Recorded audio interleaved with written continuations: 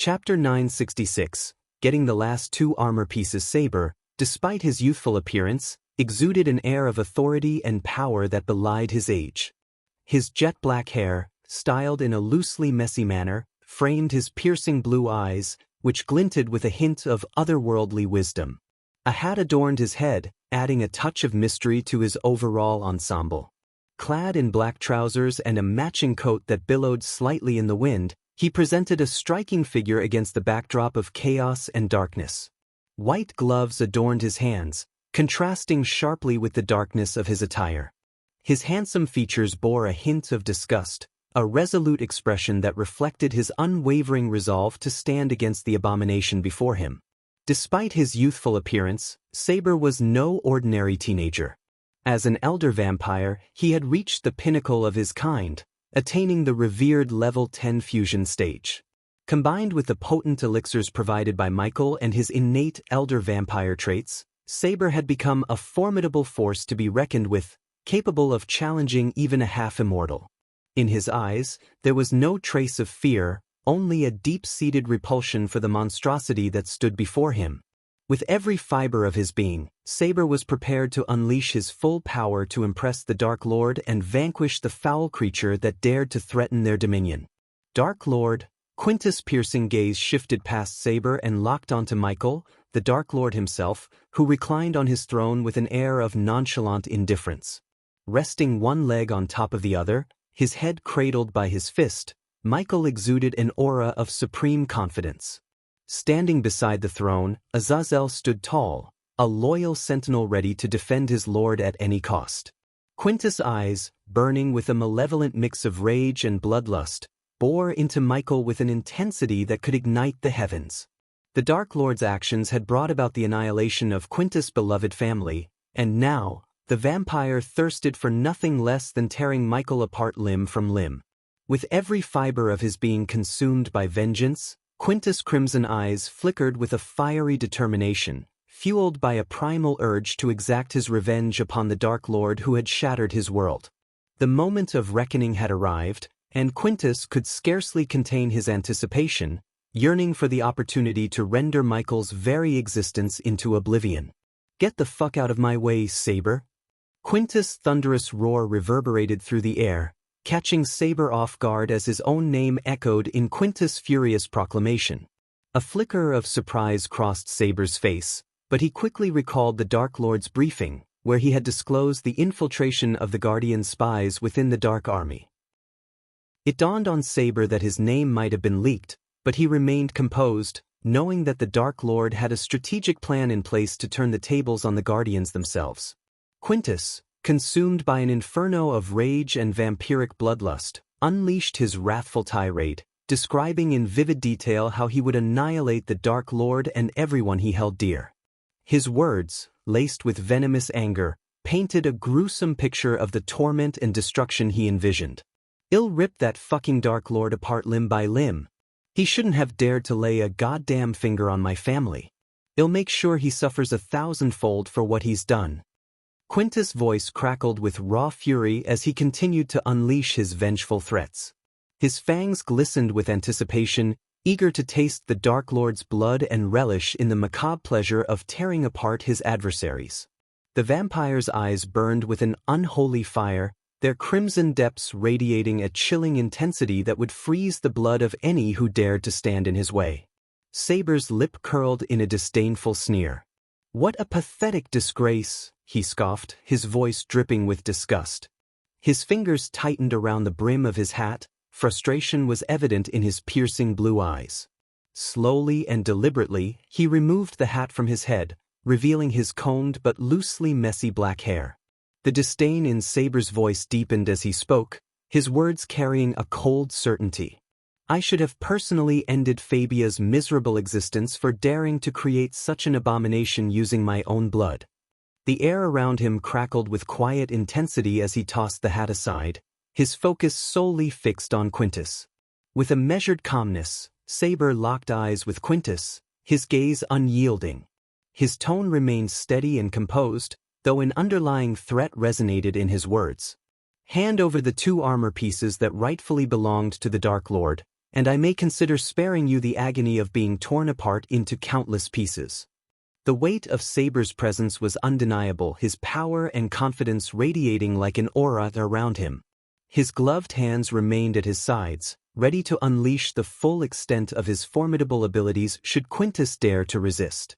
A twisted grin spread across Quintus' face as he spoke, his voice laced with sadistic anticipation. "I've never had the pleasure of tasting the blood of an elder vampire. I wonder how exquisite the flavor would be," he taunted, prowling back and forth on all fours. In a disturbing display, Quintus rose to his full height, his hands dropping to his sides, revealing nails elongated into deadly claws. Saber's expression remained stoic, his eyes narrowing slightly as he adjusted his coat with a nonchalant gesture. His voice carried a cool confidence, cutting through the tension in the air. "So you've chosen to embrace a painful demise. How utterly predictable," he remarked calmly, his words underscoring his unshaken resolve. Quintus launched himself at Saber with incredible speed, his claws slashing through the air. Saber swiftly evaded the attack, his movements fluid and precise.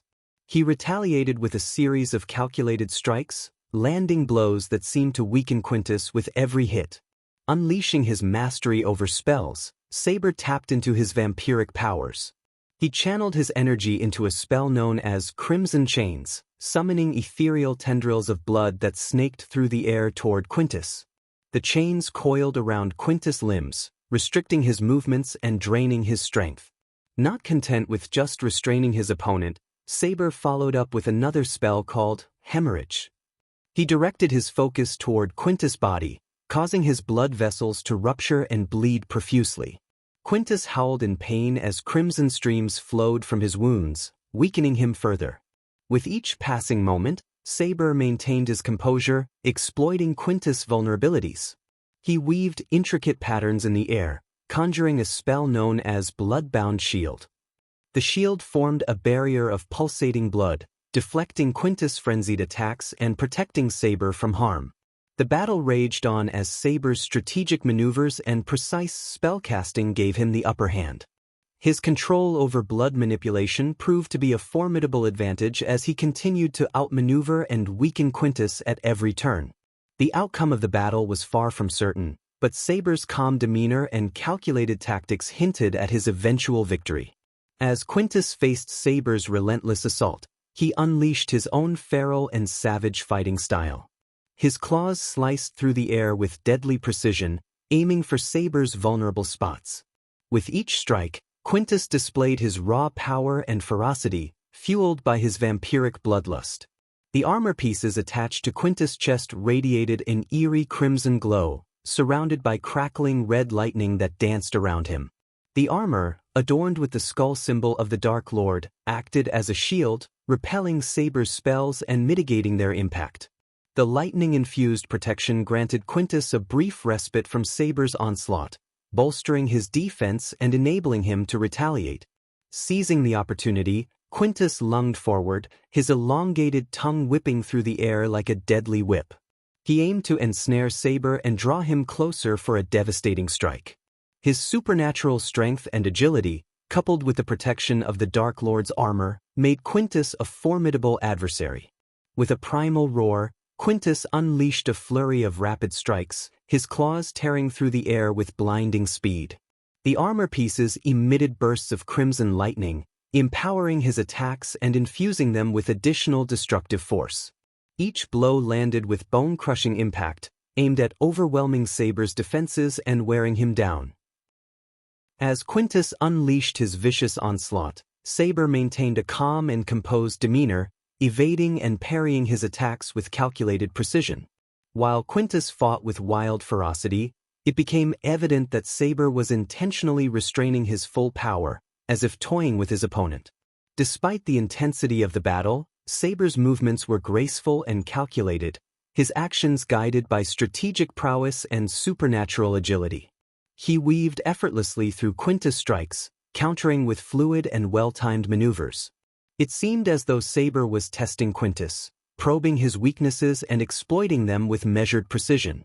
The clash continued as Quintus' power waned, gradually diminishing from his supposed half-immortal level 1 to the lower fusion stage.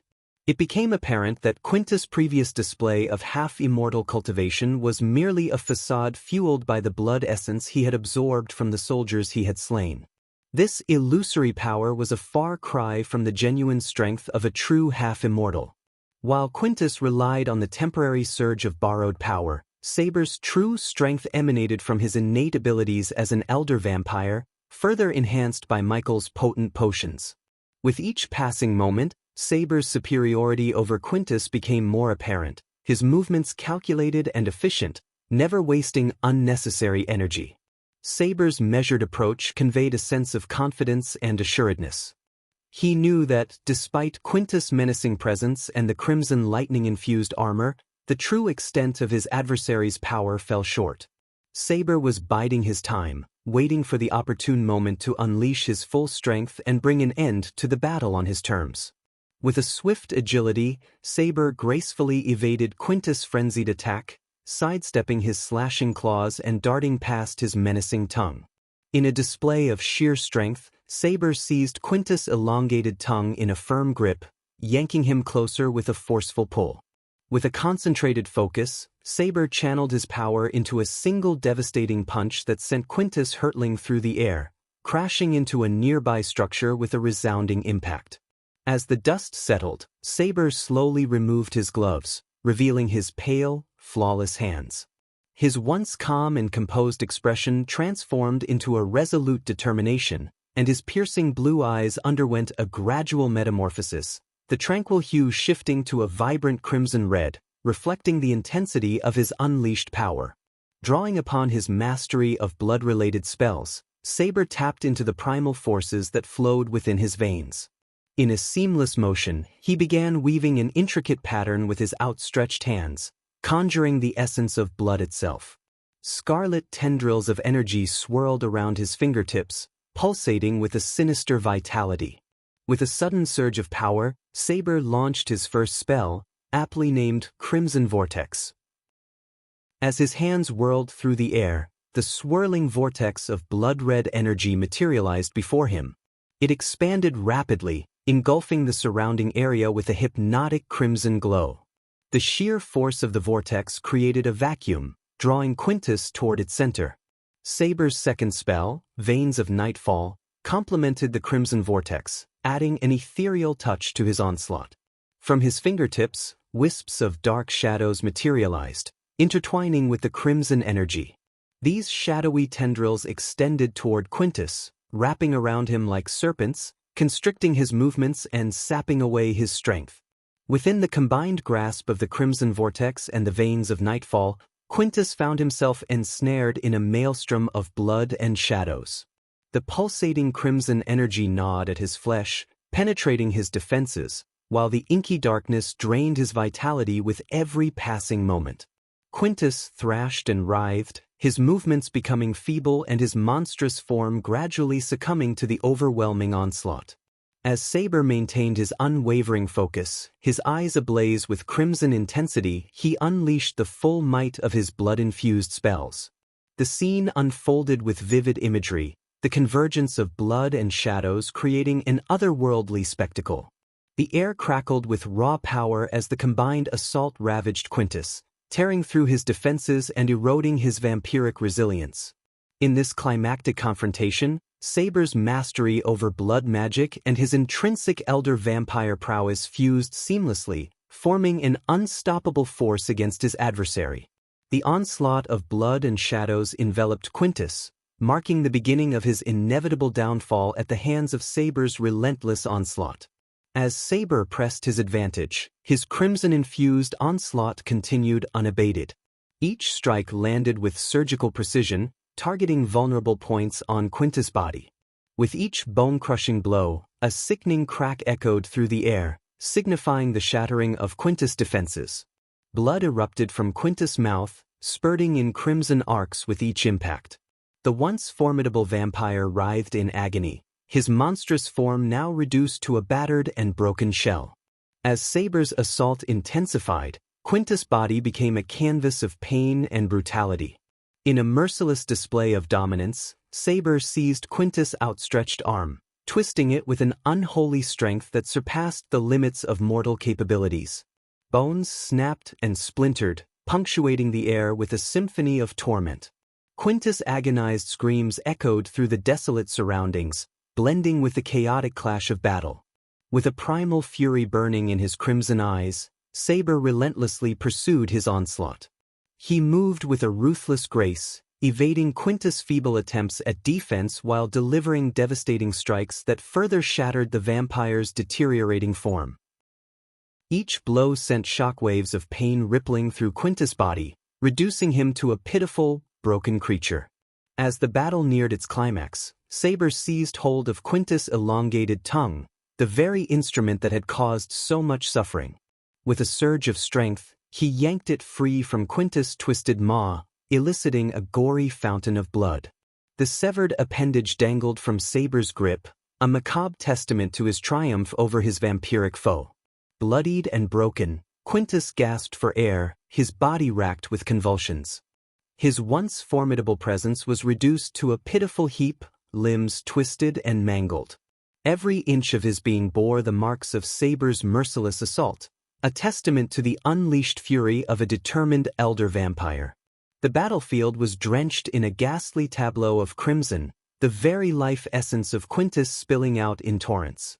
The air hung heavy with the metallic scent of blood, mingling with the acrid tang of decay. The scene bore witness to the raw brutality of the encounter, a visceral display of the consequences faced by those who dared to challenge Saber's unyielding resolve. The once formidable Quintus lay broken and defeated, his monstrous visage reduced to a shattered husk. The battle had reached its horrific conclusion, leaving a trail of devastation in its wake. With Quintus lying broken and defeated, Saber approached the fallen vampire, his gaze filled with disdain. He reached down, his gloved hand closing around the two armor pieces that adorned Quintus' chest. With a powerful yank, he tore them from their resting place, causing Quintus to roar in a mixture of pain and fury.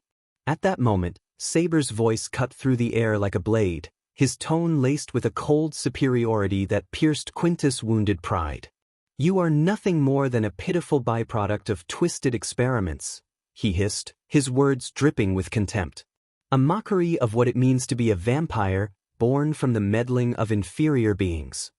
As Quintus writhed in agony, his monstrous form battered and broken, Saber towered over him, radiating an aura of dominance. Without a hint of mercy, Saber raised his boot high above Quintus' head, the final blow poised to descend. The weight of his conviction fueled the force behind his strike, amplified by his unyielding determination to rid the world of this abomination. In a resounding act of retribution, he brought his foot crashing down, meeting Quintus' skull with devastating force. A sickening crunch reverberated through the air as bone shattered and flesh gave way beneath Saber's merciless assault. Quintus' head crumpled beneath the impact, reducing it to a gruesome, unrecognizable pulp of blood and shattered fragments. Saber's boot remained firmly planted on the remains, a symbol of his triumph and a testament to the unyielding power he possessed. The battlefield was silenced, save for the faint echoes of Saber's victorious blow. The lifeless body of Quintus lay motionless, a grim reminder of the consequences that befell those who dared to cross the Dark Lord. After dealing the final blow to Quintus, Saber turned his gaze towards Michael, who sat regally upon his throne, observing the aftermath. As he reached Michael's side, he gracefully dropped to one knee, a sign of reverence and submission. With a solemn gesture, he extended his hand, presenting the two armor pieces he had ripped from Quintus' chest. Michael, his eyes gleaming with satisfaction, rose from his throne, accepting the offered artifacts. As his fingertips made contact with the ancient armor, a surge of power coursed through the pieces, causing the crimson-red lightning that once encircled them to dissipate. It was as if they had found their rightful place in the presence of their true creator. Carefully, Michael placed the armor pieces into his system storage, a secure sanctuary for precious relics. Michael unsheathed his dark swords as the blades hummed with a dark energy that resonated with the very essence of their master. Drawing closer to Saber, Michael touched the tip of his sword against the vampire's shoulder, the cold metal making contact with his flesh. The weight of the moment hung in the air, anticipation and significance intermingling. This was the final test I had prepared for you, and you have exceeded my expectations, as I always knew you would. Michael spoke with a voice that carried both authority and admiration. His words held the weight of a solemn declaration. From this day forward, you shall bear the title of the King of Nightwalkers. I bestow upon you this honor, recognizing your unwavering loyalty and unwavering strength. Chapter 967, Evil Armor Pieces. As soon as Saber dealt the final blow to Quintus, chaos erupted in the aftermath. The Spartan soldiers of Giselle, driven by their duty to capture anyone associated with the Dark Lord, found themselves facing the very embodiment of their mission. Their spears were raised, forming a defensive barrier around Michael and Saber, unsure of how to confront the Dark Lord himself. In that critical moment, Michael's actions surprised them all. Instead of unleashing his wrath upon the soldiers, he defied their expectations and ascended gracefully into the sky. The soldiers watched in awe as the Dark Lord vanished from their sight, leaving behind a lingering sense of both relief and bewilderment. The encounter challenged their preconceived notions and left them questioning the nature of their mission. Upon arriving at the Dark Castle, Michael wasted no time. He swiftly made his way to the portal room, its eerie aura beckoning him toward the unknown. With Eladir by his side, they stepped through the swirling vortex, entering the realm of their secretive forge. In the dimly lit chamber, Michael carefully arranged the 5 armor pieces upon a sturdy table. He scrutinized each fragment, his eyes tracing the intricate details alongside Eladir.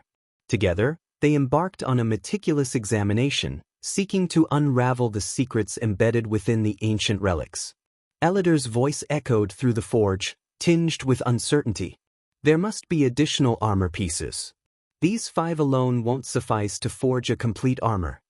Michael had always sensed a lingering incompleteness about the collection of armor pieces. Even at best, assembling them would only result in a partial chest plate. Silently, he picked up the 5 fragments, carefully aligning them together like an intricate puzzle. As the pieces interlocked, a subtle transformation occurred. The armor emanated a dim, crimson glow. A slender tendril of ominous dark smoke escaped from the assembled armor pieces, swirling and coalescing into a tangible sentence. The words materialized before Michael and Eladir, their meaning etched into the air. Do not rely on me for everything. Forge your own path and armor. These 5 fragments are merely a small part of a greater puzzle. Complete your armor according to your own life and future.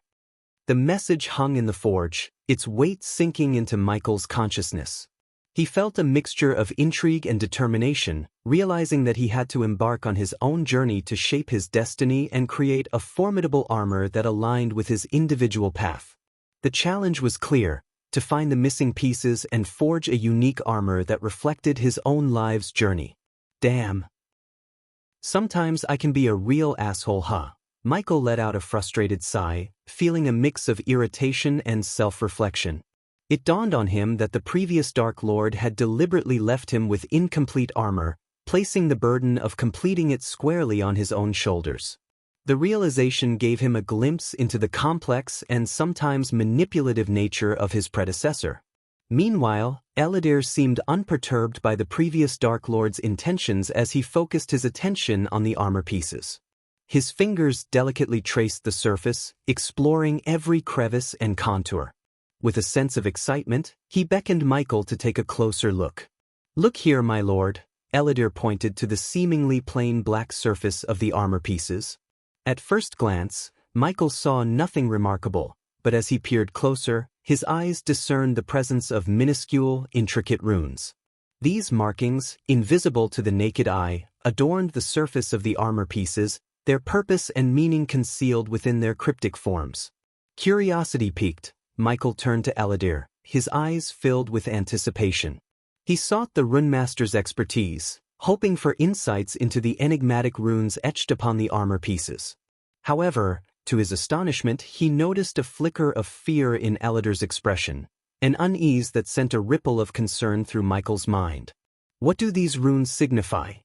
Michael inquired, his voice laced with both intrigue and a tinge of apprehension. He expected Elidare, as the sole runemaster in the service of the previous Dark Lord, to possess knowledge beyond his own. Elidare hesitated for a moment before responding, his voice tinged with a mix of caution and genuine surprise. These runes, they surpass any complexity and power I have encountered in my years of study. I can't claim them as my own. They bear an uncanny resemblance to the runes you once entrusted me to engrave in the mortar. It's highly likely that these runes are the handiwork of the previous Dark Lord. Michael's mind spun with possibilities as he considered the implications. His previous self, having delved into the realm of rune mastery, had left a mark on the very armor he now held. Yet the intensity of fear reflected in Elidare's eyes puzzled him. Are you suggesting that my previous self became a master of runes? Michael mused aloud, his voice laced with intrigue. As he mulled over the notion, he couldn't shake the disquieting realization that there was more to these runes than met the eye. The aura of fear surrounding Elidare only deepened the mystery, prompting Michael to probe further. Eager for clarity, Michael pressed on, his tone laced with a mix of curiosity and concern. But why do you appear apprehensive, Elidare? Surely, my previous self's proficiency with runes should be a cause for celebration. Sensing Elidare's underlying unease, he sought to understand the source of his runemaster's flustered demeanor. Let's assume that my previous self inscribed these runes upon the armor. But I can't help but notice your unease, Michael probed, his voice filled with a mix of intrigue and a desire for clarity. Elidare, his eyes fixed upon the intricate runes, took a deep breath to steady himself. He carefully weighed his words, fully aware of the gravity of the situation. If my understanding of these runes is accurate, Elidare began cautiously, they serve a purpose beyond their mere existence. They seem to possess the power to subdue a malevolent, dark energy emanating from these very armor pieces. A chill crept down Michael's spine as he contemplated the implications of Elidare's revelation. The notion of dark energy intertwined with his previous self's creation sent ripples of both apprehension and intrigue through his mind. However, to Michael's surprise, his own calm demeanor seemed to irk Elidare, who displayed a hint of irritation. Dark energy, intertwined with the legacy of the Dark Lord. It does seem fitting, Michael mused, shrugging off the implications with a nonchalant gesture. Yet, Elidare's response and lingering unease prompted him to delve deeper into the matter, seeking a more thorough understanding.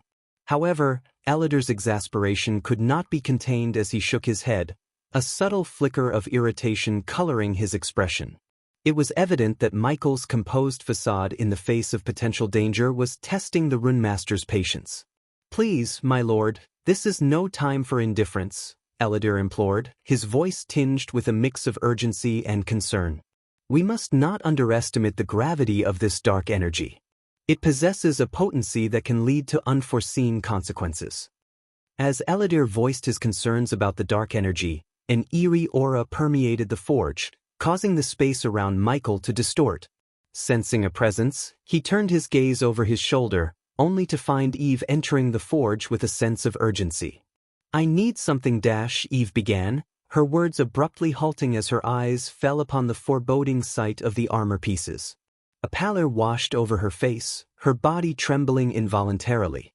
In her alarmed state, she rushed towards Michael, nearly toppling several tools from the table in her haste.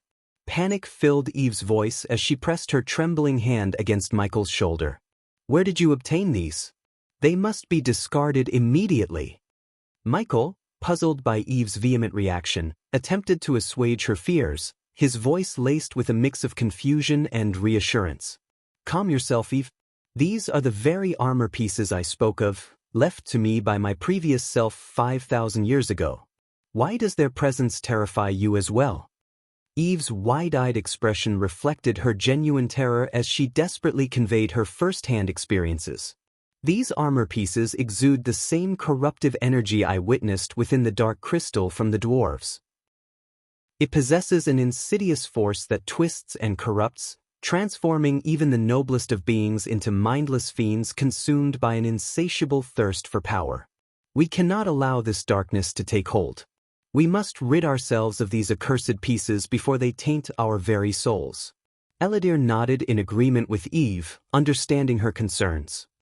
He turned to Michael with a serious expression, his voice filled with caution. "I see the wisdom in Eve's words, my lord.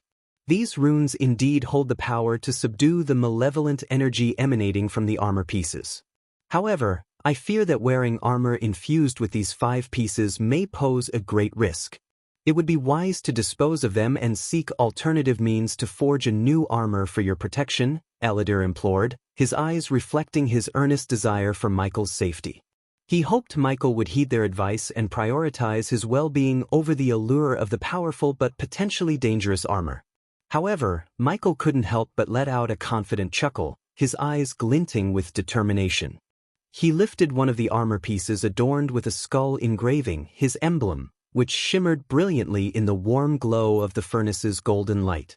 People have a habit of branding the unfamiliar as evil. But am no ordinary dwarf to succumb to this energy's corruption.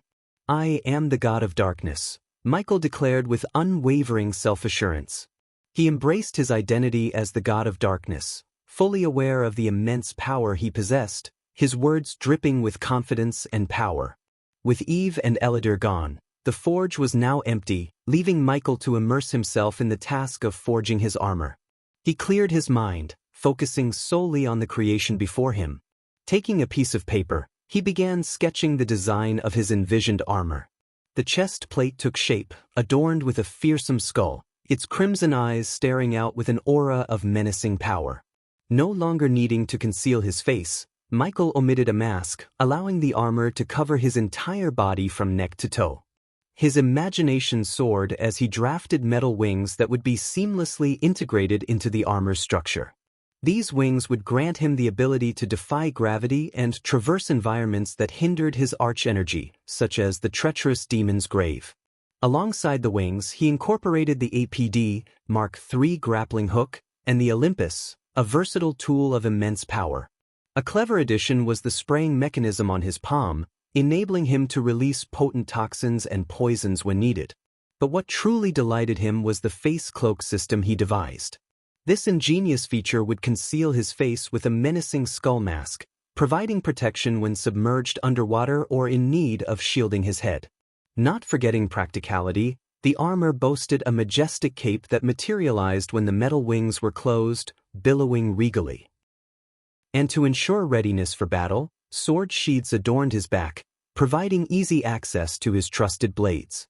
Additionally, slots were strategically placed around his waist, ready to house an array of gadgets and tools. As Michael completed the sketch, a sense of anticipation and satisfaction washed over him. The envisioned armor seemed to come alive on paper, embodying his dark essence and immense power. With the system offline, Michael knew he would have to rely on the metals available in the world to forge his armor. Luckily, his expertise as a blacksmith granted him the ability to work with the raw materials found in his surroundings. He planned to craft the initial version of his armor using these worldly metals while reserving the option to upgrade it later with the metal ores that could be obtained from the system. Assigning the task of locating the finest metals to his trusted subordinates, Michael set them on the mission to gather the necessary materials. Meanwhile, he took another sheet of paper and began sketching an armor design for Gaia, his soon-to-be wife. Chapter 968. Final battle against the Guardian Guild begins. While Michael was engrossed in sketching his Dark Lord armor, Ilara Valrin, the leader of the Guardian Guild, called for a meeting of all the guild members. They were summoned to the grand hall of their headquarters. Ilara instructed the Guardians who hadn't resigned after Azazel's ultimatum to evacuate their current headquarters in the Ar continent. Instead, she urged them to regroup at their headquarters in the Azer continent. Ideally, Ilara would have preferred to confront the Dark Lord from their Ar continent stronghold, as it provided better defensive advantages. However, the Empress of Ar had issued a mandate for them to vacate the continent entirely. The Empress was concerned about Ar becoming a target for the Dark Lord's forces. As a result, Ilara and the Guardian Guild found themselves forced to make their final stand against the Dark Lord in the Azer continent. Their headquarters, a formidable structure, stood proudly on Hulwick Isle, a solitary island named in honor of the second Supreme Guardian of the Guild. In this critical moment, numerous warships diligently patrolled the tranquil sea surrounding the island while airships vigilantly kept watch over the skies above. Inside the majestic Grand Hall, Ilara commanded attention as she stood upon a raised stage, gazing out at the assembled guardians before her. This unwavering group of 600 loyal guild members, united by their unwavering dedication, had refused to heed the Dark Lord's ominous ultimatum and resign from their posts. They stood resolute, prepared to face the Dark Lord head-on, even if it meant sacrificing their very lives for the guild they held dear. In a remarkable display of unity and discipline, the Guardians arranged themselves in a precise formation within the hall. With military precision, they stood shoulder to shoulder, their unwavering resolve mirrored in their steadfast alignment. Standing tall behind Ilara Vauren, the esteemed Alpha Guardian of Hunter Guardians, were Roshan, the Alpha Guardian of the Beast Guardians, donning his formidable armor. Beside him stood Vivian, the Alpha Guardian of Sorcerer Guardians, her enchanting presence accentuated by her intricately adorned attire. Completing the trio was Garrick, the Alpha Guardian of Warrior Guardians, emanating strength and valor through his resplendent armor. Despite their unwavering strength and readiness to make the ultimate sacrifice for their guild, a faint trace of fear lingered in the eyes of the remaining Guardians. And rightly so, for their formidable adversary was none other than the Dark Lord himself. It seemed like just yesterday when they had extended an offer to Ghost, considering him as a potential trainee Guardian. However, he had rejected their offer and embarked on a path that led him to become the Dark Lord. In a mere span of 2 years, Ghost had amassed such overwhelming power that he posed a grave threat not only to the guild but to its very existence, which had spanned thousands of years. Ilara Vauren, standing tall on the elevated stage, gazed upon the gathered guardians with a mix of determination and compassion in her eyes. She understood the weight of the impending battle and the fear that gripped their hearts. Taking a deep breath, she began her speech. "My fellow guardians," Ilara's voice rang out with strength, commanding the attention of everyone in the Grand Hall. "Today, we stand on the precipice of a battle that will test our very souls. The Dark Lord has unleashed a reign of terror upon our lands, leaving destruction in his wake." A murmur of agreement and unease rippled through the Guardians as Ilara's words resonated with their own experiences. They remembered the day when the Ithalan Island, a once flourishing realm, had been shattered into pieces, disappearing beneath the unforgiving waves. The loss of an entire island and its inhabitants had shaken them to their core. Ilara continued, her voice unwavering. "The Dark Lord's heinous acts extend beyond mere destruction. He has ruthlessly wiped out the noble royal family of Thusia, eradicating their legacy and bringing pain to our realm. His power knows no bounds, and his thirst for dominance threatens everything we hold dear." The Guardians listened intently, their expressions a mix of sorrow, anger, and determination. Each one had felt the sting of the Dark Lord's actions, the personal losses they had suffered at his hands. But Ilara's words kindled a fire within them, reminding them of their duty as protectors. "But we, my dear Guardians, we are the light in the face of this darkness," Ilara proclaimed, her voice filled with conviction.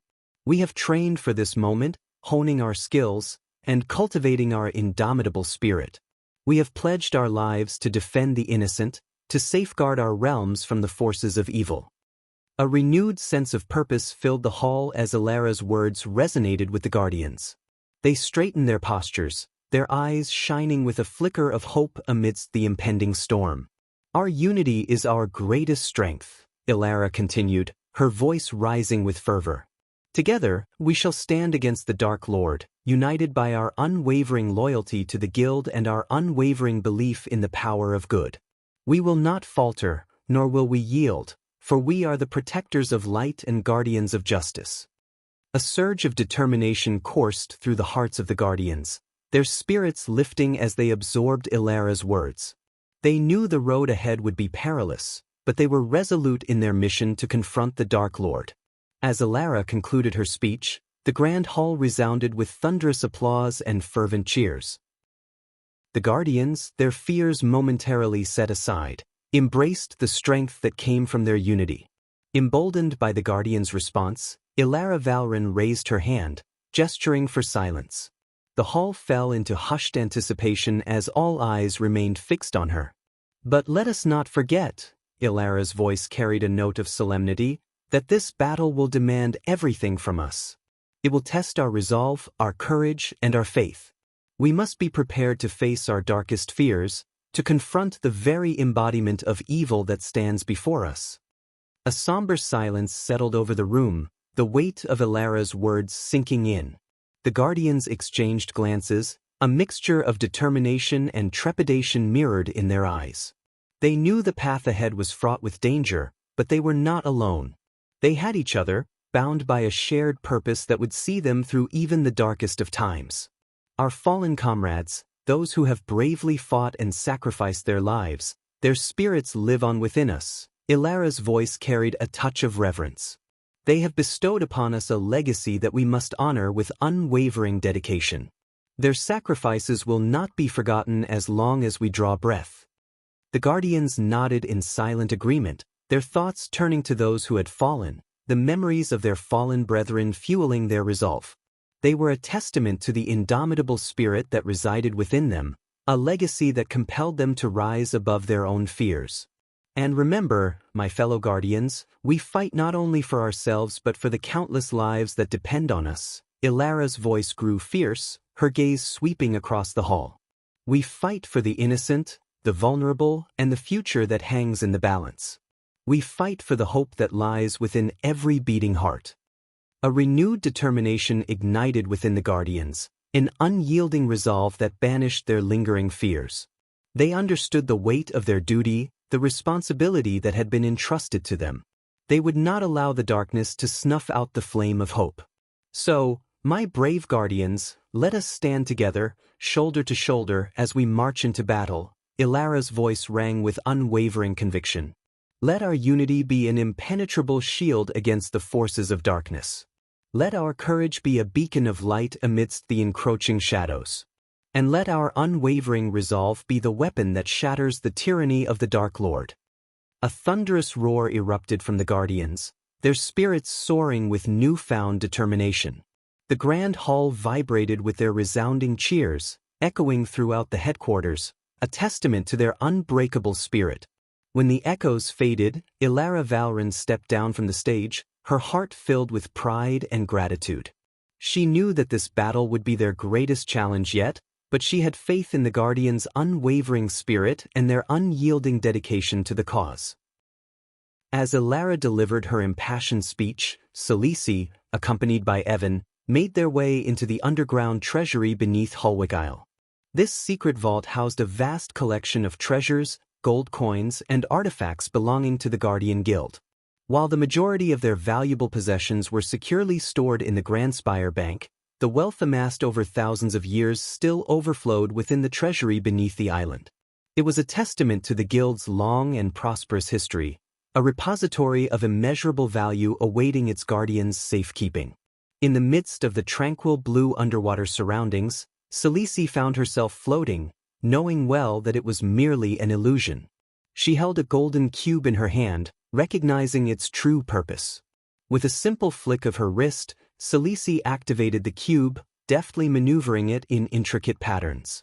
As the cube responded to her touch, a brilliant beam of light burst forth, shattering the illusion that had concealed the treasury before her. And as the radiant light expanded, it unraveled the hidden defenses, dispelling the protective arrays and ancient runes that guarded the treasury, a magnificent marble edifice safeguarding the Guild's amassed wealth from potential intruders. With a graceful drift, Salisi and Evan floated into the treasury, their movements unhurried and deliberate. The golden cube they possessed held immense value for the Guardian Guild, as it contained precious drops of blood from all the Supreme Guardians, including Noah. This extraordinary artifact granted unparalleled access to the Guild's vast array of buildings, safe houses, and countless hidden treasures. Guided by the cube entrusted to her by Ilara, who assumed leadership in the absence of a Supreme Guardian, Salisi ventured boldly into the treasury, scarcely concerned about the intricate security mechanisms in place. As Salisi and Evan stepped into the treasury, an imposing sight awaited them, a towering golden door flanked by two colossal metal soldiers, each standing 15 feet tall. These formidable guardians formed the final barrier before accessing the vault, wielding enchanted weapons capable of vanquishing even immortals. In the face of this awe-inspiring defense, Evan couldn't help but express his fear, his eyes betraying his apprehension. He turned to Selisi, seeking reassurance. "Are we really going through with this?" he asked, his voice tinged with uncertainty, his gaze fixed on the towering metal sentinels. Selisi remained composed, exuding a calm confidence that belied the danger that lay before them. "Don't worry," she replied, her voice steady. "As long as we possess this." Selisi raised the cube high, causing rays of light to emit from the metal guardian's eyes. The beams of light scanned the cube, as well as Selisi and Evan themselves. In response, the metal guardians raised their swords, clutching them against their chests, before forcefully plunging them into the ground. With a resounding impact, the runes adorning the golden door ignited, casting an ethereal glow. Slowly, the massive door began to creak open, unveiling the boundless wealth that lay within the vault. When the vault door swung open, a breathtaking sight unfolded before Selisi and Evan. The chamber was bathed in a mesmerizing glow emanating from the vast array of treasures within. It was a treasure trove beyond imagination, a cornucopia of wealth that seemed to stretch to infinity. A sea of golden coins, glinting with a mesmerizing brilliance, cascaded like waves upon the chamber's floor. Gems of all colors and sizes adorned ornate pedestals, casting dancing prisms of light that painted the walls with a kaleidoscope of hues. Ancient artifacts, intricately carved and pulsating with hidden power, stood proudly on display, their mystical energies palpable. Spell scrolls, their delicate parchment inscribed with arcane incantations, lined shelves alongside enigmatic books filled with forgotten knowledge. Weapons of legendary craftsmanship, their blades glimmering with an otherworldly sheen, exuded an aura of invincibility. Evan's eyes widened in disbelief, his jaw dropping at the sheer opulence that surrounded them. He stood frozen, awestruck by the wealth and power contained within the vault. The sight overwhelmed him, leaving him momentarily speechless. Meanwhile, Selisi remained composed, her gaze sweeping across the treasures with a sense of familiarity. A sly smile graced her lips, hinting at secrets known only to her. She basked in the splendor, unaffected by the overwhelming magnitude of the wealth before her. The glimmering light cast enchanting reflections on her face, accentuating her confidence and a touch of mischief in her eyes. She possessed an understanding of the vault's secrets, a knowledge that imbued her with a calm assurance even amidst the staggering riches that surrounded them. "We can't simply allow the Dark Lord to claim all of this for himself," Selisi declared firmly, her eyes focused on the vast wealth before them. "Though the Guardian Guild may face its demise, we mustn't let these treasures slip through our fingers. They can become the means for the Shadow Clan to grow stronger and eventually confront the Dark Lord." Evan hesitated, his inner conflict apparent in his voice. "It doesn't sit right with me, my lady," he confessed, his heart and mind wrestling with the notion of looting the Guardian Guild's treasury instead of standing united with the other Guardians against the Dark Lord. Deep down, he knew Celsus' words held truth. Allowing the Dark Lord to seize these riches would only serve to bolster his power. Celsus' expression softened, understanding Evan's moral dilemma. "Evan, strive to be good, but remember, sometimes the path to victory requires making difficult choices," she advised, her tone gentle yet resolute. She picked up a golden coin from the floor, the weight of her decision evident. "We can't be too idealistic in these dark times. We must adapt to the circumstances and use what resources we have wisely. It's for the greater cause." Evan nodded, his features reflecting a mix of uncertainty and resignation. He realized that in the face of impending destruction, preserving these treasures for a future battle against the Dark Lord was a pragmatic and necessary step. It was a bitter pill to swallow, but he understood the necessity of their actions. Together, Selisi and Evan would secure the guild's wealth, transforming it into a beacon of hope for a brighter future, even as the shadow of the Dark Lord loomed over them all. Chapter 969. The day before the final battle in the armory of the Guardian Guild, Alicia stood surrounded by an array of gleaming armors. Her fingers caressed the smooth surface of the silver armor bestowed upon her by Noah as a wedding gift. The armor exuded an ethereal aura, adorned with intricate runes that glowed softly, as if alive with ancient magic. A chilling mist swirled around the armor, enveloping Alicia in an icy embrace. With every piece she donned, Alicia felt a surge of power and purpose. The armor covered her from head to toe, its design both elegant and formidable. The helmet was crafted with precision, revealing only her face while concealing the sides, adding an air of mystery to her presence. The silver hue of the armor shimmered in the light, reflecting her determination and unwavering commitment to the Guardian Guild's cause. With Noah's absence and the imminent confrontation with the Dark Lord looming, Alicia embraced her role as the leader of the Guardian Guild. As Noah's wife, she felt compelled to step forward and guide the Guardians in the face of this dire threat. Donning her armor, Alicia carried the weight of responsibility on her shoulders, determined to honor her connection to Noah and protect the Guild. As the elite team of Guardians, handpicked by Noah himself, witnessed Alicia preparing for battle, a surge of pride and courage coursed through their veins. They knew that Alicia's presence at the forefront would inspire them to fight with unwavering resolve. Each Guardian, with their own unique skills and unwavering loyalty, looked to Alicia as their beacon of hope and strength. Among them, Neela stepped forward, her gaze filled with concern. Recognizing the immense danger they faced, she approached Alicia and assisted in securing the armor, her hands deftly fastening the straps. "My lady, I beg you to consider what I've asked of you. Please, for the sake of your safety, leave this place," Neela pleaded, her voice filled with genuine concern. She couldn't bear the thought of losing Alicia and the weight of disappointment they would carry in the eyes of Supreme Guardian Noah if something were to happen to her. Alicia looked at Neela. Her expression was resolute yet understanding. She gently shook her head, her determination unwavering. "Neela, I am not facing the Dark Lord merely as a Guardian captain. I am facing him as a Winston, as Noah's wife," Alicia explained firmly. The stripping of Noah's title as the Supreme Guardian held no weight in her heart. To her, Noah would always be the embodiment of that role. It was her duty as his wife to confront any threat that endangered the guild they both held dear.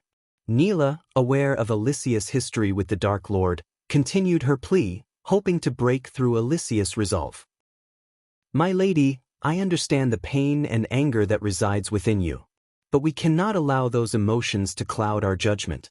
None of us can single-handedly stop the Dark Lord from destroying our guild. We all know the uphill battle we face.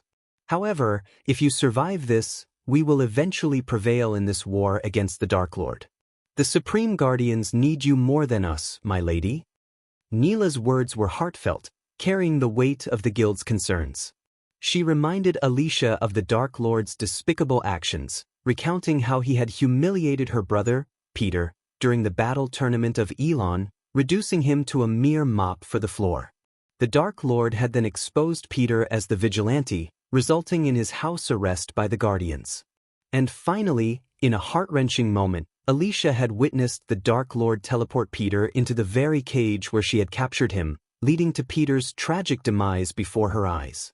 To add to the pain, Alicia's own family blamed her, believing that if she had let go of her hatred towards the Dark Lord, Peter might have been spared. The consequence was her family exiling her. As Neela spoke, Alicia listened intently, her emotions stirred. Memories of the pain and loss resurfaced, but Alicia's resolve remained unshaken. She knew the risk, the uncertainty that lay ahead. Yet, the fire within her burned brighter than ever, fueled by her determination to avenge her brother's tragic fate and protect her guild. With a calm but unwavering voice, Alicia responded to Neela's heartfelt plea. "Neela, I understand your concerns, and I am grateful for your words. But my decision stands firm. I cannot let go of my duty to the guild and to my family, no matter the risks involved. The Dark Lord has taken enough from us, and it is time we stand up against his tyranny. If there's even a chance to bring justice and protect those we love, then I will face this battle head-on." Neela, feeling a sense of urgency, made one final attempt to convince Alicia to reconsider. Alicia, I implore you to think about what I'm saying. The Dark Lord is Noah's brother, which makes him your brother-in-law. We can't fight against our own family. Let us face the Dark Lord and his army while you find safety elsewhere. Alicia paused, her gaze meeting Neela's, her expression filled with determination. Neela, I understand the connection between the Dark Lord and my husband, but I refuse to let that sway my decision. The Dark Lord may share blood ties, but his actions have severed any bond of kinship. He is not anyone's family, not to me, not to Noah. He has chosen a path of darkness, and it is our duty to stand against him. Neela's shoulders slumped in resignation, realizing that Alicia's resolve was unyielding.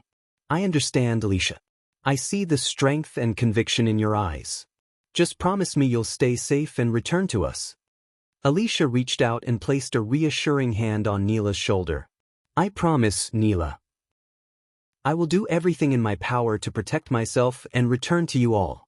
We are guardians, bound by our loyalty and our shared purpose. I will not bring shame to my husband or the guild by running away when the Dark Lord threatens us. Neela nodded, her eyes reflecting a mix of worry and admiration. May the gods be with you, Alicia. May your courage inspire us all. With a final embrace, Alicia and Neela parted ways, each filled with their own emotions. Alicia, now fully clad in her armor, made her way toward the gathering guardians. Her heart was heavy with the weight of responsibility, but her determination burned bright. As the sun began to set, casting a golden hue upon the horizon, Alicia stood before her fellow guardians, ready to lead them into the approaching battle against the Dark Lord and his menacing army. The night grew darker, but Alicia's resolve remained unwavering. She would face the Dark Lord head-on, for her fallen brother, for her husband, and for the future of the Guardian Guild. The stage was set, the battle awaited, and Alicia, the symbol of unwavering strength, was prepared to write in their saga of light against darkness. As Alicia prepared to face the Dark Lord, Ilara returned to Sales's hidden pocket dimension, where they gathered to plan their next moves. Ilara took her seat at the round table, while Salisi and Evan greeted Neela with a nod. Evan couldn't hide his concern for the upcoming battle against the Dark Lord. What troubled him even more was Sales's strict order for him to stay away from the Guardian Guild tomorrow. Salisi knew that if Evan confronted the Dark Lord, he would be extinguished in an instant. She valued Evan as a member of her shadow clan and wanted to protect him from such a fate. Curiosity sparked in Sales's eyes as she turned her attention to Ilara. So, Ilara, how did your meeting with the Council of Immortals and the leaders of the great clans go? Sales's smile revealed her amusement, as she already anticipated the outcome. Ilara let out a frustrated sigh, her expression filled with a mix of annoyance and anger. It was a complete waste of time. Those imbeciles believe that the Dark Lord's only target is the Guardian Guild. They refuse to acknowledge that once the Dark Lord decimates the guild, the other 7 great clans will be next on his list for annihilation. It's infuriating to witness their sheer ignorance and lack of foresight.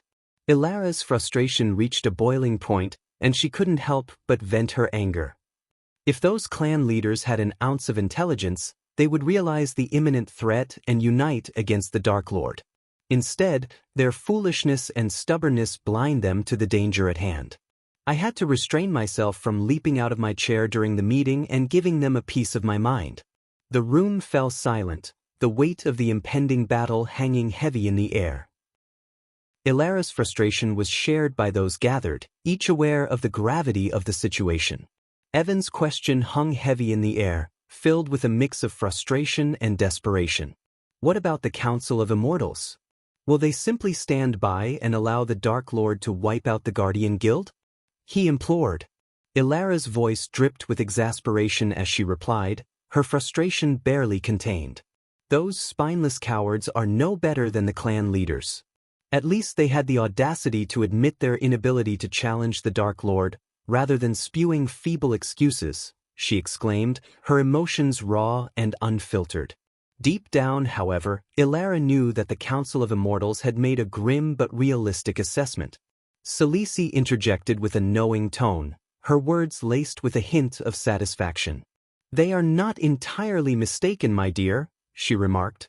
"The Dark Lord has ascended to the half-celestial stage. Even if every immortal within the Council united in confronting him, victory would be an elusive dream," Khaleesi stated, her voice betraying a mix of admiration for the Dark Lord's power and a hidden agenda. While she relished the thought of the immortals foolishly throwing themselves at the Dark Lord, becoming fodder for her own sinister plans, she understood their reluctance. The immortals were not as gullible as she wished. Elara nodded in reluctant agreement, her sigh a testament to the heaviness in her heart. Though she desperately clung to a glimmer of hope, the truth weighed heavily upon her. The impending doom of the Guardian Guild, once her beloved sanctuary, now loomed inescapably. Noah's absence had left them vulnerable, their resilience tested to the core. Khaleesi inquired, though she already knew the futility of attempting to dissuade Alicia from her decision. "Have you made any effort to dissuade Alicia from her perilous plan to face the Dark Lord?" she asked, feigning concern while secretly delighting in the unfolding of her grand plan. Elara let out a heavy sigh, her voice tinged with resignation. "We both know better than to try and reason with Alicia," she replied, the weight of their shared understanding palpable. "Indeed, it is a pity," Khaleesi responded, her words laced with false sympathy. However, her true feelings betrayed a twisted delight at the pieces of her grand design falling perfectly into place. "But can we truly blame Alicia for her unwavering determination to confront the Dark Lord? After all, he has ruthlessly shattered everything that held meaning for that poor girl," Khaleesi added, recalling the atrocities the Dark Lord had committed against Alicia. Deep within the recesses of Saelsis' dark heart, a twisted delight simmered as she heard the news of Alicia's impending battle against her own brother-in-law, the Dark Lord. Khaleesi understood the deep-seated animosity between them, fueled by the unspeakable pain the Dark Lord had inflicted upon Alicia and her loved ones. She relished the anticipation, for she knew the Dark Lord's merciless nature all too well. Saelsis' cunning mind envisioned the aftermath of Alicia's tragic demise at the hands of the Dark Lord. She foresaw the inevitable wrath that would consume Noah, Alicia's husband and the former Supreme Guardian. Despite their shared blood, Khaleesi knew that Noah's love for Alicia ran deeper than any familial bond. The news of her death would be a catalyst, shattering the tenuous connection he had once held with his treacherous brother. With calculated ruthlessness, Khaleesi saw the path she had laid before her, like a macabre chessboard. Alicia's demise would serve as the catalyst, igniting the flames of a long-awaited war between the two brothers. It was a malevolent plan, meticulously crafted to exploit their familial ties, manipulating their emotions to orchestrate a battle that would rend the heavens asunder. As Khaleesi reveled in the darkness of her scheme, her eyes gleamed with a sinister satisfaction. She knew that Alicia's sacrifice would be the catalyst for the grand confrontation she had longed for, a clash of titanic forces that would shake the very foundations of their world. The anticipation coursed through her veins, fueling her wicked ambitions, as she eagerly awaited the tragic chain of events that would set brother against brother in a battle of unfathomable proportions. In the twisted tapestry of fate, the threads wove a cruel and heartbreaking tale for the two brothers, Michael and Noah, bound by blood yet torn asunder by destiny. Their paths diverged, leading them down contrasting roads that would inevitably intersect in a tragic collision. Michael, consumed by an all-consuming love for his wife Gaia, stood as a formidable guardian, willing to commit unspeakable acts to alter her fateful demise. He would willingly unleash devastation upon any who dared threaten her, forsaking the bonds of morality in a desperate attempt to rewrite her destiny. The depths of his devotion knew no bounds, his actions fueled by an insatiable desire to protect his beloved.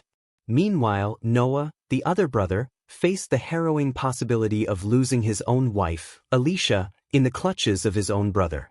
The intricate web of fate had entangled their lives in a macabre dance, where the relentless whims of destiny eclipsed familial ties and blood connections. The cruelty of their intertwined destinies was a bitter reminder that even the strongest bonds could be severed by the relentless hands of fate. The path laid before them was one of anguish and despair, where the choices they made and the actions they took would inevitably lead to a tragic confrontation. The very fabric of their existence seemed woven with an inherent cruelty, as the brothers found themselves caught in a web of love, loyalty, and the ultimate betrayal. Chapter 970. On the day of the final battle, new DBS chapter will be out tomorrow and the schedule will also be resumed. The long-awaited day of the battle against the formidable Guardian Guild had finally arrived. Despite the immense power and history held by this ancient guild, Michael remained surprisingly calm and even found amusement in the situation. A carefree whistle escaped his lips as he strolled out of the portal room, his confidence unshaken. Due to the tradition that prohibited him from seeing his bride, Gaia, until their wedding day, Michael couldn't help but sigh as he imagined the sheer beauty that would radiate from her when she adorned her wedding dress. With a sense of anticipation, he made his way to his temporary room, where his garments awaited him. As Michael made his way through the corridor, his robes were tarnished with dust and dirt from the ongoing process of forging his armor. He understood the importance of looking his best when facing the Guardian Guild, a moment he had been eagerly awaiting. It was during this walk that Azazel, his loyal demon butler, approached him from one of the rooms and respectfully greeted him. "My lord, Lord Saber is en route to the Lord Information. We can expect to receive information about rare metals within a day," Azazel informed, his voice filled with unwavering loyalty. "Excellent," Michael replied calmly, his focus unwavering. "I shall delve deeper into the properties of these metals and convey to Lord Saber the exact specifications required to complete my armor." While Michael could have easily completed his armor using ordinary metals, he held an unwavering desire for both his own and Gaia's armor to be extraordinary. To achieve this, he sought the finest metals available, ones that remained concealed from his knowledge until now. Deep down, he knew that the Lord Information possessed secret insights into the unique metals that existed within this world, knowledge that he yearned to acquire. As Michael proceeded, he inquired about the progress of the wedding preparations. "Brother Ghost." Suddenly, a playful and excited voice reverberated through the corridor, catching Michael's attention. A smile crept across his face as he recognized the voice. Turning around, he was met with the sight of Cindy emerging from seemingly nowhere. With uncontainable joy, she dashed towards Michael, enveloping him in a tight embrace. Jumping up, she clung to his waist, showering him with wet kisses on his cheek. Cindy had grown considerably since they last saw each other. No longer the little 7-year-old who could barely reach Michael's knee, she had blossomed into a charming young girl. Her height now reached his waist, and her growth in power was evident as she had achieved the core formation stage. Yet, despite these transformations, Cindy still retained her childlike demeanor in Michael's presence. Playfully, she clung to him like a peppering him with affectionate kisses and rubbing her cheek against his. "Oh, how much I've missed you!" Cindy exclaimed, elongating her words while maintaining her tight embrace. "I missed you too. I'm glad you've emerged from your seclusion," Michael replied warmly. Continuing their walk together, Cindy remained perched on his waist, a symbol of their unbreakable bond. "You know, Missy, you shouldn't act like in front of everyone anymore. You're all grown up now," Michael gently chided, playfully pinching her nose. "Yes, my little lady. Our Lord has a reputation to uphold as the Dark Lord," Azazel chimed in, but Cindy simply responded by sticking her tongue out and making a funny face at him. Azazel, the lone and fearsome demon in the world, couldn't help but chuckle and sigh in amusement. To Cindy, no one could strike fear into her heart, not even the vampires. She had long become like Michael's adorable little sister, even before he ascended to the position of the Dark Lord. Even in the face of a world that trembled before the might of the Dark Lord and the Dark Queen, Cindy felt no fear. She continued to play and interact with them as she always had. Cindy's innocent, playful, and adorable nature endeared her to everyone in the Dark Army. However, her sweetness didn't define her entirely. Under the tutelage of Gaia, the Dark Queen herself, and Eve Voldegard, Cindy received rigorous training in combat arts. Saber and Trista took charge of teaching her blood spells, while Eladir instructed her in the mystical arts of runes. Despite her tender age, Cindy understood the harsh realities of the world, and she dedicated herself wholeheartedly to her training. Michael, as much as he adored Cindy, didn't want to shield her from the brutalities of the outside world. Instead, he was determined to prepare her to face it head-on and stand beside him as a ruler. Even though Cindy wasn't a prodigy when she was born, Michael spared no expense or effort in cultivating her potential and transforming her into a formidable force. "He may be the Dark Lord to others, but not to me, Uncle Azazel," Cindy replied, her tone filled with playful defiance. "Oh, so you think him not a bad person, huh?" Michael teased, a mischievous glint in his eyes. Cindy, in response, playfully rolled her eyes, emphasizing her disbelief. "Well, brother, if any butthole dares to call you evil in front of me, they can come eat my knuckle sandwich." Cindy clenched her small fist and demonstrated a mock punch in the air, evoking laughter from both Michael and Azazel. "I feel so protected," Michael chuckled, reaching out to ruffle Cindy's hair, much to her protest. Lost in their light-hearted banter, Michael momentarily forgot about the impending war with the Guardian Guild and stepped outside the castle. As they walked, Cindy excitedly shared a funny story with Michael, recounting how she had defeated a group of vampires. Cindy's eyes sparkled with enthusiasm as she began her tale. "Oh, brother, you won't believe what happened. So, I was training against a group of vampires. At first, I was a bit scared, because they're all fast and strong and have those sharp fangs. But then I thought, hey, Cindy, the Dark Lord's cute little sister," Michael chuckled, encouraging her to continue. Cindy grinned and continued, "So, I stood there, facing those vampires with all my might. I shouted, 'Prepare to be defeated, you blood-sucking creatures.' And guess what? They actually listened to me. I mean, who knew vampires had a sense of humor?" Michael couldn't help but laugh at Cindy's adventurous spirit. "And then," Cindy continued, her eyes gleaming with excitement, "I unleashed my secret weapon, the tickle attack. I tickled them with all my might, and those vampires started squirming and giggling like crazy. They couldn't even fight back because they were too busy trying to catch their breath." Michael burst into laughter, imagining the comical sight. "And that's how I defeated the vampires, brother," Cindy concluded proudly, striking a triumphant pose. Michael clapped his hands, thoroughly entertained. "Bravo, my little warrior. You always find a way to surprise me." Michael stood at the edge of the floating mountain, his gaze fixed on the dark ocean swirling with multiple tornadoes. After bidding farewell to Azazel, Cindy approached him and handed him a mysterious letter. "What's this?" Michael asked, curiosity piqued. "I'm not sure. Aunt Adelia asked me to give it to you once I emerged from seclusion," Cindy replied, her eyes brimming with curiosity. As Michael opened the envelope, he discovered a small, palm-sized black scale nestled within, accompanied by a letter. Unfolding the letter, he read Adelia's words carefully. "My lord, if you're reading this, it means I haven't returned to the castle, and you're likely searching for me. I can't disclose everything in this letter, but I have provided a secret ritual on the back that can help trace my location using this scale. Please send Azazel, and only Azazel, to me. I will explain everything upon my return." "I wonder where she vanished to," Cindy inquired, her eyes filled with curiosity, as Michael carefully folded the letter and returned it to her. "Cindy, I want you to take this letter to Uncle Eladir. He will know what to do. And once you've given him the letter, go and inform Gaia that her mother is safe and will be returning soon," Michael instructed, gently lowering Cindy back to the ground.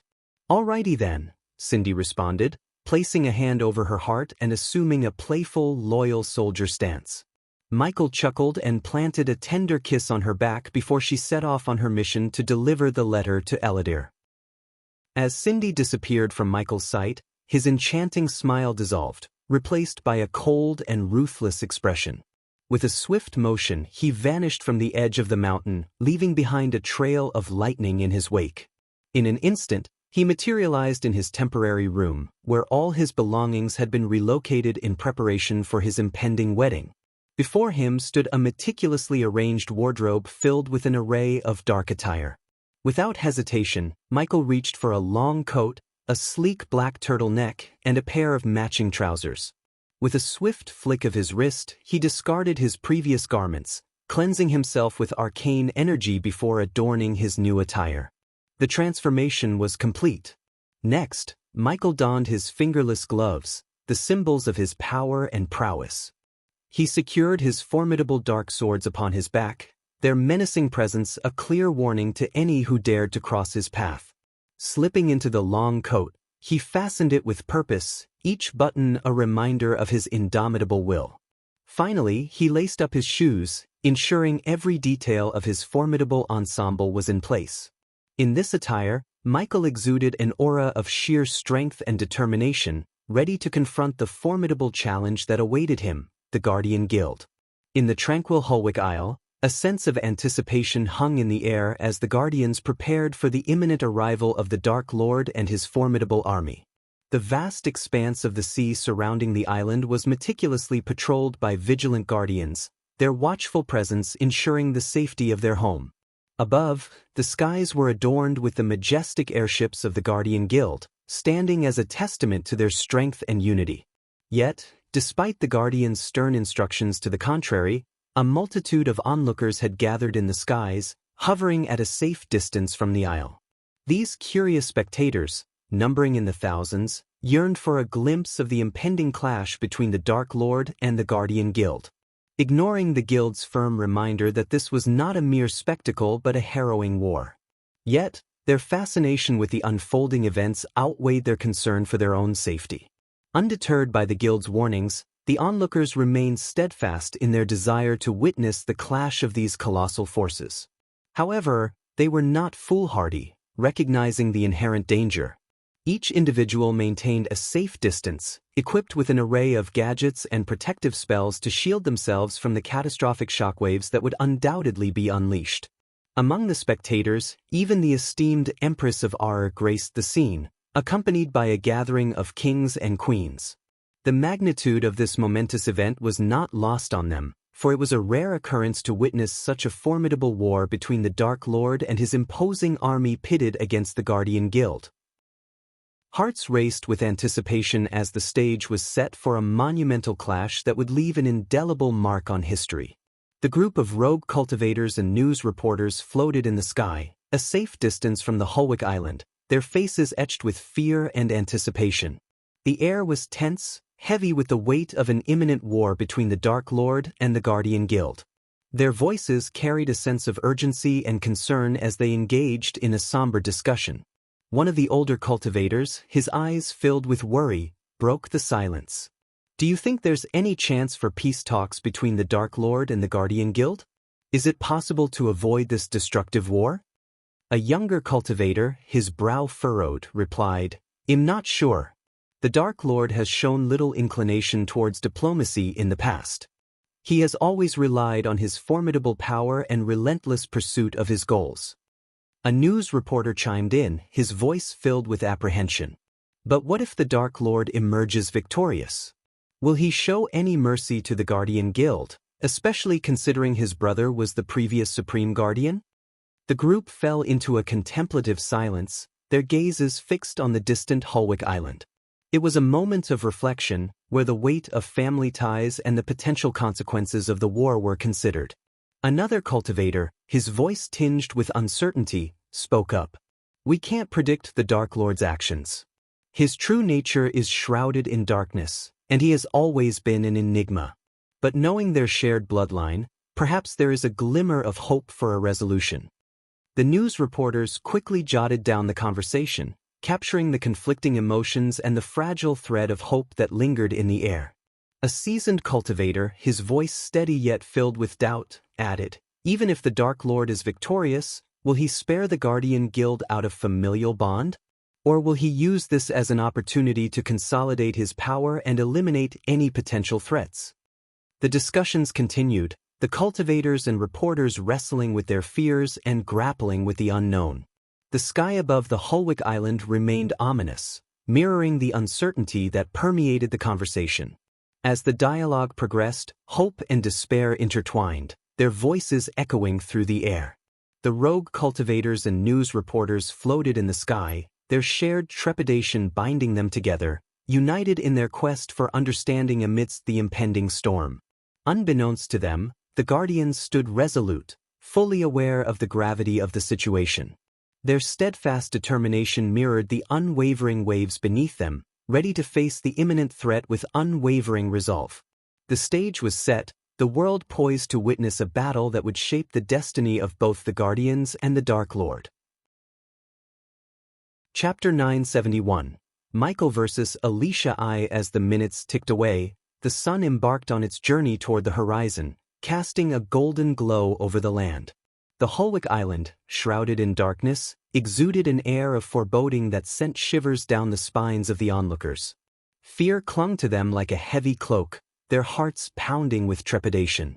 Amidst the onlookers, the Guardians stood tall and resolute, their unwavering loyalty to the Guardian Guild eclipsing their own fears. Those who had harbored doubts about facing the Dark Lord had fled, leaving behind a steadfast core of Guardians ready to defend their cause. As twilight descended upon the Azer continent, the Guardians on the airship sprang into action. They brought forth massive crystals infused with potent magic and activated the ancient runes etched upon them. Like radiant beacons, these crystals emitted a brilliant light that pierced through the encroaching darkness, illuminating the entire island. The atmosphere crackled with anticipation, drawing thousands of cultivators to gather at a safe distance, both in the skies and on the ground. Their eyes were fixed on the Holwick Island, hearts pounding with a mixture of fear, curiosity, and a thirst for witnessing history unfold. The scene was a tapestry of contrasting emotions, the onlookers, caught in a web of anxiety, and the Guardians, standing as beacons of courage and dedication. The crystal's enchanting glow painted the island in a surreal brilliance, creating an ethereal spectacle that intensified the weight of the impending clash.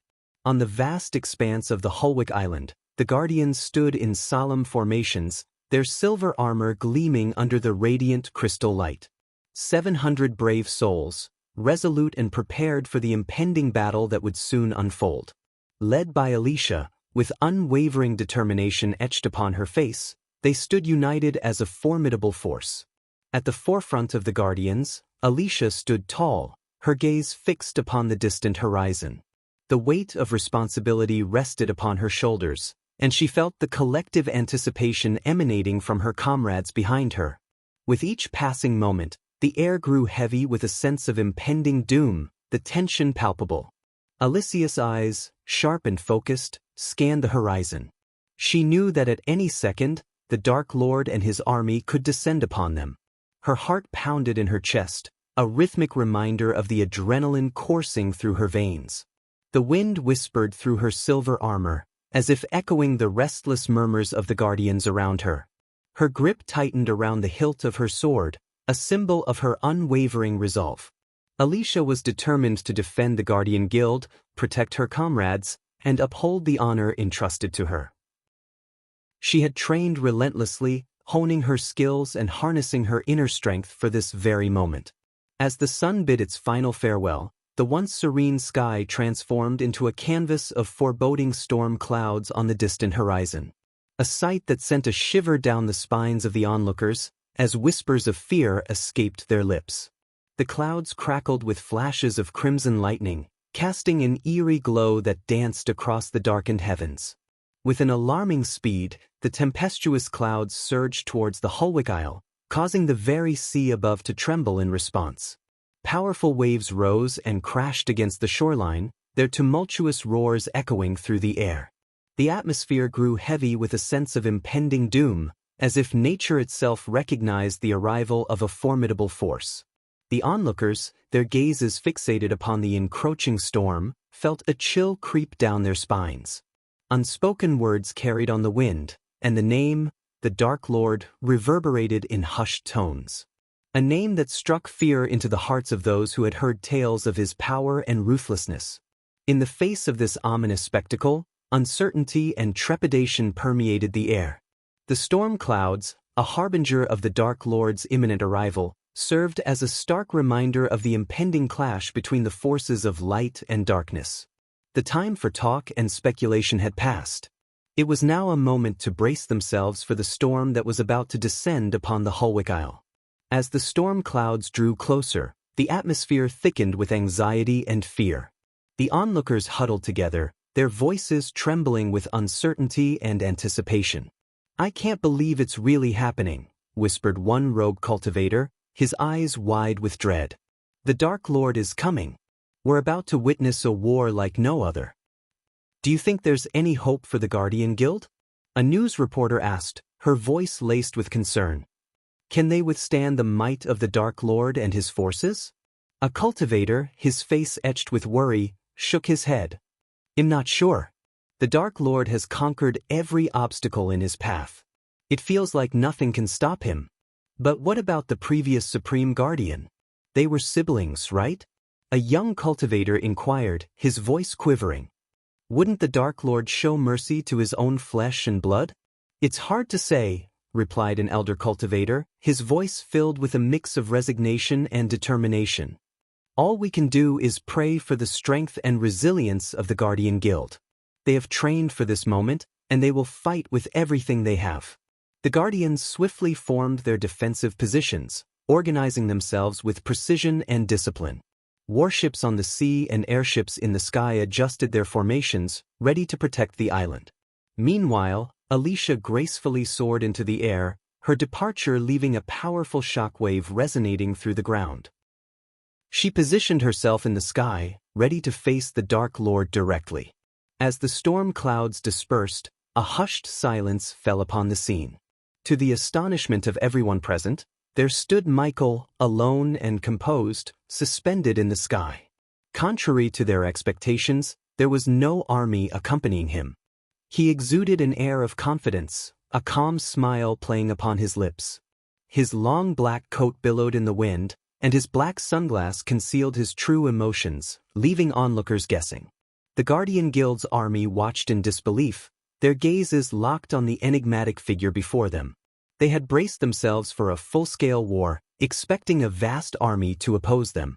Yet, there stood the Dark Lord, seemingly unperturbed by the lack of reinforcements. It was a perplexing sight that sent a ripple of uncertainty through their ranks. Whispers of confusion and disbelief spread among the Guardians and the onlookers. They questioned the reason behind the Dark Lord's solitary appearance. Was this a calculated move? Or had something unexpected occurred? As they sought answers, tension hung heavy in the air, a palpable energy that heightened their anticipation. Michael, unfazed by the gazes fixed upon him, continued to wear his enigmatic smile. His presence alone held a powerful aura, casting a shadow of uncertainty over the Guardian Guild. Michael's gaze locked with Alicius, their eyes meeting amidst the tense atmosphere. With a casual gesture, he cracked his neck and flexed his knuckles, projecting an air of nonchalance. Alicia, her voice amplified by the prevailing silence, accused him with contempt. "What do you intend, you murderer? Where is your army?" Her words reverberated across the field, capturing the attention of all present. Yet, Michael's response was a mere chuckle, unfazed by her accusations. "An army is unnecessary to deal with your puny guild. I have a personal debt to settle with your organization, and I intend to do so with my own hands," he retorted, casting a fleeting glance at the amassed Guardian Guild forces. In the face of 700 Guardians, numerous warships dotting the sea, and a myriad of airships in the sky, accompanied by formidable cultivators and weapons, Michael exhibited no signs of trepidation. Instead, it was the Guardians themselves who began to quiver at the sight of his half-celestial stage cultivation. Their loyalty and bravery wavered as they came face to face with the notorious Dark Lord. "What did you do with Noah? Where is he?" Alicia's unexpected question caught Michael off guard. It was evident that she believed he held some responsibility for Noah's disappearance following the Nagaland War. Yet, as always, Alicia's assumptions were misguided. While it was true that Michael had dispatched his minions to search for Noah, he had no involvement in the Guardian Guild leader's vanishing act. In truth, Michael himself wondered about Noah's whereabouts. However, now was not the time for discussions about Noah. His purpose here was to eradicate the Guardian Guild from existence, to leave no trace of their presence in this world. I couldn't care less about your husband, Michael scoffed, his voice laced with disdain. He took pleasure in taunting Alicia, knowing it would provoke a reaction. But perhaps you should feel grateful. If he's still alive, he might attempt to rescue his beloved guild, Michael sneered, a wicked smirk playing on his lips. The mention of Alicia's husband struck a nerve, causing her to clench her fists tightly. And if your husband didn't hold such an unwavering devotion to his guild, I have no doubt he would come running to protect you, his cherished wife, Michael added, his words dripping with sarcasm. Normally, I wouldn't even consider this, but since you appear so weak and feeble, I'll offer you a chance to flee, Michael taunted, gesturing for Alicia to escape. He knew deep down that she would never take him up on his offer. Alicia let out a mocking snicker in response to Michael's offer. I am Alicia Winston, and Winstons don't run, she retorted, her voice filled with determination. Michael couldn't help but chuckle at her response. Yes, Winstons are stupid, Michael laughed, his amusement evident. However, Alicia quickly found a retort that struck a nerve. And you, by birth, are also a Winston, Alicia snickered, her words laced with a hint of satisfaction. A momentary flicker of anger flashed in Michael's eyes, hidden behind his dark sunglasses. Yet, he swiftly regained his composure. He was the master of control, never allowing his emotions to get the best of him. Fortunately for me, I was abandoned, Michael calmly replied. Otherwise, I might have become a mindless puppet under the control of Skyhall and the Guardian Guild.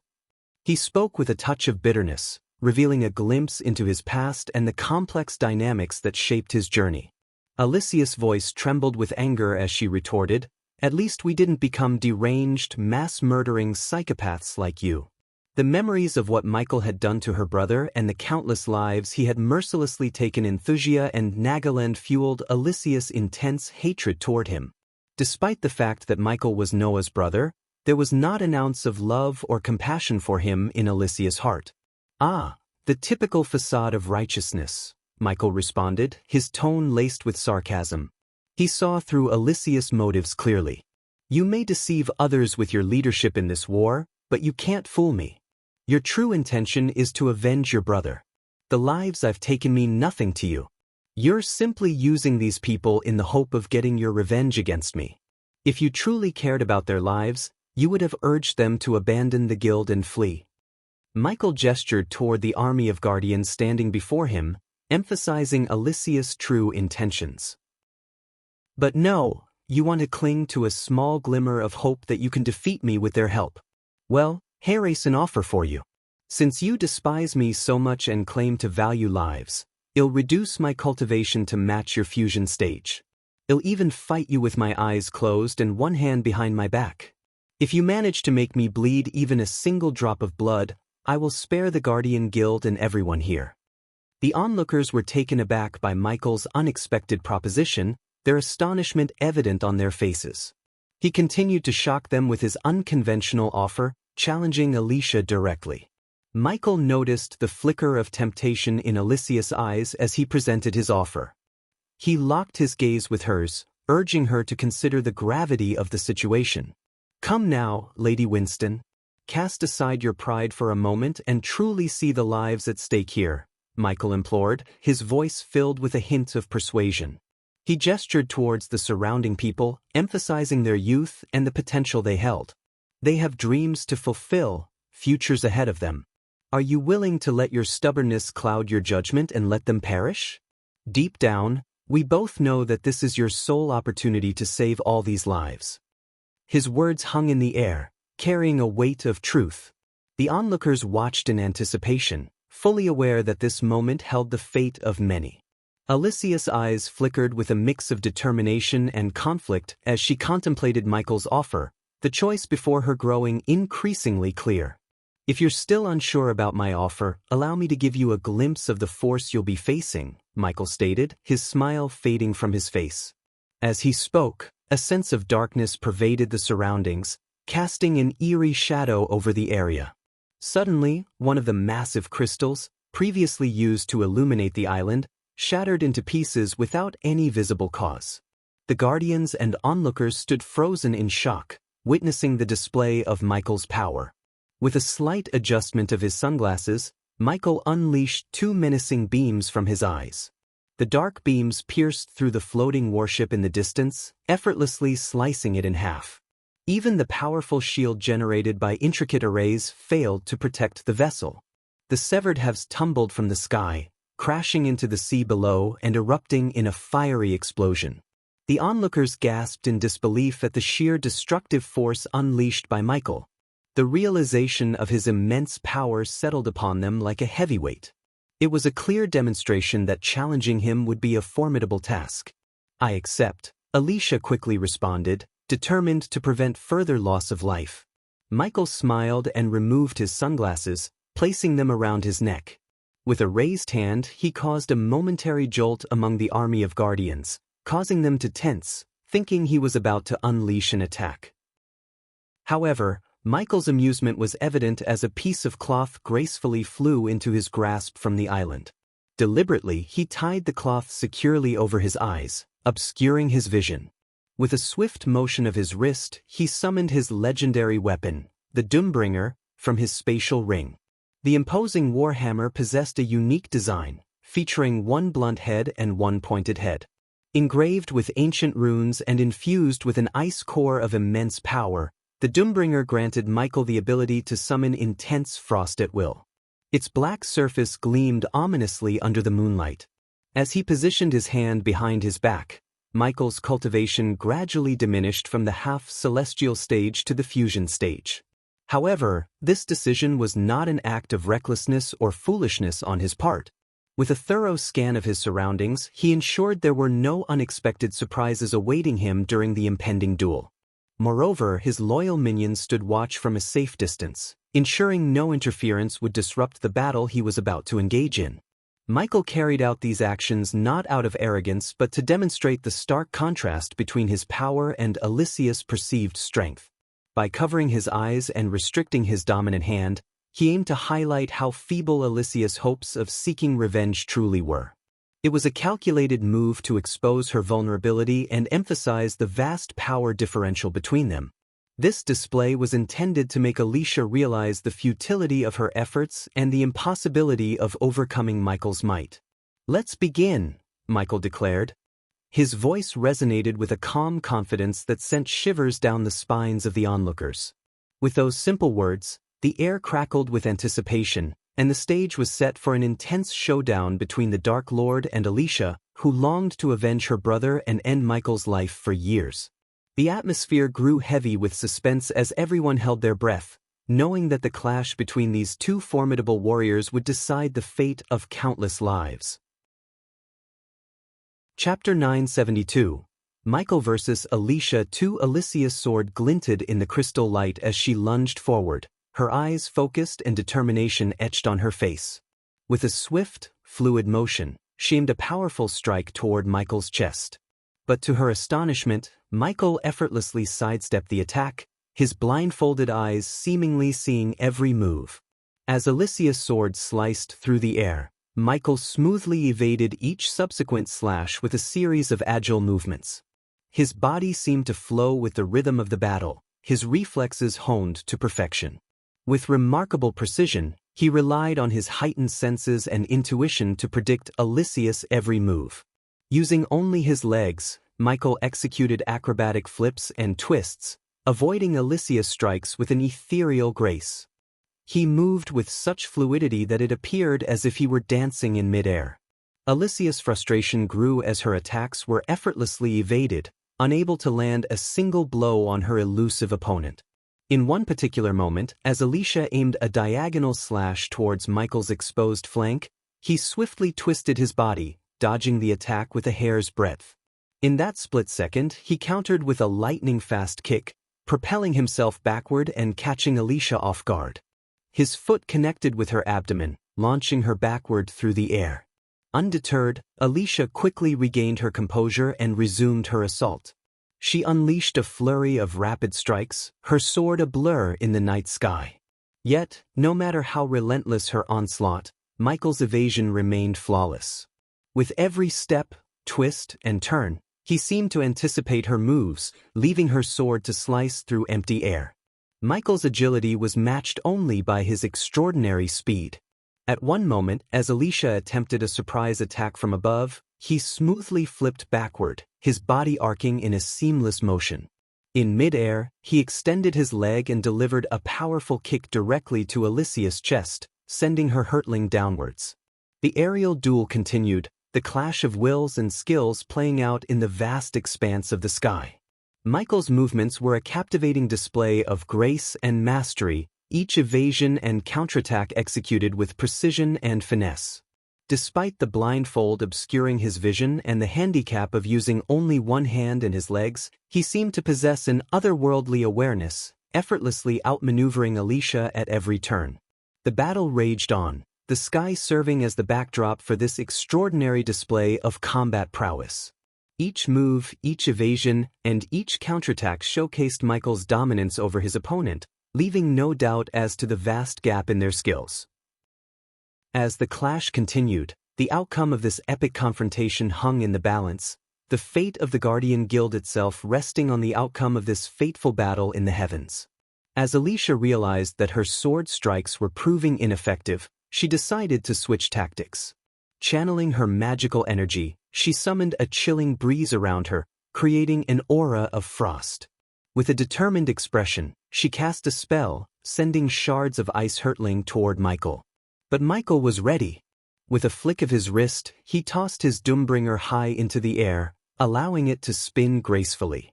In that brief moment, he swiftly summoned his black shield with his free hand, the shield retracting on his forearm in a blink of an eye. As the shards of ice approached, Michael expertly maneuvered the shield, blocking and deflecting each projectile effortlessly. He taunted Alicia with a sly smile, his voice carrying through the wind. "Is that the best you can do, Alicia? Casting your frosty spells, hoping for a lucky hit? I must say, your attempts are rather feeble. I expected more from the mighty Alicia Winston." With a swift motion, Michael caught his Doombringer as it descended from above. He twirled the warhammer in his hand, the runes etched upon it shimmering ominously. "You couldn't even land a single hit on me, blindfolded and fighting with one hand. It's truly a pitiful sight." Alicia gritted her teeth, her determination intensifying. She unleashed a torrent of icy projectiles, hoping to overwhelm Michael's defenses. But each time, he blocked her spells with precise timing and graceful movements. His black shield seemed impenetrable, absorbing the impact of the ice shards without faltering. With every blocked spell, Michael continued to taunt Alicia. "Is this all you've got, Alicia? I expected a more formidable challenge. Perhaps you should consider giving up and saving yourself the embarrassment." His mocking words echoed through the air, fueling Alicia's determination even further. She refused to be discouraged by his taunts, pushing her magical abilities to the limit. Yet, no matter how relentless her assault became, Michael's defenses remained unyielding. The fight continued in a mesmerizing display of skill and defiance. Michael effortlessly deflected Alicia's frosty spells, his movements fluid and stylish. He danced with his shield and his Doombringer, a symphony of agility and power. Each block, each parry, was executed with finesse and precision, mocking Alicia's attempts at victory. As Alicia unleashed a flurry of spells, Michael deftly blocked and evaded each one with his black shield, his movements seamless and precise. With his blindfold still in place, he relied on his heightened senses and instinct to anticipate Alicia's attacks. In between deflecting spells, Michael closed the distance between them with lightning speed. He unleashed a series of swift kicks, aiming for vulnerable points. His strikes were accurate and powerful, sending shockwaves through the air. Alicia tried her best to evade, but Michael's agility and speed made it nearly impossible. Occasionally, Michael would incorporate his Doombringer into his attacks, swinging it with tremendous force. Each strike was calculated and devastating, making Alicia's defenses crumble. The sheer impact of his blows sent her flying backward, her body spinning uncontrollably through the sky. With a final, forceful kick, Michael sent Alicia hurtling toward the hovering warships. She crashed onto one of the vessels, her body skidding across its surface. The impact was fierce, leaving her gasping for breath and coughing up blood.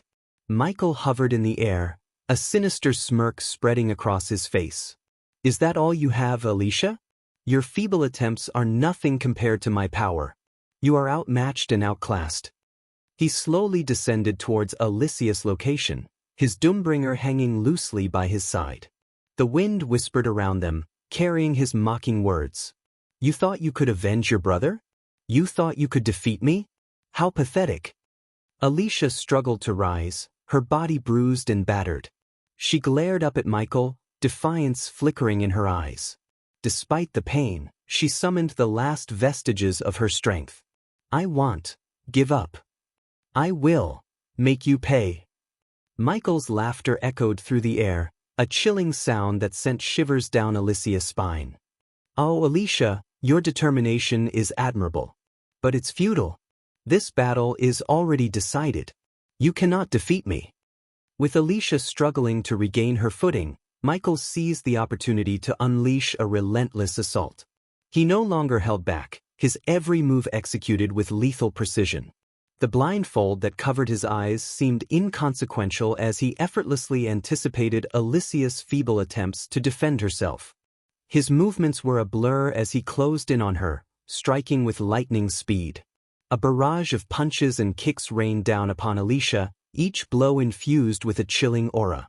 She could barely react as the force of his attacks sent her reeling, her body battered and bruised.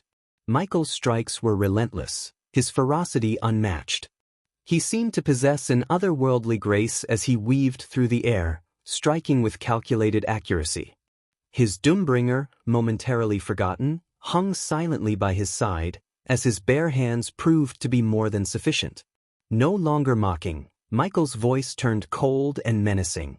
"Did you really think you stood a chance against me, Alicia? You're nothing more than an annoyance." Each blow from Michael sent Alicia spiraling further into despair.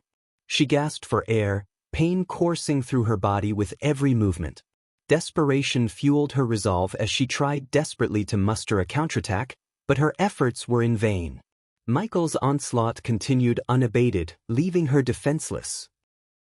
As Alicia's strength waned, Michael's sadistic laughter filled the air. "Pathetic. You cannot defeat me. Your struggle only makes me laugh." His voice dripped with a cruel satisfaction, relishing in the torment he inflicted upon her. With one final devastating strike, Michael sent Alicia hurtling backward, her body crashing into the remnants of a shattered warship. The impact reverberated through the air, leaving Alicia motionless and battered, her will to fight shattered. Michael hovered above her, a triumphant smirk etched upon his face. "This is your fate, Alicia Winston. Remember it as the price you pay for standing against me." The battlefield fell silent, save for Alicia's labored breaths. The Dark Lord had proven his dominance, leaving Alicia and the Guardian Guild in a state of helplessness. As Alicia summoned the last remnants of her strength, a flicker of desperation gleamed in her eyes. With a resolute determination, she channeled her life force into a forbidden spell, a powerful surge of frost gathering in her outstretched hands. The temperature plummeted as the air around her crackled with raw energy. But Michael only snickered in response, his amusement apparent. He raised his doombringer, the ancient ice core within resonating with his command. In an instant, a formidable stream of frost surged forth, meeting Alicia's spell head-on. The clash was cataclysmic, a clash of elemental powers that chilled everything around them.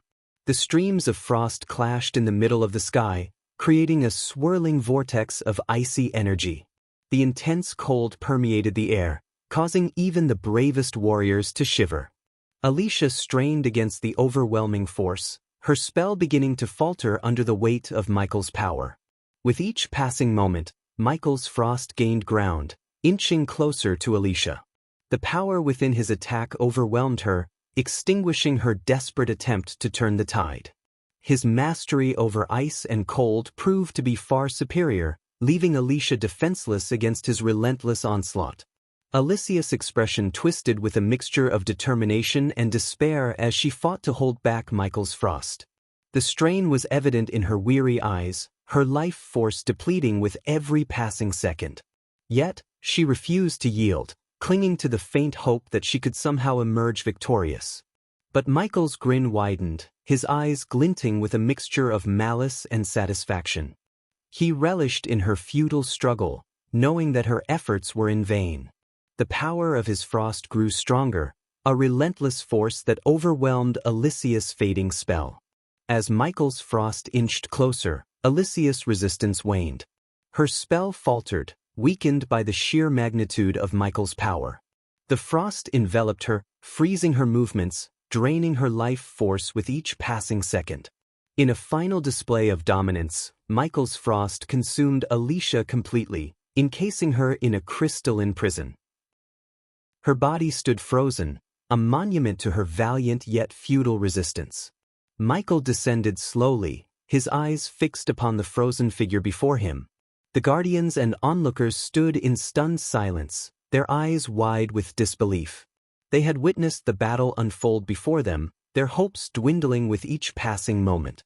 Despite Alicia's unwavering determination, it became painfully apparent that she couldn't land a single hit on the Dark Lord, even with his blindfolded eyes and one hand behind his back.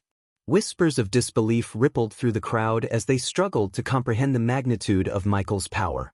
They had known he was formidable, but to witness his effortless evasion and domination over Alicia, their esteemed leader, left them shaken to the core. The reality of their situation began to sink in, overshadowing their earlier courage and resolve.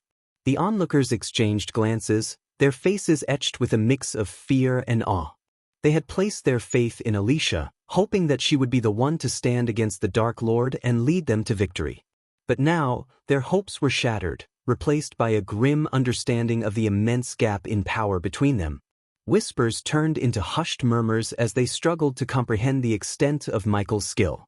How could someone fight with such finesse, with such mastery over their own body and the battlefield? The Guardians questioned their own abilities, their own worth in the face of such overwhelming superiority. All eyes were fixated on the Dark Lord, Michael, and Alicia, who was trapped within the crystalline prison. The onlookers held their breath, unsure of what would unfold next. They were aware of the deep-seated animosity between Michael and Alicia, yet they couldn't help but wonder how this complicated dynamic would play out. Despite their shared history and the enmity between them, Alicia was Noah's wife, which made Alicia the Dark Lord's sister-in-law, and that fact added an unexpected layer of uncertainty to the situation. The crowd was left to speculate about the Dark Lord's intentions. Would he strike down Alicia with ruthless indifference, disregarding the connection? Or would some remnant of compassion and familial bond sway his actions? Chapter 973, Alicia's Death. I have released new DBS and AHSS chapters. Enjoy the chapters. While Alicia's body remained trapped within the crystal, the Alpha Guardians sprang into action, determined to rescue her from her crystalline prison. With urgency in their eyes, they ascended to the sky, their hearts filled with hope and determination. As Michael, the Dark Lord, loomed above them, a chilling silence fell over the battlefield.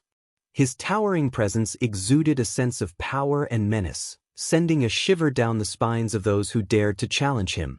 With a swift and commanding motion, Michael raised his mighty Doombringer, a weapon of devastating power. Its ominous aura filled the air, a foreboding sign of the imminent danger that awaited. A collective gasp escaped the lips of the Alpha Guardians as they witnessed the impending strike. Their hearts pounded in their chests, knowing that time was running out to save their fallen comrade. Michael removed the blindfold and threw the piece of cloth down. Then, in a swift, decisive motion, Michael swung his Doombringer toward the crystal that confined Alicia. The impact echoed through the air, causing the fragile structure to shatter into countless shards that glittered like stars. As the crystal shattered, a tragic sight unfolded before the eyes of the Alpha Guardians. Some of the crystal fragments were stained with a deep crimson hue, Alicia's blood mingling with the broken pieces. The sight was a painful reminder of the sacrifice and the life that had been abruptly taken away. The Alpha Guardians stood frozen for a moment, their hearts heavy with grief and disbelief. The loss of their esteemed ally left an indelible mark on their souls, a reminder of the brutal reality of their world. The unfolding scene sent shockwaves through the witnesses and the guardians, shaking them to their very core. Some among them held a glimmer of hope, believing that Alicia's connection to Noah, the Dark Lord's brother, might invoke a flicker of mercy from Michael. They thought that familial ties could soften his heart and spare Alicia's life. However, contrary to their expectations, Michael coldly and swiftly ended Alicia's existence, without a second thought. Deep within Michael's being, he harbored a profound understanding of Alicia's vehement hatred towards him. He recognized the dangerous depths of her animosity, aware that if she were allowed to live, she would continue plotting against him relentlessly. He feared that her unrelenting hatred would erode her righteousness, transforming her into a force that could harm those dear to him, particularly Gaia, his soon-to-be wife. Having conversed with the previous Dark Lord, Michael had learned of the grim fate that awaited Gaia in countless other timelines, where death claimed her without fail. Determined to shield her from harm and ensure her survival, Michael made a solemn vow. He resolved to protect her at all costs, prepared to eliminate anyone who posed a threat to her safety, devoid of even the faintest trace of mercy. In his unwavering determination, Michael was willing to face the entire world, should it turn against him. His resolve to safeguard his beloved wife was unyielding, as he would go to any lengths necessary, even if it meant extinguishing countless lives, to ensure her continued existence. Following Alicia's demise, Michael's inner energy surged forth, breaking free from its suppressed state. His cultivation soared, propelling him from the fusion stage to the lofty realm of the half-celestial stage. The sheer power emanating from him caused a gentle whistling sound that resonated throughout the vicinity, a testament to his overwhelming aura. In a commanding gesture, Michael raised his hand and swiftly snapped his fingers. The crystals adorning the airships, which emitted a brilliant luminosity, shattered into countless fragments. As a consequence, darkness enveloped the Hulwick Isle and its surroundings once more, casting a shadow over the previously illuminated expanse. As the darkness engulfed the surroundings, Michael invoked the Cloak of Shadows, a mystical veil that encased him entirely. Within this shroud, his form became obscured, and dark flames flickered ominously around him. Hovering in midair, Michael slowly drew his dual dark swords from their scabbards, their blades gleaming with an eerie darkness. Meanwhile, the guardians of the guild stood resolute, prepared to defend their cause and fight to the bitter end. Warships, both in the sky and on the sea, adjusted their cannons and weapons, taking aim at the imposing figure of the Dark Lord. Undeterred by the immense disparity in cultivation, hundreds of guardians ascended into the sky, ready to confront Michael in a valiant aerial battle. As the Alpha Guardians, Roshan, Vivian, and Garrick soared through the sky with their troops, their eyes fixed on their sole adversary, Michael, the Dark Lord. The battle unfolded on a grand scale, with the fate of their world hanging in the balance. Roshan, with his commanding presence akin to a majestic lion, led the charge of the Beast Guardians. Golden-maned and resolute, he unleashed a primal roar that resonated across the battlefield. His fellow guardians, embodying the ferocity of untamed beasts, joined him in a synchronized assault. They pounced upon Michael, their claws tearing through the air with lightning speed, while others summoned the forces of nature to bind and hinder him. Vivian, her fiery-haired visage shimmering with mystic power, commanded the Sorcerer Guardians. Positioned strategically, she wove intricate spells that ignited the sky with bursts of dazzling energy. Her incantations summoned tempests of arcane lightning that crackled and danced, striking at Michael with relentless fury. She conjured swirling vortexes that unleashed gusts of wind, threatening to swallow him whole. Each spell cast by Vivian unleashed devastation, leaving trails of destruction in its wake. Garrick, the seasoned warrior with weathered armor and battle-hardened valor, stood at the forefront of the warrior guardians. His scarred countenance revealed a wealth of experience and determination. With his enchanted blade held firmly in hand, he led his comrades with unwavering resolve. Each swing of his sword sent shockwaves rippling through the air, cutting through the darkness that surrounded Michael. The warrior guardians fought with unyielding strength and skill, their weapons clashing against the formidable Dark Lord. Garrick's mere presence bolstered the morale of the warriors fighting alongside him, each strike they delivered carrying the weight of their collective resolve. The sky became a battlefield as the Guardians and their troops engaged Michael, unleashing a symphony of fantastical powers and weapons. Vivian's spells intertwined with Roshan's relentless assaults, creating a tapestry of chaos and destruction. Explosions erupted, showering the heavens with cascades of vibrant colors. Vivian, harnessing the full force of her sorcery, conjured celestial fireballs that streaked across the sky, exploding upon impact with Michael. Each detonation sent shockwaves rippling through the atmosphere, rattling the very foundation of their reality. Roshan, in tandem, channeled ancient elemental forces, his power resonating through the sky. With a mighty roar, he summoned swirling tempests of wind and surges of crackling lightning. The very air around Michael became charged with raw energy, creating a tumultuous storm that threatened to engulf him. Dark clouds converged above, crackling with electricity and unleashing torrents of rain and hail, creating a chaotic backdrop to the battle in the heavens. As the battle raged on, Garrick's focus remained on Michael, the Dark Lord who floated ominously in the midst of the chaos. With an unwavering gaze, he prepared himself for the impending clash, his senses sharpened and instincts honed. Garrick's enchanted blade hummed with latent power, pulsating with the anticipation of the duel to come. Yet, before Garrick could engage Michael directly, the clash of their weapons postponed, a powerful gust of wind swept through the sky, momentarily disrupting their trajectory. The wind, an extension of Roshan's elemental forces, buffeted Michael, threatening to knock him off balance. Sparks of electricity crackled around Garrick's armor as the clash of their energies electrified the air. The brilliance of their opposing forces illuminated the battlefield, casting an otherworldly glow on the combatants and their surroundings. As Roshan summoned ancient elemental forces, the sky transformed into a tempest of raging winds and crackling lightning. Dark clouds swirled above, unleashing bolts of energy that illuminated the battlefield with flashes of brilliance. Streams of fire and gushing torrents of water erupted from the heavens, threatening to consume their formidable adversary, who hovered effortlessly in the midst of the chaos. Meanwhile, Garrick, the epitome of warrior prowess, soared through the air with unwavering determination, his enchanted blade gleaming with a radiant aura. He zeroed in on Michael, the Dark Lord, who exuded an aura of dark power and unyielding resolve. With each calculated maneuver, Garrick closed the distance between them, his eyes locked on his target. The clash of their opposing forces was a sight to behold. Garrick's blade, guided by battle-hardened valor, slashed through the air with unmatched speed and precision, aiming to breach the Dark Lord's defenses. Yet, to the astonishment of the onlookers, Michael proved to be an elusive and formidable adversary. With a flicker of his hand, Michael effortlessly deflected Garrick's blade, his movements a graceful dance amidst the chaos.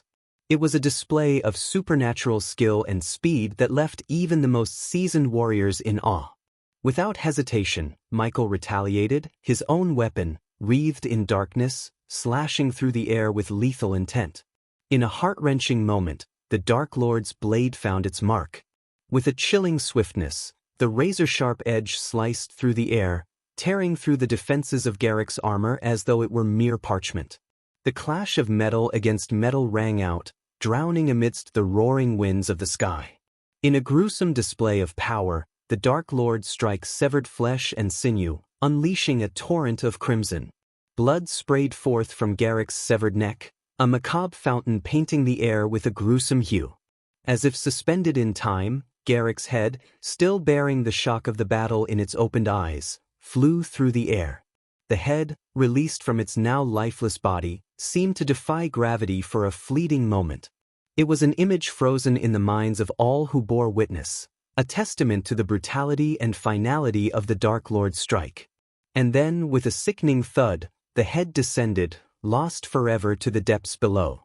With hearts heavy with grief and determination, the Guardians refused to yield to despair.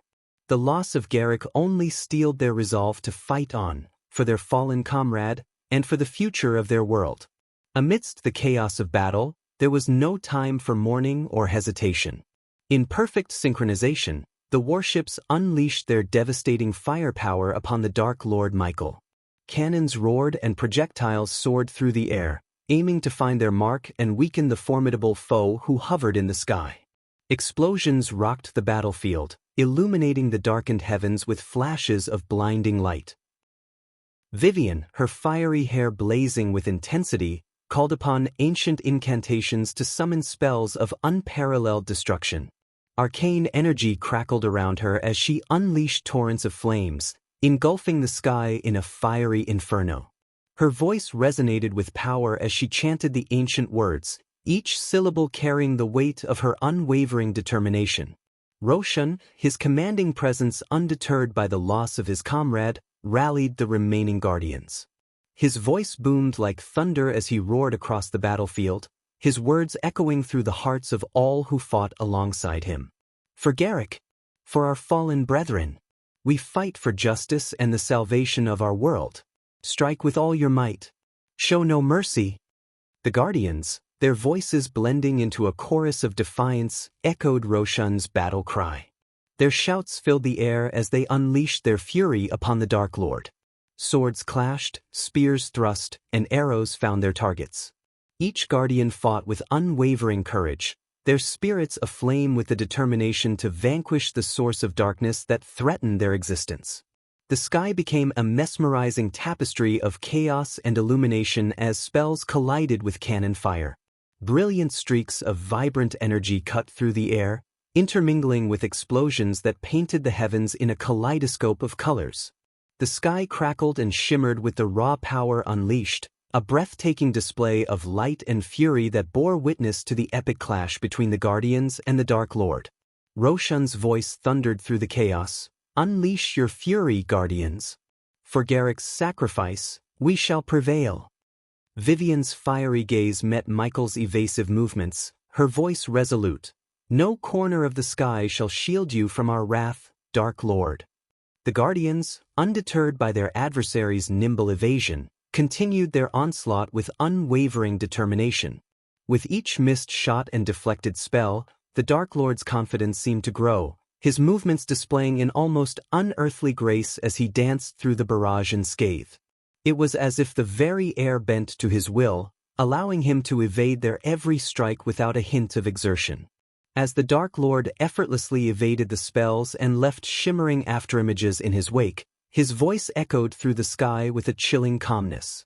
"Behold, Guardians," he began, his tone filled with subtle amusement. "Allow me to share a story with you. Once there was an ant so small and insignificant. It dreamed of moving a mountain, exerting all its strength to no avail. The mountain remained steadfast, immovable. Do you see the parallel, Guardians?" He continued to evade their attacks, his movements graceful and calculated. "You are the ants and I am the mountain. No matter how hard you try, your efforts are futile against my might." His words carried a sense of superiority, amplifying the frustration of the Guardians as they struggled to land a single blow. With each evasion, the Dark Lord seemed to grow more confident, playing with them as if they were mere pawns in his grand design. As the Dark Lord's story reached its conclusion, he abruptly halted his movements, suspending himself in midair. The Guardians, momentarily frozen by his words, watched in horror as he raised his hand.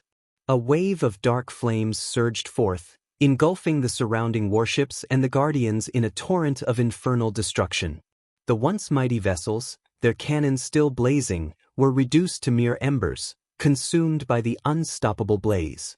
The Guardians' cries, filled with determination just moments before, were abruptly cut short as the flames licked hungrily at their forms. Their valiant spirits and hopes turned to ash, fading away in the devastating heat, leaving behind only a haunting silence in the wake of their annihilation. The sky, once vibrant with the clash of powers, now bore witness to the grim aftermath, where only charred remnants and the echoes of despair remained. Chapter 974. Fall of all Alpha Guardians. The flames of darkness, unleashed from Michael's hands through the power of the Ring of Fire, grew in intensity until they transformed into a colossal wave resembling a crescent moon. With a sweeping motion, the fiery crescent surged across the sky, obliterating warships and reducing guardians to mere ashes. Hovering high above Hulwick Island, Michael engaged the entire army single-handedly, his half-celestial stage granting him an unassailable advantage.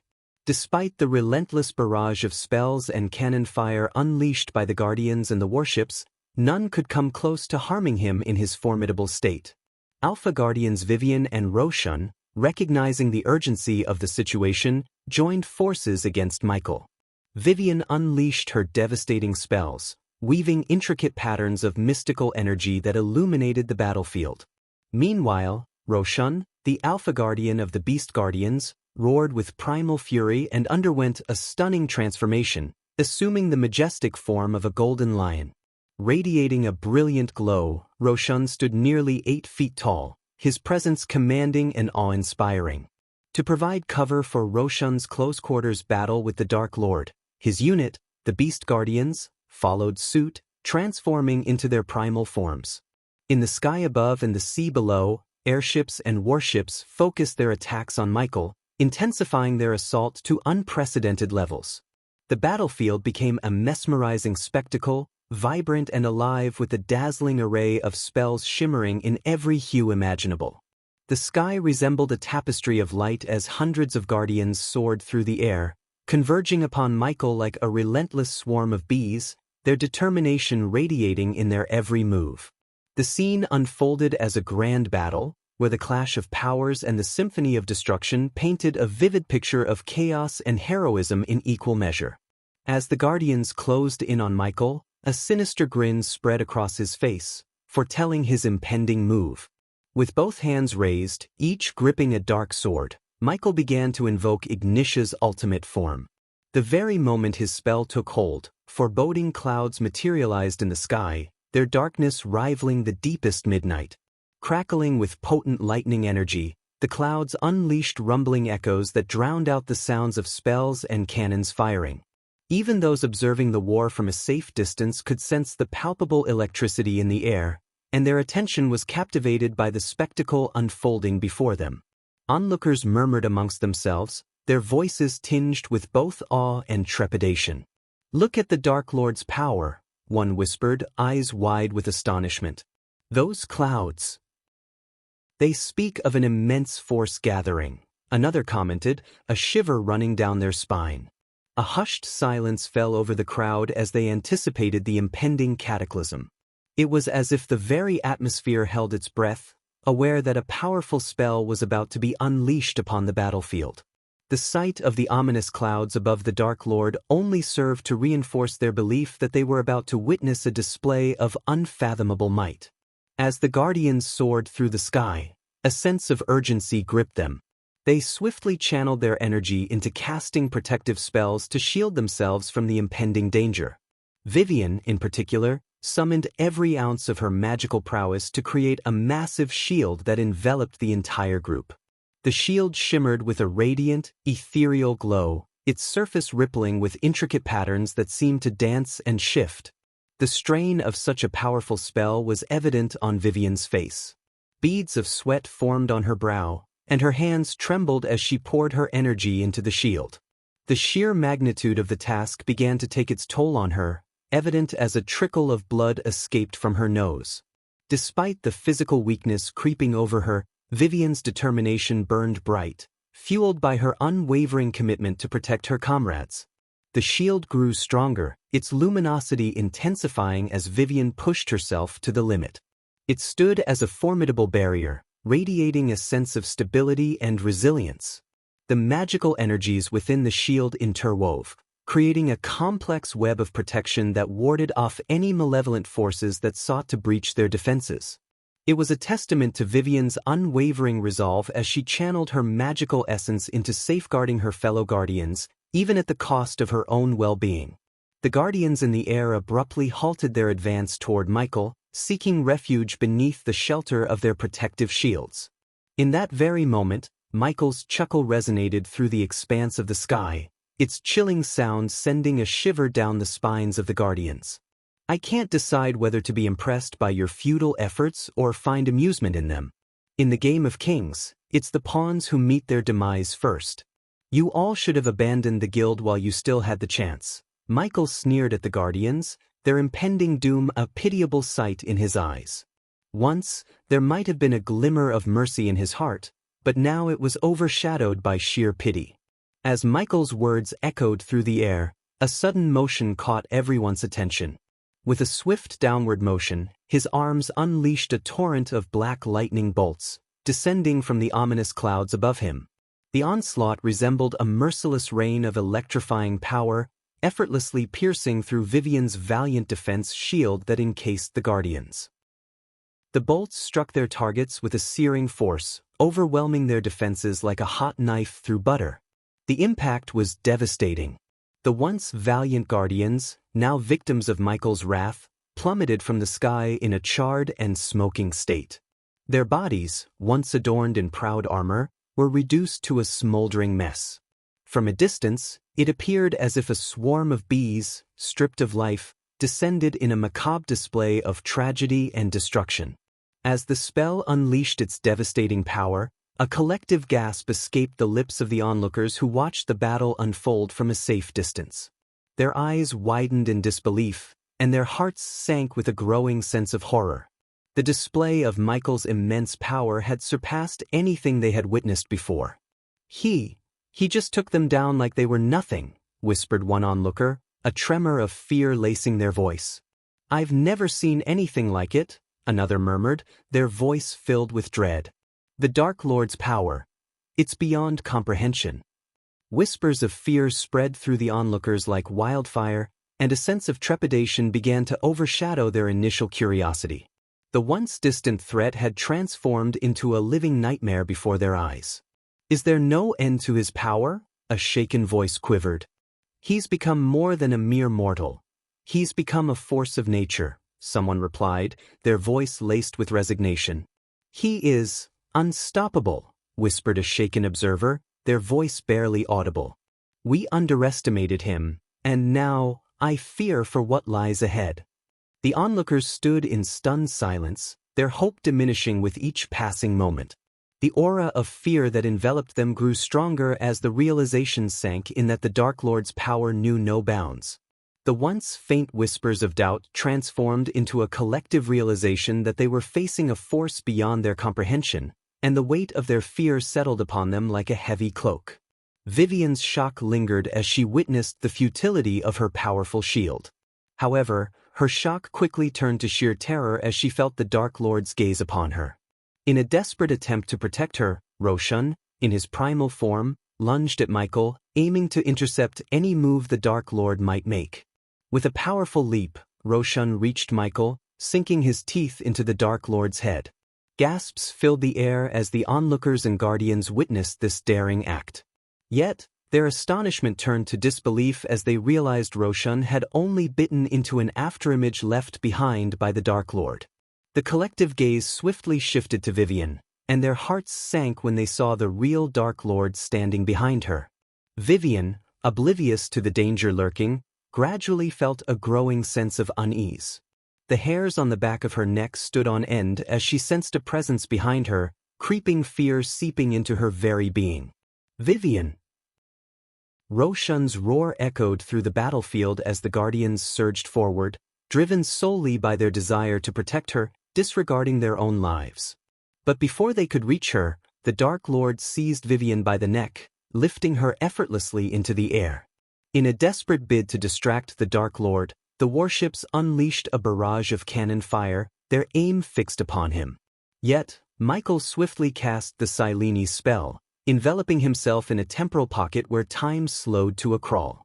Within this altered reality, he maneuvered Vivian directly in the path of a fiery cannonball, simultaneously adjusting another cannonball to strike her from the opposite side. It all unfolded within the suspended time of Silene's, a mere blink of an eye. The Guardians and Roshan, their hearts pounding with urgency, had little time to react as they witnessed the two cannonballs collide with Vivian, shattering her bones. Before she could even utter a scream, Michael, with a chilling flick of his wrist, snapped Vivian's neck, extinguishing her life in an instant. The battlefield fell into stunned silence as the lifeless body of the Alpha Guardian crumpled, a tragic testament to the Dark Lord's unfathomable power. The onlookers watched in dismay as the Alpha Guardians, one by one, fell before the relentless might of the Dark Lord. Whispers of despair and hopelessness swept through the crowd, their voices tinged with fear and resignation. They could scarcely believe their eyes, witnessing the seemingly insurmountable power of their adversary. "He's unstoppable," one spectator muttered, his voice laden with defeat.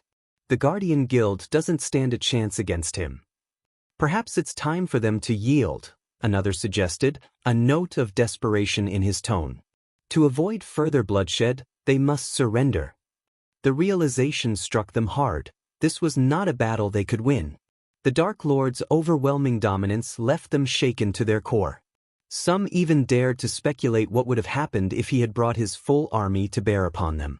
The scale of devastation would have been unfathomable, a thought that sent shivers down their spines.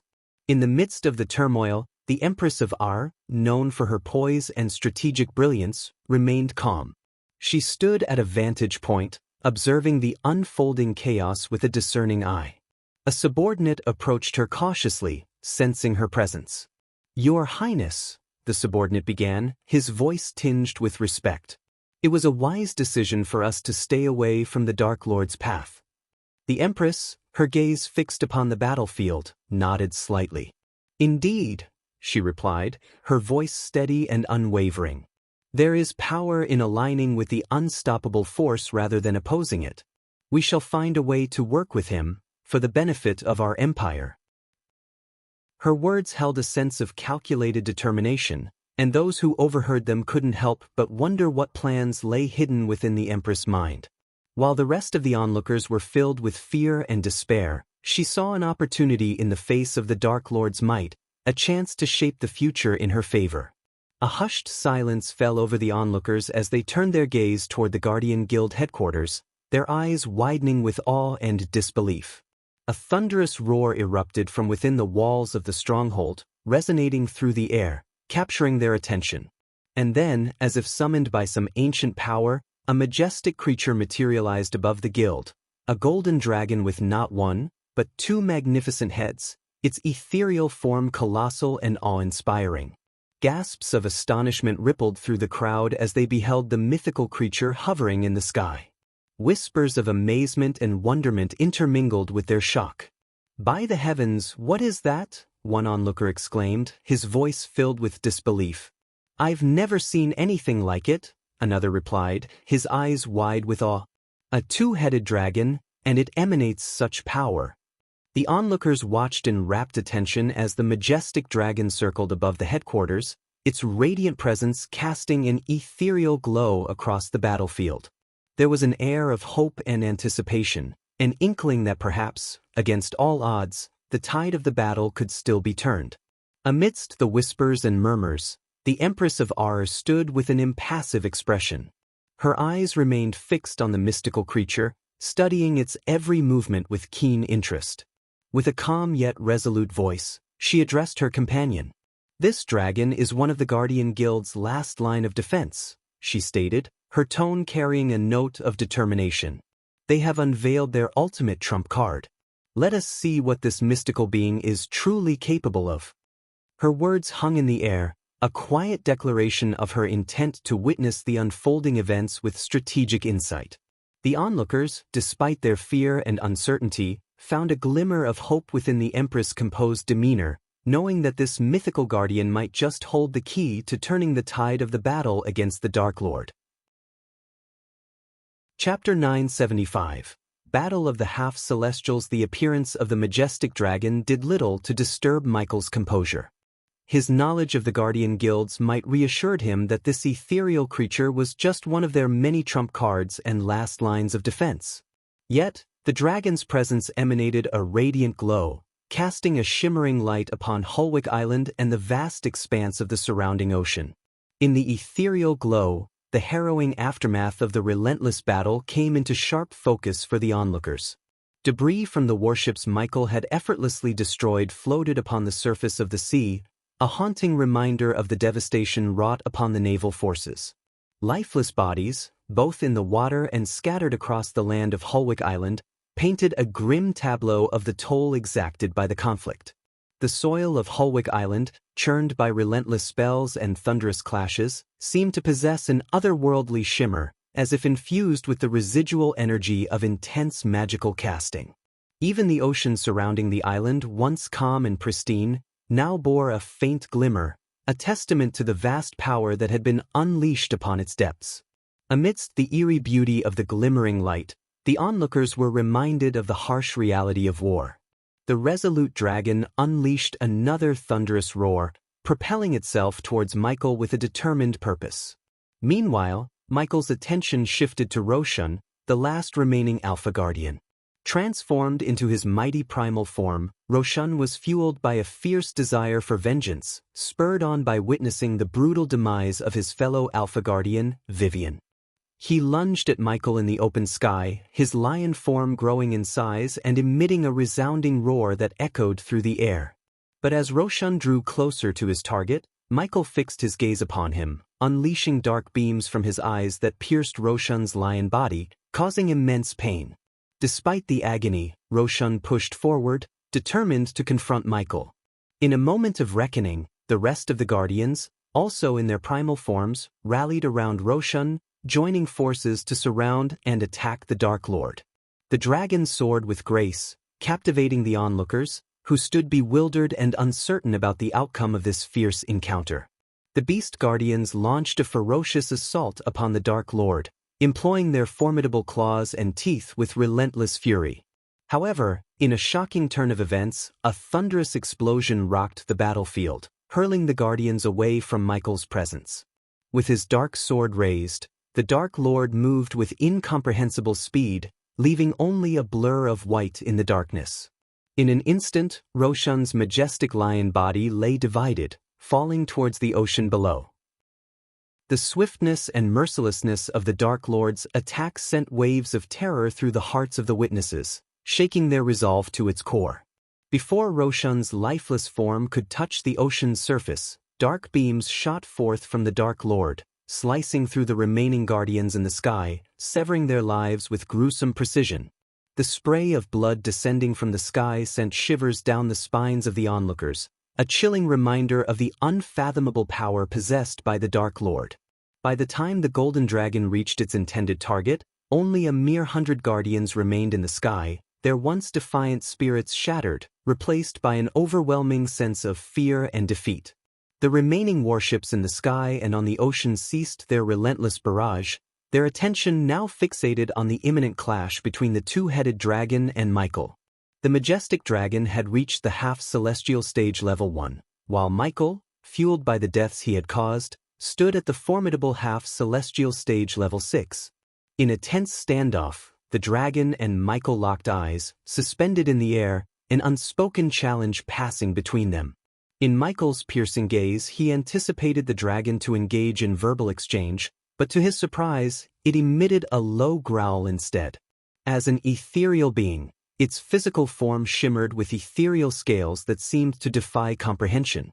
Its monstrous size dominated the battlefield, its eyes gleaming with a mysterious intensity that held an air of ancient wisdom. Rows of sharp, glistening teeth adorned its fearsome mouth, hinting at the devastation they were capable of inflicting. Recognizing the dragon's ethereal form, he decided to forego his sword, knowing that physical weapons held little effect against such incorporeal entities. With a fluid motion, he sheathed his sword, sliding it back into the scabbard on his back, preparing himself for a battle that would require more than mere physical force. A mischievous smirk curled upon his lips as he relished the prospect of facing a formidable adversary. Finally, a challenge, he chuckled, his voice laced with amusement. A war without a challenge is rather dull, wouldn't you agree? In response, the dragon sneered, emitting a stream of glistening smoke from its nostrils, a silent indication of its readiness for battle. As Michael fixed his gaze upon the dragon, his attention was captivated by a small palm-sized rune shimmering on the creature's neck. However, before he could decipher its meaning, his focus was abruptly interrupted as the dragon unleashed a radiant ethereal ball of golden energy from its open mouth. Reacting swiftly, a protective shield materialized around Michael, absorbing a significant portion of the potent energy. Nonetheless, the residual force propelled Michael backwards several meters, eliciting gasps of astonishment from the onlookers. It was the first time they had witnessed the Dark Lord sustain a blow of such magnitude since the commencement of the war. Instead of succumbing to anger, Michael's face lit up with a gleeful expression as he embraced the prospect of a true challenge. The mere thought of the sheer number of badass points he would accumulate by triumphing over the dragon sent his blood surging with exhilaration. Throughout the course of this war, he had already amassed an impressive tally of nearly 80 million badass points, and conquering this formidable creature promised to augment his score even further. Aware of the dragon's ethereal form, Michael summoned dark flames to writhe and dance above his hands, their sinister glow an ominous portent. Yet again, the dragon unleashed a golden ball of energy, hurtling through the air with the swiftness of a bullet. However, this time, Michael deftly invoked the power of Silenes, causing time to decelerate within his immediate vicinity. Within the encompassing field of the Silenes spell, the once swift golden energy ball gradually lost its velocity, appearing to move as if trapped in molasses. Sensing an opportune moment, Michael unleashed a powerful punch, his fist wreathed in flickering dark flames. The impact shattered the golden energy ball into countless fragments as time resumed its normal flow. And so, the epic clash between Michael and the dragon commenced.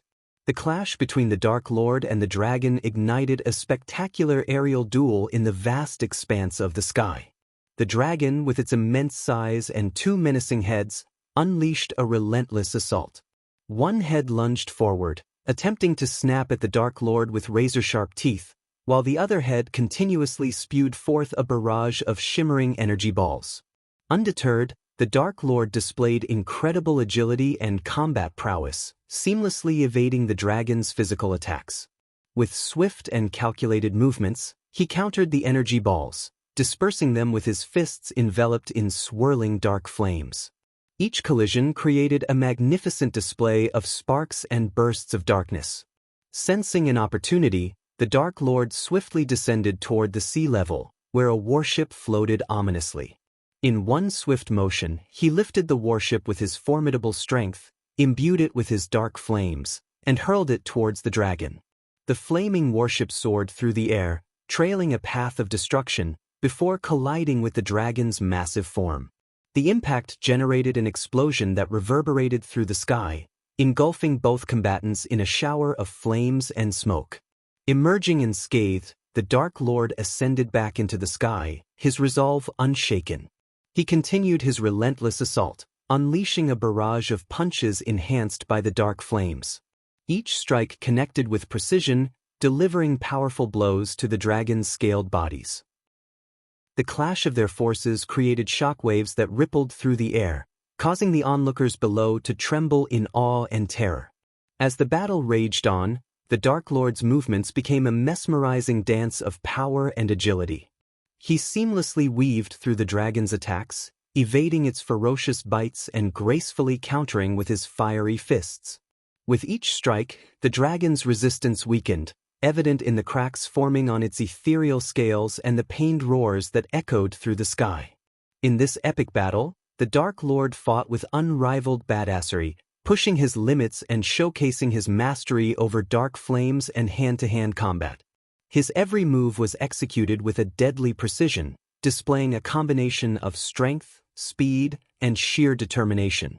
At one point, the Dark Lord dove down towards the sea, his eyes ablaze with determination. He seized a nearby warship, its massive hull looming beneath him.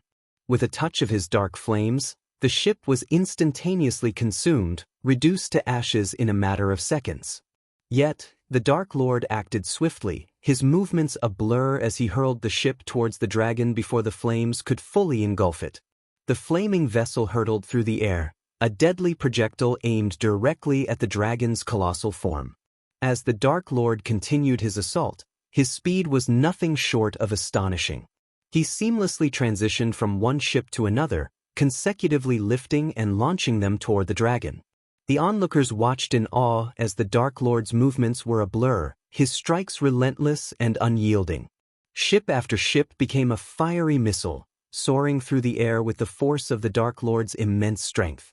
The onlookers marveled at the sight as the warship collided with the dragon, causing a cataclysmic explosion of fire and debris. Undeterred by the chaos, the Dark Lord moved with astonishing speed and agility, repeatedly swooping down to seize another warship. Each time, he ignited the ship with his dark flames, ensuring it would be a devastating weapon against the dragon.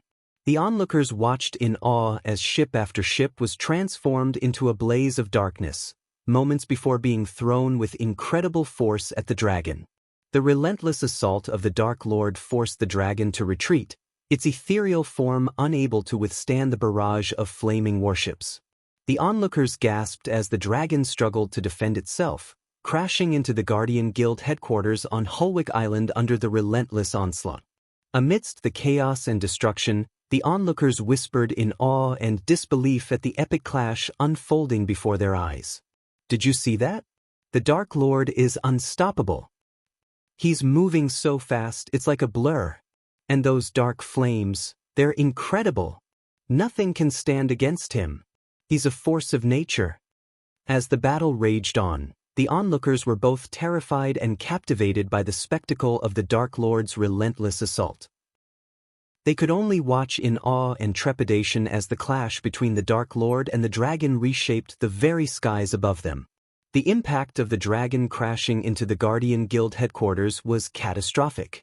The mighty structure, once a symbol of the guild's strength and unity, trembled under the force of the collision. The ethereal form of the dragon, though intangible, possessed a tangible impact that reverberated through the building. As the dragon collided with the headquarters, the structure groaned and quaked under the immense strain. Walls cracked, pillars crumbled, and debris rained down from above. The once imposing edifice of the guild now stood weakened and compromised. Despite the dragon's ethereal nature, its sheer power and force shattered the building's structural integrity. The ethereal form manifested a tangible presence as if its sheer will alone could rend stone and mortar. The collision sent shockwaves through the guild headquarters, causing sections of it to crumble and collapse. Dust filled the air as the building succumbed to the damage, its once majestic halls now reduced to rubble. The grandeur and history that once resided within those walls were now scattered remnants, lost in the wake of the destructive clash. The onlookers stood in awe and horror as they witnessed the destruction unfold before their eyes. As the dragon crashed into the crumbling Guardian Guild headquarters, the Dark Lord seized the opportunity to unleash another devastating move. With swift agility, he swooped down to the sea level, his dark flames trailing behind him. His eyes gleamed with a sinister determination as he reached out and grasped a multitude of cannons scattered across the warships. With an effortless display of strength, the Dark Lord lifted the cannons, 2 in each hand, while the remaining cannons hovered around him as if under his command. The cannons gleamed in the dim light, their metal surfaces reflecting the chaos unfolding in the sky above. In a voice laced with dark amusement, the Dark Lord taunted, "Happy Death Day," his words dripping with cruel delight. With calculated precision, he aimed the cannons towards the remaining guardians who bravely fought against him. The air crackled with anticipation as the barrels of the cannons aligned with their intended targets. A moment of silence enveloped the battlefield, the tension thick enough to be cut with a knife. Then, with an explosive roar, the cannons erupted in a cacophony of thunderous booms. Fiery projectiles hurtled through the air, leaving trails of smoke and destruction in their wake. The scene unfolded in a vivid display of chaos and devastation. The air became a battlefield of flying debris, illuminated by the fiery streaks of cannonballs. The guardians in the air fought desperately, their movements agile and swift as they attempted to evade the onslaught. The dark flames from the Dark Lord's hands intertwined with the cannon fire, casting an eerie glow over the raging clash. The sky became a tapestry of danger, with cannonballs arcing and exploding, their destructive force raining down upon the guardians who valiantly fought for their lives. The air crackled with energy, tainted by the scent of burning debris and the metallic tang of gunpowder. The outcome of this clash would determine the fate of the Guardians, as their lives hung in the balance amidst the fiery storm unleashed by the Dark Lord and his cannon onslaught. Chapter 976. No more Guardian Guild. As the ethereal dragon struggled to regain its footing amidst the rubble of the partially destroyed Guardian Guild headquarters, Michael drew forth his dark swords, their blades gleaming with a malevolent aura. With a commanding gesture, he summoned the dark flames to enshroud both blades, imbuing them with dark flames. His eyes scanning the battleground, Michael focused his attention on the remaining Guardians. In the sky, a group of 50 to 60 Guardians hovered, their determination evident despite the overwhelming odds. Around the headquarters, a sizable force of 100 to 150 Guardians stood their ground. Over the sea, 50 to 60 warships bobbed in the waves while an equal number of airships dotted the airspace above. The scene was a testament to the Guardian Guild's unwavering resolve, a last bastion of defense against the relentless onslaught of the Dark Lord. The air crackled with tension as the Guardians prepared for what could be their final stand, their numbers dwarfed by the overwhelming power of their adversary. Ilara Valrin, in coordination with Salisi, made a strategic decision to lead their fleet into their own pocket dimension, ensuring their safety. This left the remaining Guardians to face the Dark Lord alone, bearing the weight of the impending battle. With his dark swords firmly in hand, Michael set his sights on eliminating the remaining Guardians. In a swift and calculated move, Michael charged towards the Guardians in the air, invoking his speed spell, Lightning Dash. The power of the spell propelled him with such incredible velocity that he seemed to blur, leaving behind a trail of afterimages and streaks of golden lightning. The Guardians, caught off guard by the sudden gust of wind, barely had time to react before their heads were severed from their bodies. The speed at which Michael harvested their heads was so astonishing that distant onlookers struggled to perceive his presence. All they could witness were the heads of the Guardians soaring through the air, accompanied by a spray of blood from their lifeless, headless forms. For a fleeting moment, the lifeless bodies of the Guardians remained suspended in the air, before gravity took hold and they fell to the ground, marking the grim aftermath of Michael's devastating assault. As Michael swiftly decapitated the remaining Guardians, he simultaneously unleashed the power of the Ring of Flames. With a mere gesture, waves of dark flames surged forth, engulfing the airships hovering in the sky. The intensity of the flames reduced the once mighty vessels to mere ashes, their wooden structures consumed by the merciless inferno. The dark flames proved to be a catalyst for destruction, causing explosions when they reached the gunpowder barrels within some of the ships. The resulting blasts reverberated through the air, adding to the chaos and devastation. The golden bolts of lightning that trailed behind the Dark Lord left a path of destruction in their wake, as ships succumbed to the overwhelming power and Guardians lost their lives in the relentless onslaught. Michael continued his relentless assault on the Guardians and their ships as the dragon let out a thunderous roar and swooped down, aiming to engage him in deadly pursuit. Ignoring the dragon's presence, Michael skillfully evaded the golden energy balls that were unleashed from the dragon's mouth. His focus remained unwavering as he prioritized the task at hand, decimating the remaining Guardians before turning his attention to the formidable dragon. As the dragon relentlessly pursued Michael through the sky, it continued to unleash its golden energy balls, targeting the Dark Lord. However, Michael's mastery over his abilities allowed him to evade the deadly projectiles with agility and precision. Using his wind blast, he redirected some of the golden energy balls toward the enemy ships, causing powerful explosions that shattered the vessels into countless fragments. The chase between the dragon and the Dark Lord unfolded with breathtaking speed and maneuverability. Michael deftly weaved through the air, executing quick turns and sudden shifts in direction to stay one step ahead of the dragon's attacks. He utilized his heightened senses and exceptional reflexes to anticipate the dragon's movements, narrowly evading its jaws and claws. In a display of strategic prowess, Michael seized every opportunity to retaliate against the Guardians. When the dragon unleashed a golden energy ball, he skillfully directed his wind blast to intercept it, redirecting the destructive force toward the Guardians who dared to challenge him. The explosive impact obliterated their ranks, leaving a trail of chaos and destruction in its wake. The cat-and-mouse chase continued, each maneuver and evasion pushing the boundaries of their respective powers. The dragon's relentless pursuit tested Michael's skill and endurance, but he remained determined and focused, determined to eliminate the Guardians and emerge victorious in this epic clash of forces. The news reporters stood frozen in awe and terror as they witnessed the battle unfold before their eyes. Their faces were pale, and their eyes widened as they exchanged hushed conversations. "By the heavens, have you ever seen such devastation and power?" exclaimed a young reporter with wide eyes, clutching their notepad tightly.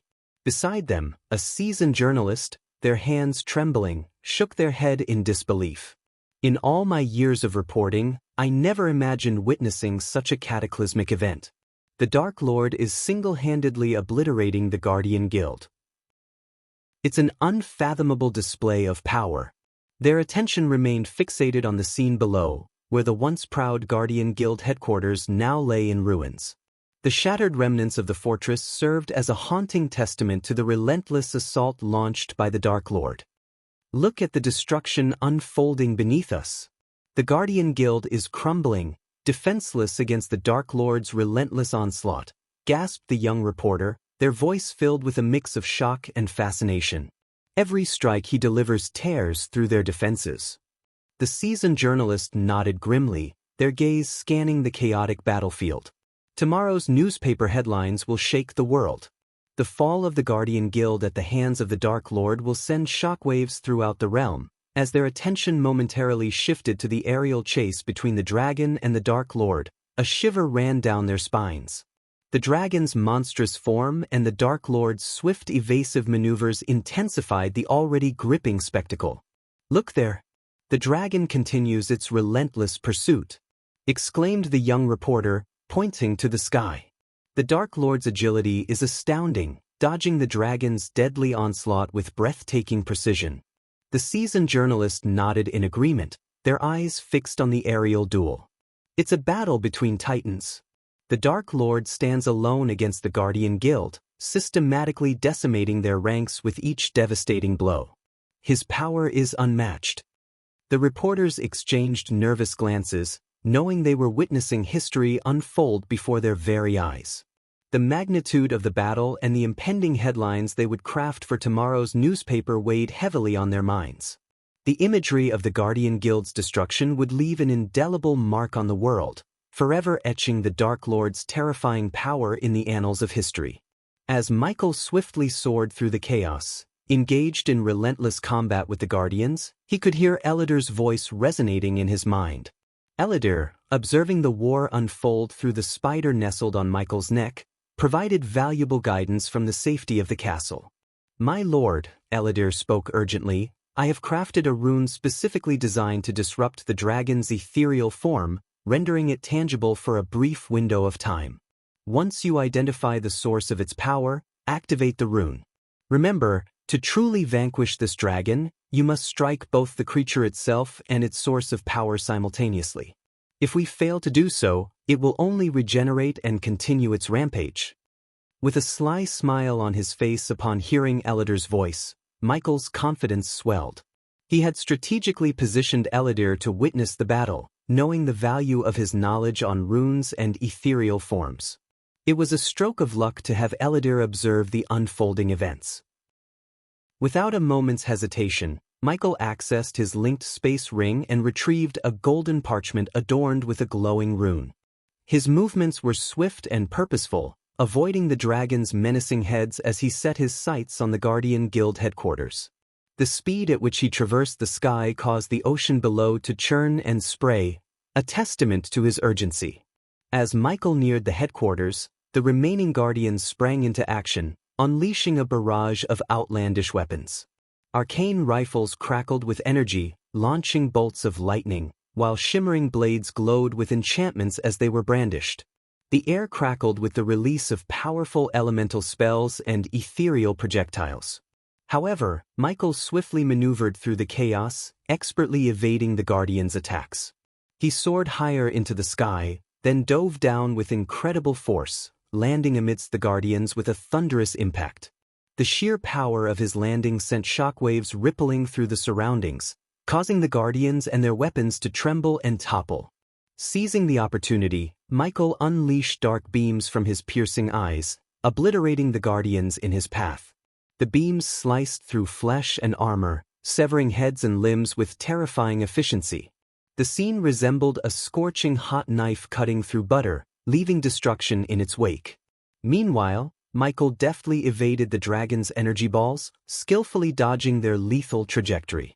His movements were fluid and precise, allowing him to navigate the battlefield while simultaneously dispatching the Guardians. The combined might of his dark beams and evasive maneuvers left a trail of fallen foes and severed limbs, a testament to his unrivaled power and combat prowess. As Michael darted through the crumbling hallways and corridors of the Guardian Guild headquarters, the dragon hot on his heels, the entire building quaked under their fierce pursuit. His keen eyes scanned every inch of the surroundings, desperately searching for the source of the dragon's power. In his environmental scanning map, he detected a pulsating energy emanating from a specific location. Amidst the chaos, the walls trembled and shattered, sending debris raining down as Michael pressed forward. Finally, he descended into an underground chamber, where his eyes fell upon a captivating jade stone adorned with an intricately etched tiny dragon. Sensing its significance, Michael knew this was the key to severing the dragon's hold. Without hesitation, he reached out and snatched the jade stone, his hand trembling with determination. As he did, the dragon let out a thunderous roar, its golden energy surging toward Michael with relentless force. The impact of the blast sent him hurtling through the walls, his shoulder bleeding profusely, but he clung tightly to the precious jade stone. With sheer willpower, Michael emerged from the crumbling Guardian Guild headquarters, soaring into the vast expanse of the sky. The dragon, its existence threatened, unleashed one final desperate attempt to halt him. But with the jade stone firmly in his grasp, Michael defied the odds, his resolve unyielding. As the dragon emerged from the remnants of the Guardian Guild, Michael stood firm, clutching the jade stone and the golden parchment tightly. Knowing the moment had come, he summoned the dark flames, engulfing the scroll in his hand. The ancient rune, pulsating in a crimson hue, soared through the air and struck the dragon with precise accuracy. The ethereal form of the dragon flickered and wavered as the rune took hold, transforming its essence into a crystalline state. With unwavering determination, Michael unsheathed his dark sword, its wicked blade gleaming in the light. He lunged forward, his movements swift and precise, evading the golden energy balls unleashed by the dragon's heads effortlessly. The crystallized body of the dragon stood no chance against the dark sword's lethal edge. In a breathtaking display of skill, Michael cleaved through the dragon's defense, shattering its fragile form. Simultaneously, his grip tightened around the jade stone, crushing it with a resolute grip. The dragon let out a thunderous roar, a final cry of defiance before its entire being shattered into a mesmerizing cascade of golden light. It dissipated into the vast expanse, leaving no trace of its existence behind. As Michael's feet touched the ground, his body slumped forward, the weight of exhaustion finally catching up to him. He took deep, labored breaths, the rise and fall of his chest revealing the toll of the fierce battle he had just endured. Surrounding him, the remaining Guardians closed in, their eyes gleaming with a glimmer of victory. They believed him to be weakened, vulnerable, unaware of the secret power that flowed through his veins. Little did they know, concealed beneath Michael's worn exterior, the APD hummed with quiet efficiency. The automatic potion dispenser, an invaluable ally in his arsenal, had already administered its healing elixirs into his bloodstream. The restorative potions worked their magic, mending every wound and revitalizing his weary body. As the Guardians closed in, their swords at the ready, their faces twisted into triumphant grins, Michael's eyes flickered with a newfound strength. The weariness that had weighed him down only moments before now transformed into a fierce determination. With renewed vitality coursing through his veins, he straightened his posture, his gaze steady and unyielding. The Guardians, oblivious to the invisible wellspring of power that surged within him, prepared to strike. Little did they know they were walking toward their death. Chapter 977 Chapter 977 No more Guardian Guild II. Inside their secluded castle, Selisi and Elara observed the ongoing battle between the Dark Lord and the remnants of the Guardian Guild. The once mighty guild now stood in ruins, their defense feeble against the unstoppable force before them. Elara and her fellow council members were left with a bitter realization: the guild's days of glory had come to an end. On the table in front of them, a collection of shimmering golden crystals radiated with potent energy. These precious artifacts held immense power, capable of summoning the formidable guardian dragons. Elara's gaze lingered on the crystals, tempted to employ their strength once more in a desperate attempt to turn the tides. However, Celsis' voice cut through the air, bringing her back to reality. Elara, no matter how many crystals we use or how many guardians we summon, they cannot defeat him, Selisi spoke with a tone of conviction. These crystals possess a far greater purpose than they ever served in the hands of the Guardian Guild. We must wield their power wisely, for the sake of our own survival. Evan stared at the mirror, captivated by the unfolding war between the Dark Lord and the Guardian Guild. The sight filled him with disbelief. "I can't believe the Guardian Guild is on the verge of annihilation," he murmured, his voice laced with a mix of astonishment and fear. Selisi, however, remained composed as she responded, her voice steady and devoid of fear. She understood the true extent of the Dark Lord's power, having observed and studied him extensively. Unlike others who underestimated him, Selisi held a deep admiration for his strength. "Believe it, Evan. What you see is only a fraction of the Dark Lord's true power," she said, her eyes fixed on the mirror. Evan's hope dwindled as he pondered the question that plagued their minds. How can we possibly stop him now? If he has already reached the celestial stage, our efforts would be futile. Selisi nonchalantly shrugged, acknowledging the grim reality. "At this point we can't. We are nowhere near his level, let alone capable of defeating him. That's why we must remain in the shadows and focus on strengthening ourselves." Evan's frustration was evident as he exclaimed, "But how can we hope to match his cultivation speed? He's practically a deity." Celsis' gaze never wavered from the mirror, where the Dark Lord unleashed devastating spells that tore through the guild. Her response carried a hint of determination. "We may not match his cultivation speed, but we have the power to impede the growth of his army and slow down their progress," Selisi explained, her voice filled with conviction. "The Dark Lord may be formidable, but he cannot win a war alone. He relies on his forces. While he appears invincible now, there will come a time when he meets his equals." Elara's curiosity piqued as she probed further, intrigued by Celsis' cryptic words. She had chosen to align herself with Selisi due to her keen intellect, despite the criticism that surrounded her. Many within the Guardian Guild disapproved of Celsis' actions, blaming her for Nagaland's decline into poverty and debt. But Elara knew better. She understood that Selisi had orchestrated Nagaland's downfall for a specific purpose. If Nagaland had remained a powerful kingdom under Gaia's rule, who had now become the Dark Lord's lover, it would have provided the Dark Lord with an unstoppable ally. By reducing Nagaland's strength, Selisi ensured that the Dark Lord would have to divert his attention and resources towards rebuilding, thereby lessening the threat he posed. Elara recognized the dangerous game Selisi was playing in the shadows, but she also acknowledged that Selisi held many secrets close to her chest. She yearned to unravel these mysteries, beginning with Celsis' notion of the Dark Lord's match. "Who are these matches you speak of?" Elara inquired, her eyes fixed on Selisi, hoping for a glimpse of the truth. Selisi brushed off the question with a dismissive wave of her hand, leaving no room for further probing. "All will be revealed in due time, my dear," she replied, her tone final, indicating that further questioning would yield no answers.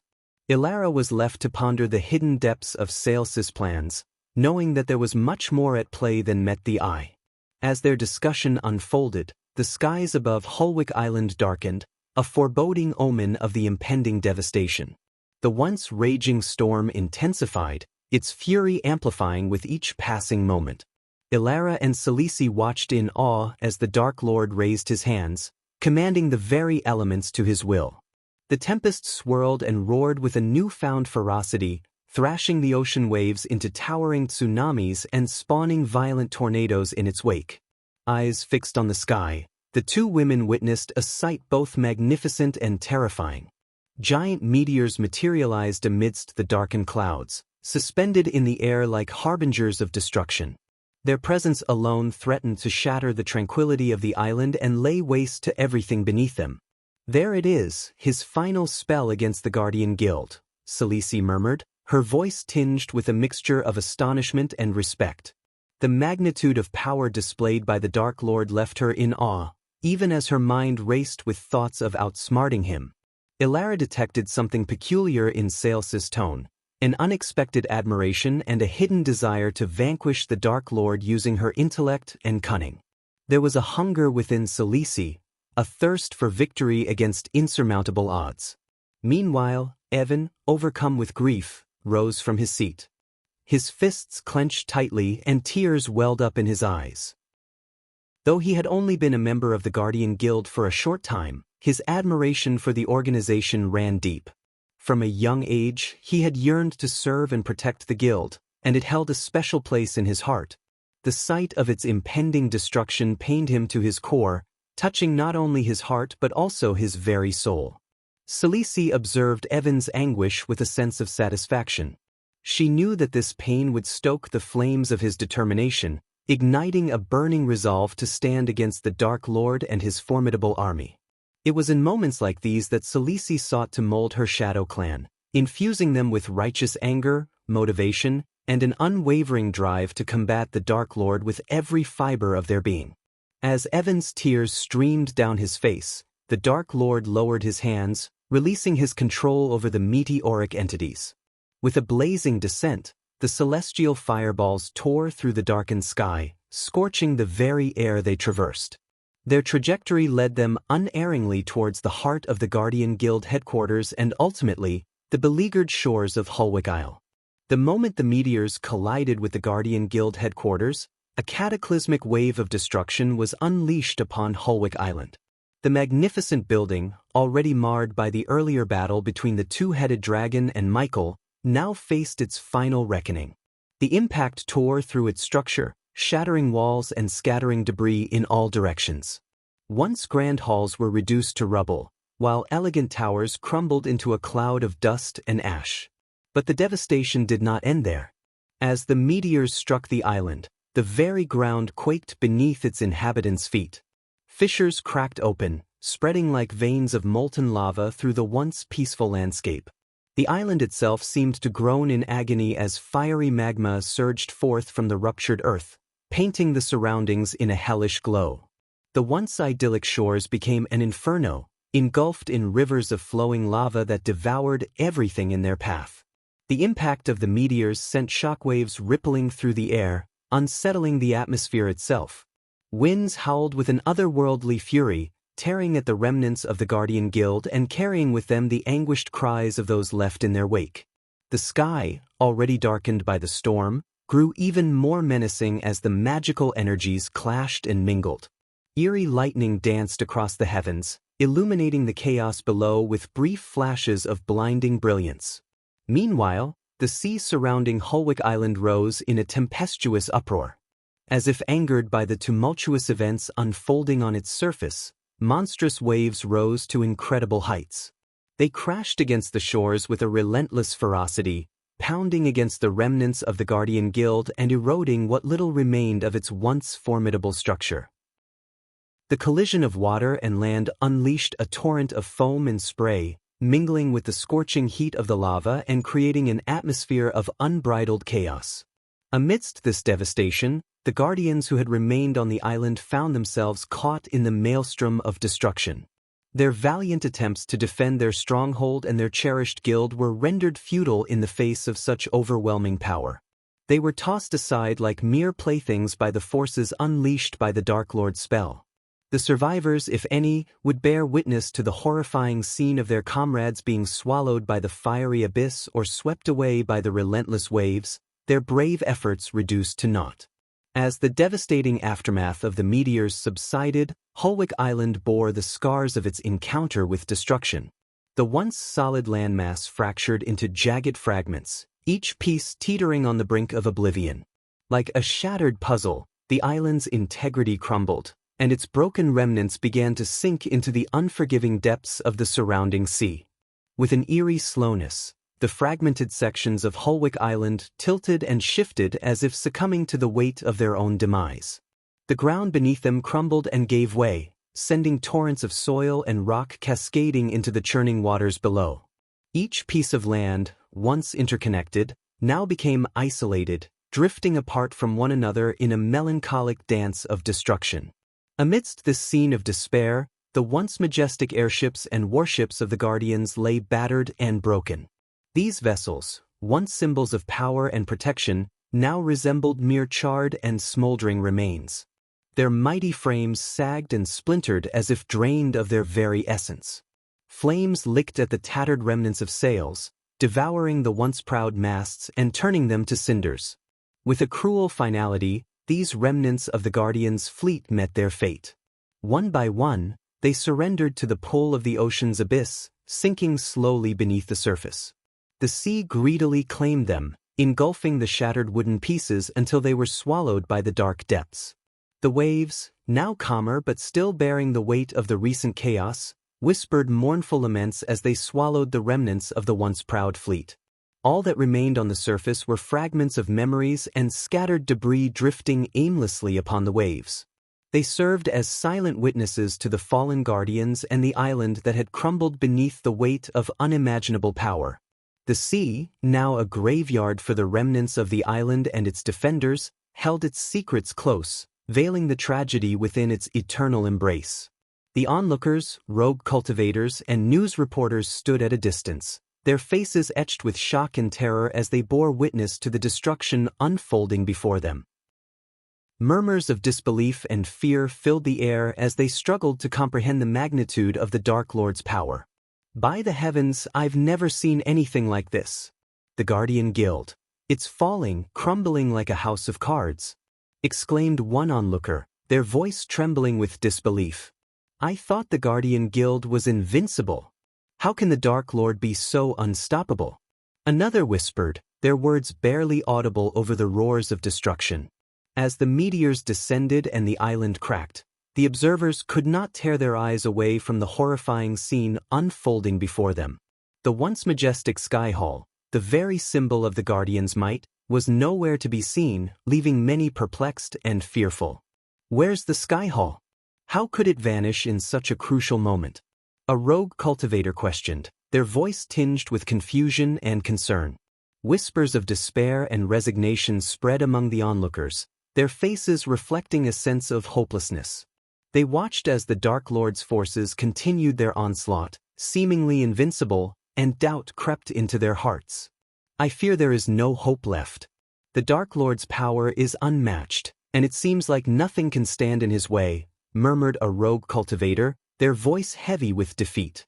"I never thought I'd see the day when the Guardian Guild would fall. If they can't stop him, who can?" pondered another, their tone filled with despair. In this somber moment, the Guardian's once mighty presence had been reduced to fragments sinking into oblivion, leaving behind only echoes of their valiant struggle against the Dark Lord's overwhelming forces. Chapter 978 Chapter 978 Complete destruction of the Guardian Guild. After obliterating the Guardian Guild, Michael experienced a sense of relief and newfound strength. With his formidable enemy eradicated, a weight lifted from his shoulders. He hovered above the calm sea, gazing at the remnants of what used to be Holwick Isle. This marked the second island he had completely decimated, the first being Ithelin. Though the waves slowly settled, the storm continued to rage with unyielding fury. Moments passed as Michael floated in contemplation, his eyes fixed on the once thriving island. Then, with a serene expression, he turned away from the scene and soared through the air, leaving the desolation behind. Several hours later, Michael arrived at the site of a grand castle, its construction still underway. Eve eagerly awaited his return, accompanied by a group of Dark Army soldiers. Their curious gazes followed his every move. Eve, unable to contain her anticipation, approached Michael and inquired, "What happened?" With a calm smile, Michael answered her, "The Guardian Guild is no more." Gasps of astonishment escaped the lips of the Dark Army soldiers. As Michael walked beside Eve, he placed his arm around her neck, a gesture of familiarity rather than an embrace. Together, they proceeded to enter the castle, the soldiers trailing behind them, their eyes filled with wonder and curiosity. The castle, although only a quarter completed, stood as a magnificent testament to power and grandeur. Dwarves, renowned for their craftsmanship, were diligently working on the construction, their hammers clanging against stone and metal, shaping the fortress that would serve as Michael's stronghold. The corridors they traversed were a blend of raw stone and scaffolding, revealing the ongoing labor required to bring the castle to its full glory. Dust particles danced in the air, illuminated by beams of sunlight that pierced through the partially constructed walls. The echoes of dwarves' conversations mingled with the sounds of construction, creating a symphony of progress. As they made their way through the corridors, the soldiers' eyes wandered, taking in the meticulous craftsmanship of each detail. The flickering torches cast an eerie glow, revealing glimpses of the tapestries and ancient paintings that would soon adorn the walls. The scent of freshly cut wood mingled with the scent of stone, creating a unique aroma that permeated the air. Within the castle's embrace, the dwarves worked tirelessly, their expertise evident in every stroke of the hammer and every carefully placed stone. It was a place where shadows thrived, secrets whispered, and destinies shaped. The group continued their steady stride, their footsteps echoing against the stone floors and unfinished surfaces. Whispers of anticipation and curiosity filled the air, as the soldiers exchanged glances, eager to learn more about the outcome of the Guardian Guild's downfall. The castle seemed alive with an electric energy, pulsating with the aftermath of Michael's triumph, and the promise of a formidable future. Michael proceeded to provide a concise account of the battle to his soldiers and Eve. Together, they made their way to the meeting hall, where his subordinates were already gathered. The soldiers and advisors stood up as Michael entered, showing their respect for their leader. "Please, take your seats," Michael gestured, indicating that they should resume their places. He settled himself comfortably on his throne, a symbol of his authority. As he seated himself, Sadie, his trusted aide, swiftly sent a stack of neatly stacked parchments gliding through the air towards Michael. With deft hands, he caught them and began reading each page with utmost care. These parchments contained valuable information about the prominent Great Eight clans that spanned the world. In the previous meeting, Michael had requested Sadie to compile the best available intelligence on each clan. As Michael engrossed himself in the contents of the parchments, absorbing the knowledge within, Eve took it upon herself to disseminate the news of the Guardian Guild's destruction to the others present. Shock and disbelief reverberated through the room as the members absorbed the magnitude of this revelation. Whispers and murmurs filled the air as they grappled with the reality of the guild's demise. Once Michael had finished reading the parchments, he placed the stack carefully on the table before him and directed his gaze towards Sadie, acknowledging her effort. "You have done an exceptional job. Why don't you enlighten our comrades about the details of these Great Eight clans?" Michael requested Sadie to present the information about the clans to the rest of their subordinates. Sadie stood before the gathered subordinates, holding the stack of parchments that contained information about the Great Eight clans.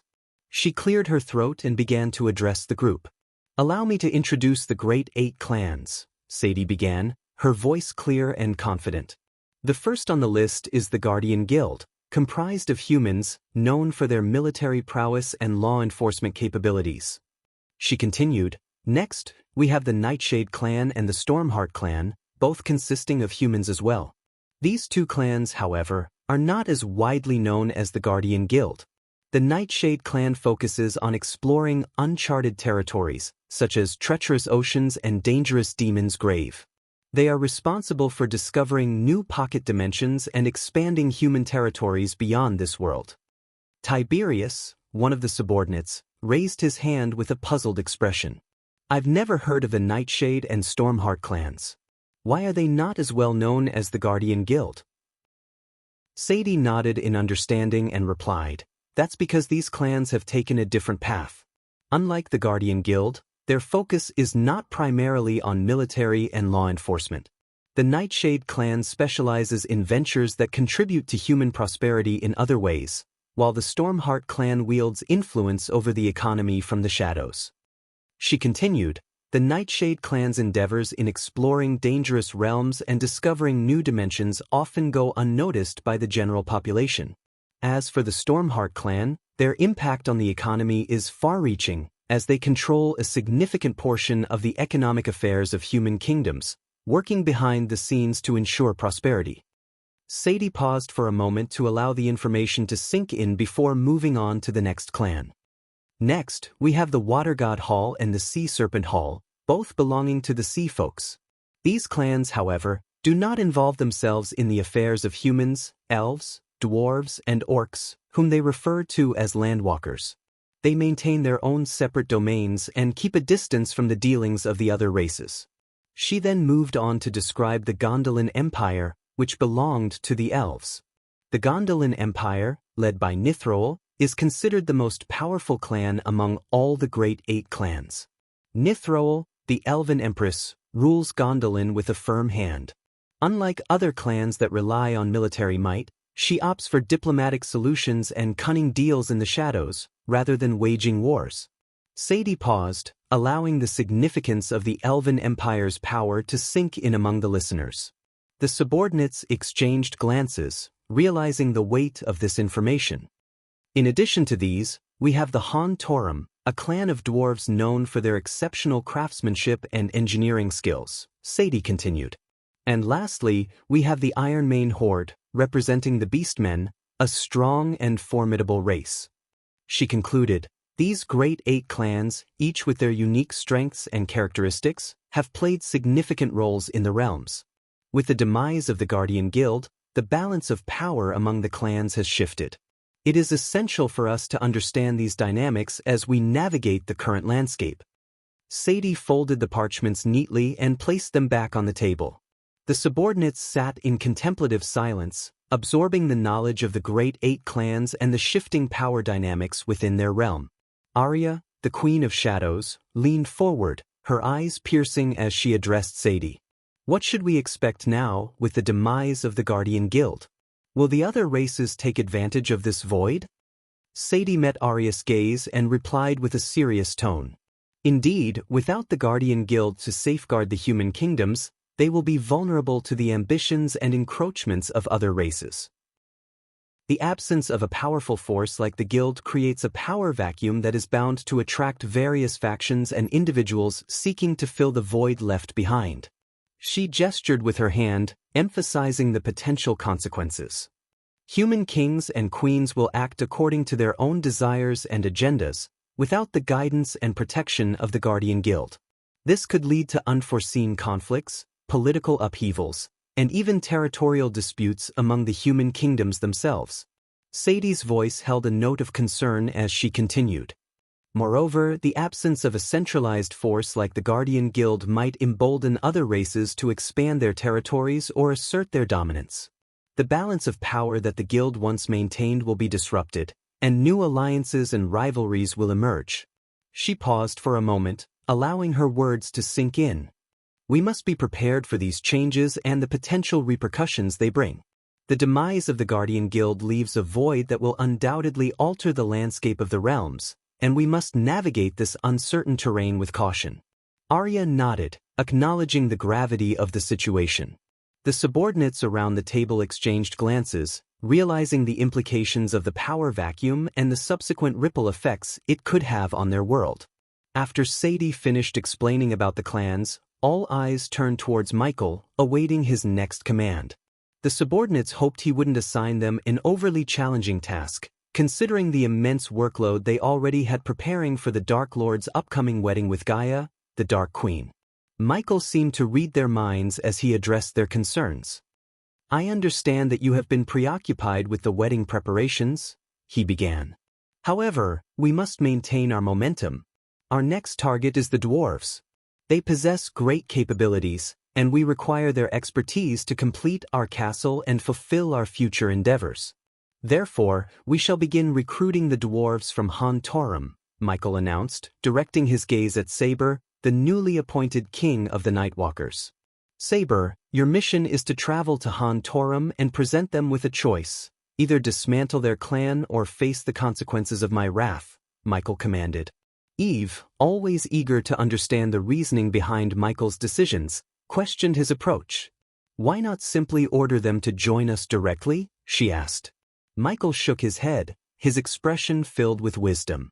In the eyes of the world and the Sky Hall, we are still considered evil. The dwarves, I believe, share this perspective. If we were to recruit them directly and they accepted, they would be branded as evil as well. We do not want that. By persuading them to dismantle their clan, we can discreetly recruit the talented dwarves without compromising their standing. Some may view the dwarves as cowards, but many will recognize their decision as a necessary one, especially after news of the Guardian Guild's destruction spreads, he explained. Eve's curiosity remained unsatisfied as she pressed further. And if they refused to dismantle their clan? She inquired. A sly smile crept across Michael's face at her question. We will ensure they comply. Saber, it is your task to instill the fear of God into the hearts of the clan leaders and make them understand the gravity of dismantling their clan, he declared. As an elder vampire, Saber possessed the prowess necessary to accomplish this intimidating feat, and Michael had full confidence in his abilities. Once we have gathered enough dwarves within our ranks, we shall proceed to the next phase of our conquest, Michael proclaimed, his devilish grin revealing his ambitious intentions.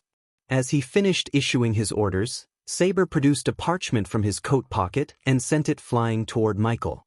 My lord, this parchment contains a comprehensive list of the unique and powerful metals found in our world, along with the most suitable ones for forging your armor. Choose one, and we shall procure as much of the desired metal as you require before the wedding, Saber offered. Eve couldn't help but express her concern for Lady Adelia, Gaia's mother, and her potential absence from the upcoming wedding. She believed it was crucial for Adelia to be present, as it held great significance for Gaia. However, Eve also knew that Gaia had entrusted Michael with the task of finding and bringing her mother to the wedding, which reassured her to a certain extent. Curious about any updates on Lady Adelia, Eve turned to Michael and inquired, Do we have any updates on Lady Adelia? Michael reassured her with a calm demeanor, Azazel will ensure that Lady Adelia is brought here before the wedding. For now, let us concentrate on our mission in Han Torum and the ongoing wedding preparations. As the conversation shifted, Michael's gaze fell upon Arya, the Queen of Shadows. He entrusted her with a critical task related to the aftermath of the Guardian Guild's destruction. Michael's voice turned cold as he issued his command to Arya, emphasizing the importance of the matter. Arya, locate the prominent figures within the Guardian Guild and eliminate them. These wealthy merchants who supported the guild pose a significant threat if they are allowed to remain alive. After losing the guild, they will be eager for revenge, and our enemies may exploit them to fund their own endeavors. Therefore, it is imperative that we eliminate them and claim their wealth for ourselves, Michael declared with a calculated tone. Michael's mind, a wellspring of cunning and ruthlessness, churned with a plethora of plans and contingencies, each crafted meticulously to outwit the forces plotting against him in the shadows. His genius, fueled by a thirst for dominance, allowed him to anticipate their moves and stay several steps ahead. With calculated precision, he orchestrated a symphony of strategies, always considering the multiple outcomes and adapting his approach accordingly. Michael's brilliance lay not only in his ability to devise intricate schemes but also in his unwavering determination to see them through, no matter the cost. His mind, an arsenal of relentless calculation, ensured that he would leave no stone unturned, no avenue unexplored, as he methodically dismantled his enemies and solidified his own position of power. The subordinates watched attentively, aware that their Dark Lord's ambitions were rapidly escalating and that the course of their world was being shaped by his calculated moves. Chapter 979. Gaia's real father. Meanwhile, somewhere else in the Ara continent, a sense of foreboding filled the air as a heavy downpour unleashed its fury upon the desolate forest. Deep within the shadows, concealed by the dense canopy, stood a decrepit manor, its eerie presence amplified by the relentless rain. Within the confines of one of the manor's rooms, the scene was one of desolation and destruction. Tattered tapestries adorned the damp walls, and shattered remnants of furniture lay scattered across the floor. The air was thick with the scent of must and decay, adding to the eerie ambience that pervaded the space. Amidst the flickering candlelight, Lady Adelia stood, her breaths ragged and labored, her body still trembling from the aftermath of the intense struggle that had taken place. Her once elegant attire was now torn and dirt-streaked, a testament to the ferocity of the encounter. As rainwater seeped through cracks in the ceiling, casting distorted shadows on the walls, Adelia's skin glimmered with dark scales, hinting at her true Naga form. Within the shadows, another figure lurked, his presence ominous and foreboding. With each step, the figure emerged slowly, his movements purposeful and calculated. It was Ingram, a being of ancient lineage and formidable power. His eyes glowed with a haunting intensity, reflecting centuries of knowledge and darkness. His features concealed by the shroud of mystery, Ingram exuded an aura that spoke of untold secrets and a malevolence that sent shivers down Adelia's spine. As the tension thickened, Adelia's anger surged, her voice dripping with contempt and hatred. "You cannot enter Gaia's life, Ingram," she hissed, her words laced with venomous defiance. Her unwavering determination radiated through the darkness, fueling her resolve to protect her daughter from the clutches of darkness. Without uttering a word, Ingram dashed at Adelia, continuing their battle. In a dazzling display of power, Ingram and Adelia clashed within the confined space of the room. The atmosphere crackled with an electric intensity as their respective abilities collided, filling the air with a symphony of sparks and energy. Adelia's dark scales shimmered with an otherworldly sheen, her venomous fangs bared in a snarl of defiance. With lightning speed, she lunged forward, her serpentine form coiling and striking with deadly precision. Ingram, his features veiled in shadows, moved with an unearthly grace, effortlessly evading Adelia's venomous onslaught. His eyes glowed with an ethereal crimson, reflecting the sinister power that coursed through his veins. As the room trembled beneath their explosive duel, furniture shattered, sending shards and splinters flying through the air. The walls groaned and cracked under the strain of their supernatural might. Adelia's serpent-like agility was matched only by her venomous wrath. She unleashed a barrage of poison-infused strikes, each aimed with lethal accuracy. Venomous tendrils slithered through the air, leaving a trail of hissing mist in their wake. Ingram countered with swift and calculated maneuvers, his ancient vampire reflexes allowing him to dodge and parry with preternatural grace. Their conflict intensified, reaching a crescendo of power and destruction. The room became a battlefield of chaos and ruin. The ceiling caved in, showering debris upon them, while the floor quaked under the weight of their ferocity. Arcs of dark energy clashed against swirling mists of venom, illuminating the chamber with a mesmerizing display of light and shadow. Neither Adelia nor Ingram held back, their shared history momentarily forgotten amidst their primal clash. Ingram, his movements fluid and swift, countered Adelia's venomous strikes with a display of his own formidable power. With a sudden burst of speed, he blurred across the room, leaving a trail of darkness in his wake. His hands became a blur of motion as he unleashed a series of devastating vampiric attacks, each strike infused with dark energy. Adelia, undeterred by Ingram's onslaught, met each attack with equal ferocity. She twisted and contorted her serpentine body, evading his deadly blows with a grace that matched his own. Her scales shimmered with an ominous glow as she retaliated, her fangs dripping with toxic venom. Between their clashes, Adelia seized moments to taunt Ingram, her voice dripping with venomous mockery. "Is this the best you can muster, Ingram?" she sneered, her voice laced with confidence. "Or are your once great abilities waning with age?" Ingram's eyes blazed with fury, his pride stung by Adelia's biting words.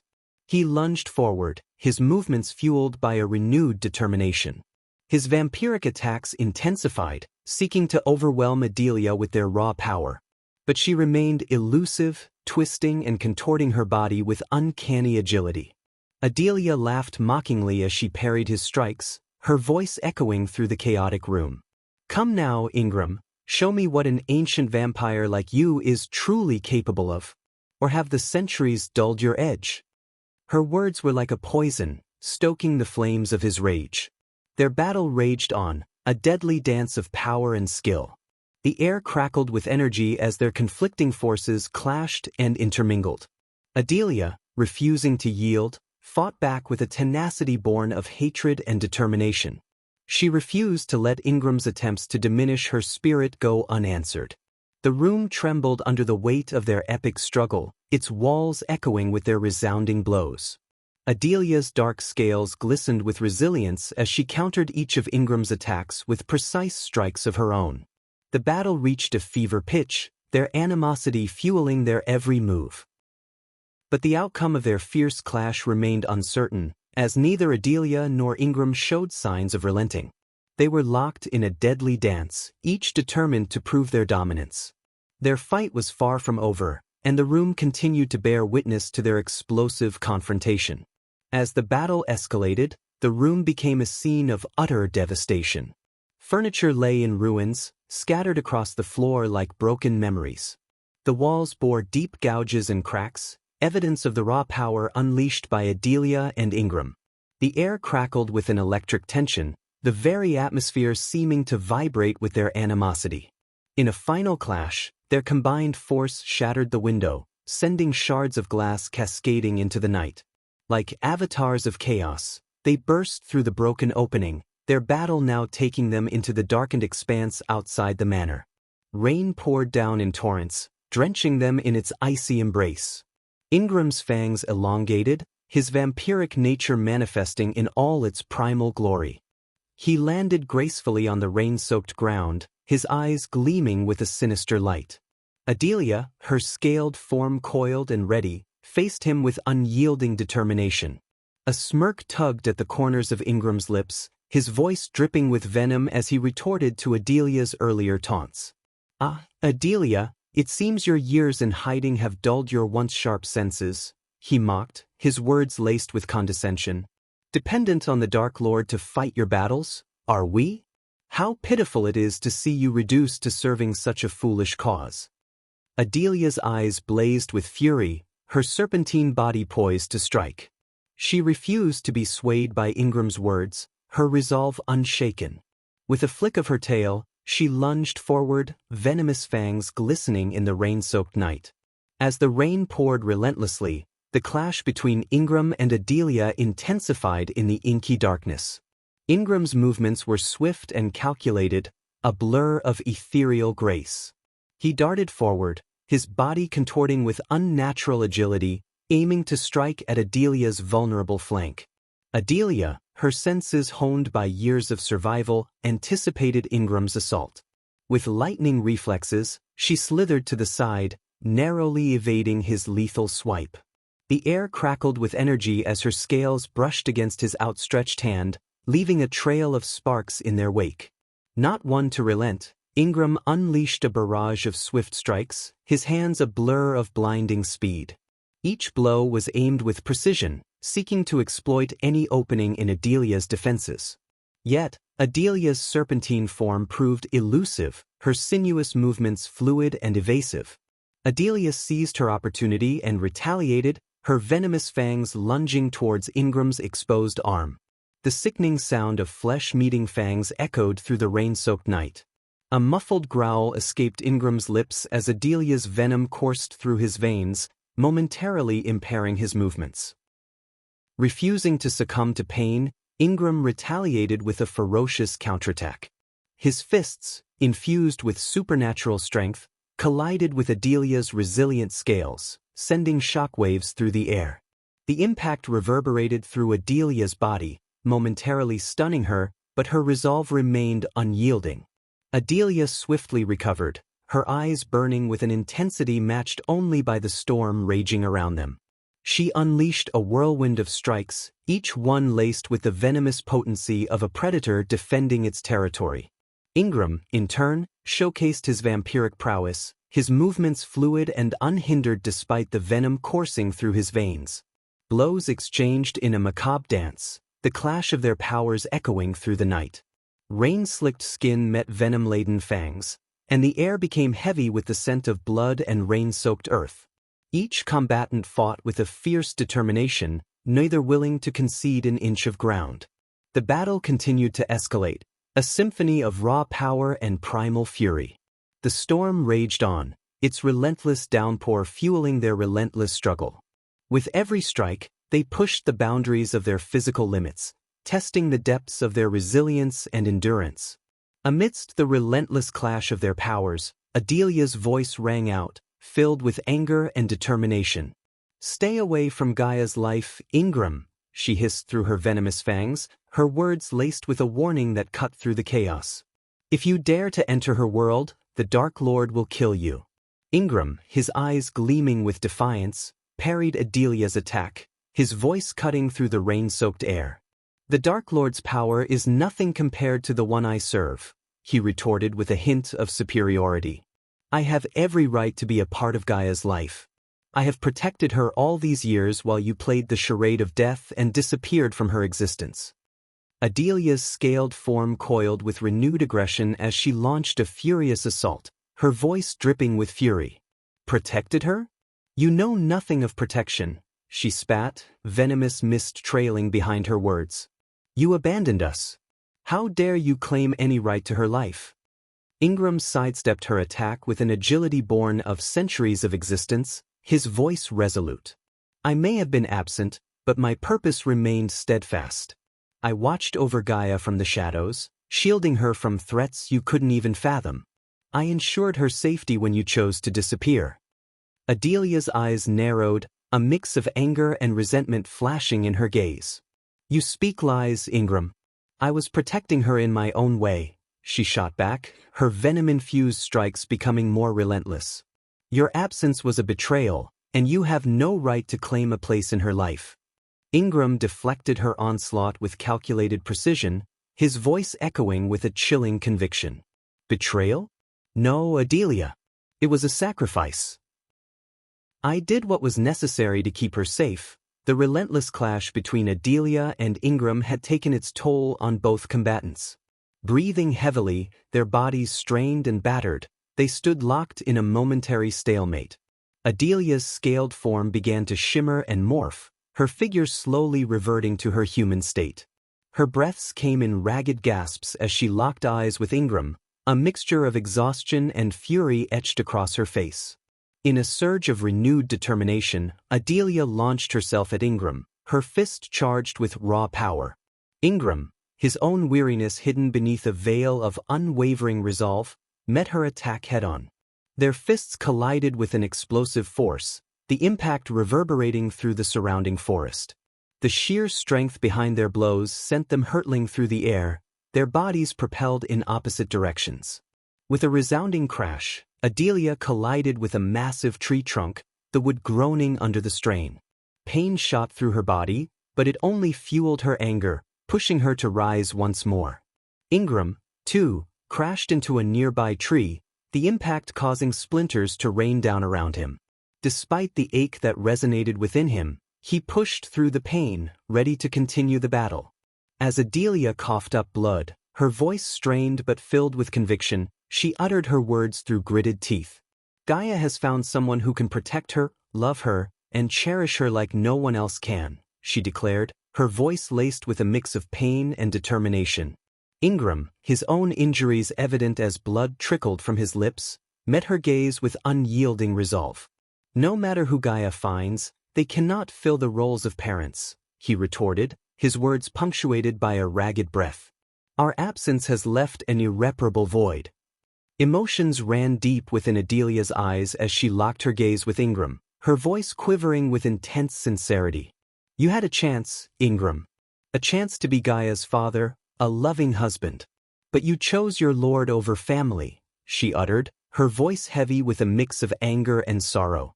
The rain continued to pour, the steady rhythm punctuating the weight of their words and the depth of their choices.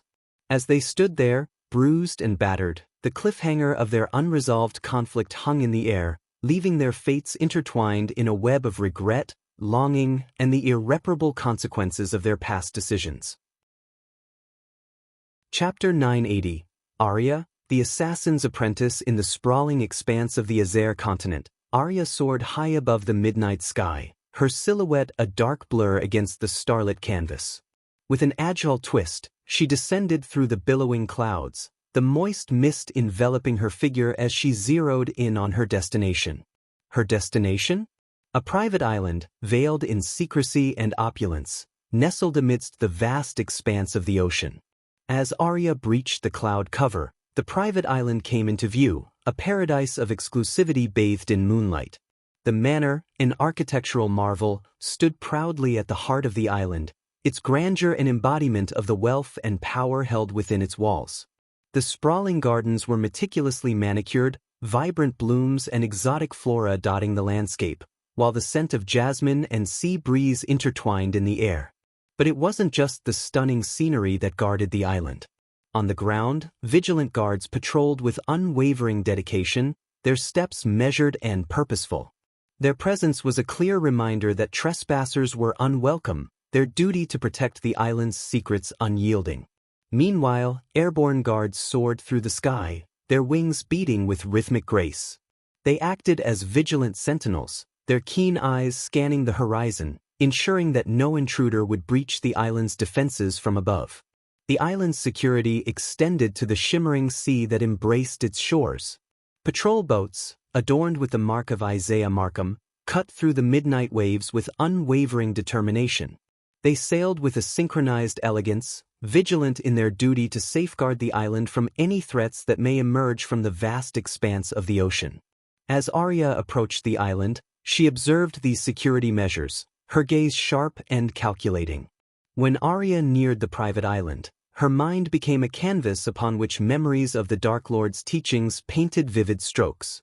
In her mind's eye, she heard Michael's voice, resonating with calculated wisdom. "Listen closely, Arya," Michael's voice echoed in her thoughts. "To evade the guards and patrols, you must become one with the shadows. Use the darkness and your dark robes as your shield. Move silently, like a wraith in the night, and let the veil of obscurity be your ally." With the teachings ingrained in her mind, Arya expertly maneuvered through the night sky, a spectral presence amidst the darkness. She deftly navigated between patches of inky blackness, merging seamlessly with the shadows that danced across the moonlit canvas. Below, the guards patrolled with a sense of heightened vigilance, their eyes scanning the surroundings for any signs of intrusion. Their gaze followed a set route, their attention focused on the ground, unaware of the threat looming above. Arya observed their pattern, her sharp eyes discerning a weakness in their patrol route. As the patrol passed beneath her, Arya seized the opportunity. With a calculated descent, she lowered herself closer to the ground, her body becoming one with the nocturnal shroud. She skimmed the edge of the guard's vision, a whisper in the night that eluded their scrutiny. From the vantage point of the sky, she heard snippets of conversation between the perplexed guards, their voices tinged with confusion and curiosity. "What's happening, Johnson? Why the sudden increase in security? Is Lord Isaiah expecting trouble from the mainland?" Their questions hung in the air, unanswered whispers in the night. Arya, like a predator relishing the hunt, capitalized on their distraction. She continued to trail the patrol, exploiting the weakness she had discerned in their route. With each calculated movement, she remained hidden in plain sight, her dark form merging seamlessly with the night sky. Her heart raced with exhilaration as she embraced the role of the shadow, ever watchful, ever silent. As Arya carefully observed the patrol from above, her sharp eyes caught a fleeting moment, an opening in the sky patrol's formation. Without hesitation, she seized the opportunity. Like an arrow released from a taut bowstring, she descended with unparalleled speed, hurtling towards the ocean below. With a graceful arc, she plunged into the water, breaking the surface with a splash. The island's defenses were not limited to the sky and the land. Hidden beneath the waves, an intricate web of traps and arrays awaited the unwary intruder. Arya knew she had to proceed with caution. In her mind, she recalled another lesson imparted by Michael: emphasizing the importance of meticulous preparation before embarking on an assassination mission.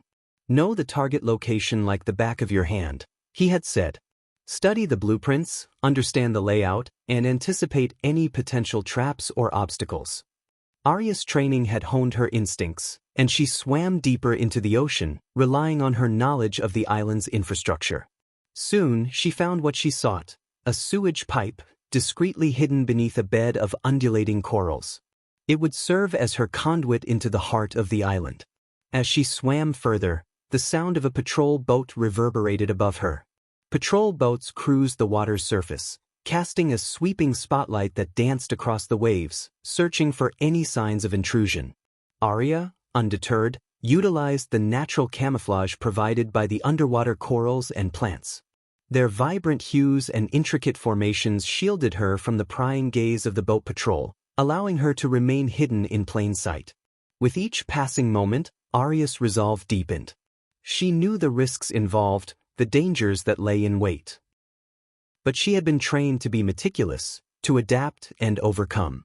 The island, with its treacherous defenses and heightened security, was a formidable adversary. Yet, she remained unyielding, driven by her mission and her unwavering determination to succeed. And so, she continued her underwater journey, navigating the dark depths, her breath steady, her mind focused. The island held its secrets close, but Arya, the Queen of Shadows, was relentless in her pursuit. With the patrol boat finally leaving the immediate area, Arya seized the moment and swam closer to the island's perimeter. The ominous silhouette of the manor loomed in the distance, a bastion of wealth and secrecy. The time for subtlety had passed. It was time to breach the island's defenses. Taking out a compact blowtorch from her utility belt, Arya's gloved hand ignited the flame. The steady hum of the torch accompanied her movements as she positioned the searing heat against the metal gates, securing the sewage pipe entrance. The island's security was formidable, designed to detect any spellcasting and trigger an immediate lockdown. Arya's mission demanded precision and stealth. As the blowtorch cut through the reinforced metal, the scent of burning metal filled the air, mingling with the nauseating stench emanating from the open pipe. Arya's determination prevailed over the discomfort, her focus unwavering. The intense heat glowed in the darkness, illuminating her determined expression. With each precise incision, the gates slowly yielded to the force of the blowtorch. As the final section of metal fell away, Arya wasted no time. She swiftly swam into the pipe, the grimy water engulfing her, leaving behind the oppressive atmosphere of the island's surface. The putrid smell assaulted her senses, but Arya pushed through, relying on her training to endure the discomfort. The narrow passageway became her conduit, leading her closer to her target. In the darkness, she propelled herself forward, the sound of water rushing in her ears, as she embarked on a treacherous journey through the hidden underbelly of the island. Arya's mission demanded her utmost resilience. With every stroke of her limbs, she drew closer to the heart of the island, her resolve unyielding. The arrays and runes, lurking in the shadows, awaited any sign of magic. But Arya, the Queen of Shadows, knew the art of silent infiltration, the dance of shadows. As Arya swam through the intricate sewage pipe system, her mind raced with the blueprint of the manor etched in her memory. Sadie, her resourceful contact within the underworld, had provided her with invaluable information. Finally, she reached a junction where the pipe split into multiple paths. Arya selected the one that led to an opening positioned at a safe distance from the manor's watchful eyes. Emerging from the pipe, she found herself in a secluded area, hidden amidst a thicket of dense foliage. The air was heavy with the scent of damp earth and the faint fragrance of blooming flowers. A gentle breeze rustled the leaves, masking the sound of her arrival. The manor, a sprawling structure of opulence, stood proudly before her. Its stone walls were adorned with intricate carvings, bearing witness to its rich history. Towering trees cast elongated shadows upon the grounds, providing pockets of darkness that beckoned to Arya's stealthy nature. Soldiers, clad in dark uniforms, patrolled the perimeter of the manor. Their movements were disciplined and methodical, their eyes keenly scanning the surroundings. Arya observed their path, studying the weaknesses within their patrol routine. The patrol path encircled the manor in a predictable pattern, their steps in synchrony with the ticking of time. Arya noticed a blind spot where the soldiers' gaze momentarily faltered, distracted by the distant flickering torches. It was her opportunity, a moment when their vigilance wavered, providing her with a chance to slip through undetected. The surroundings of the manor were adorned with meticulously manicured gardens, vibrant flowers dancing in the moonlight. Dense shrubbery and strategically placed sculptures created hiding spots for the vigilant assassin. Arya crouched low, blending into the natural camouflage of the foliage, her dark robes providing an additional layer of concealment. With bated breath, she waited for the patrol to reach the critical juncture of their routine. As their attention was diverted, she darted forward, her movements fluid and noiseless.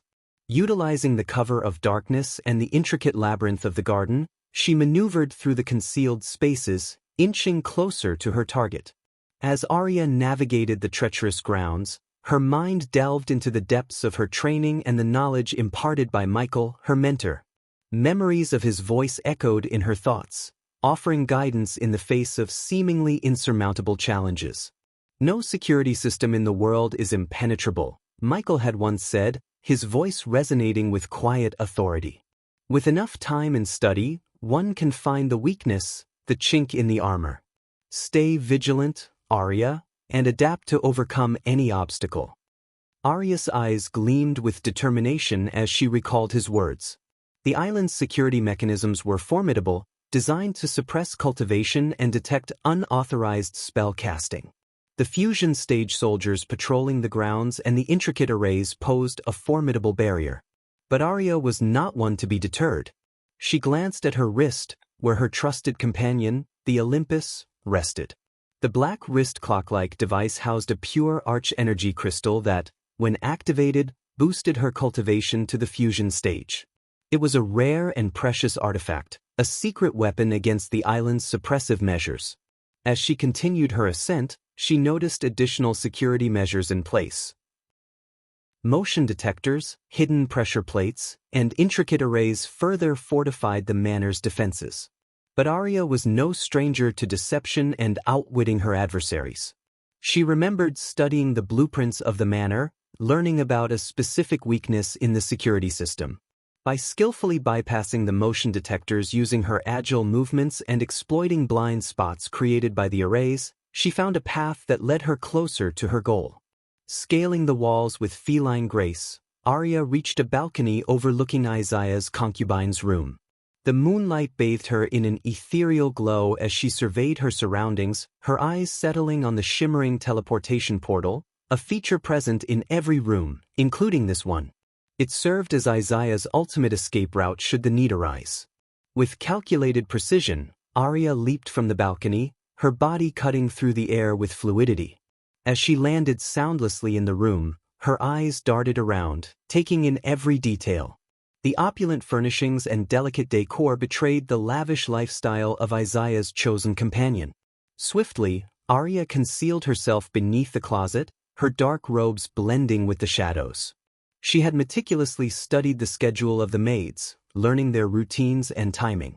It was part of her thorough preparation, understanding that disguise and adopting another identity were essential elements in getting close to her target. A voice echoed in her memory, Michael's words ringing true in her mind. "To truly understand your target, Arya, you must become someone else, someone they least expect." Disguises are powerful tools in the arsenal of an assassin. As she waited in the hidden recesses of the room, Arya's senses remained sharp, attuned to the subtlest of sounds.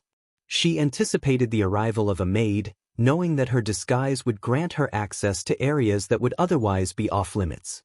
Arya was patient, her focus unyielding, ready to seize the opportune moment and move one step closer to her ultimate objective. As the door creaked open, a young maid stepped into the room, her presence announced by the soft swish of her uniform. Her attire consisted of a pristine white blouse adorned with delicate lace, accompanied by a knee-length black skirt that swayed with her every movement. Arya observed her closely, taking note of her slender figure and the floral apron neatly tied around her waist. Time seemed to slow as Arya remained hidden beneath the closet, her breathing steady and controlled. She waited for the perfect moment, allowing the maid to approach the closet with unsuspecting steps. As the maid drew near, her curiosity piqued by a sense of disarray within the closet, Arya struck. With lightning speed and precision, Arya's hand shot out, covering the maid's mouth to stifle any potential outcry. The maid's eyes widened in shock and fear, but before she could react, Arya applied pressure, rendering her unconscious. Carefully, Arya eased the limp form to the ground, ensuring a silent fall. Arya swiftly shed her dark robes and discarded her assassin's attire. She then meticulously donned the maid's uniform, buttoning it up with practiced ease. The fit was snug but comfortable, the familiar fabric embracing her form as if she belonged. In this disguise, she would move through the manor undetected, blending seamlessly with the other servants. Her transformation complete, Arya glanced at her reflection in the mirror. The face staring back at her held the visage of an innocent maid, concealing the lethal skills and determination that lay beneath the facade. Arya knew that even the most convincing disguise had its limitations. If someone scrutinized her face too closely, suspicions might arise. And those who were closest to the maid, those who interacted with her regularly, might recognize any inconsistencies in her behavior or demeanor. She needed to act swiftly, minimize contact, and remain on the move to avoid arousing suspicion. Echoing in her mind, Michael's words served as a constant reminder. When in disguise, speed is your ally, he had once told her, his voice laced with wisdom. Avoid unnecessary interaction, and always keep moving. The longer you stay in one place, the higher the chances of being discovered. Silently, she glided through the hallways, her steps light and purposeful. As she made her way to the rooftop garden, a soldier, stationed nearby, called out to her using the maid's name. Arya maintained her composure, her eyes darting toward him briefly, her expression portraying a mixture of surprise and feigned bashfulness. The soldier, stationed near the hallway, called out to Arya, using the maid's name. "Hey there, Maria," he said, his voice carrying a hint of mischief. "Looking as beautiful as ever, I see." Arya halted her steps and turned slightly, her body angled away from him. She allowed a small smile to grace her lips, keeping her eyes cast downward, avoiding any direct eye contact. "Oh, thank you," she replied, her voice soft and demure. "I must continue with my duties now. There's much to be done." The soldier's gaze lingered on her, his eyes tracing the contours of her figure. Don't rush off too quickly," he urged, his tone suggestive. "I'd love to get to know you better, Maria. A woman as lovely as you deserves a moment of respite. Perhaps we can find some time to enjoy each other's company?" Arya maintained her composed facade, her heart pounding with each passing second. She carefully avoided turning her face towards him, ensuring he wouldn't catch a glimpse of her true identity. "I'm sorry, but I must attend to my tasks," she responded, her voice carrying a tinge of regret. "Perhaps another time, when we both have more leisure." The soldier seemed momentarily disappointed, but he nodded understandingly. "Fair enough," he conceded. "Until then, Maria." With a polite nod, Arya resumed her movement, keeping her back to the soldier as she continued on her path. She knew that any prolonged interaction could increase the risk of her true identity being exposed. Thus, she focused on maintaining her disguise, ensuring that her face remained hidden from prying eyes. As she disappeared from the soldier's sight, her heart began to steady, and a sense of relief washed over her.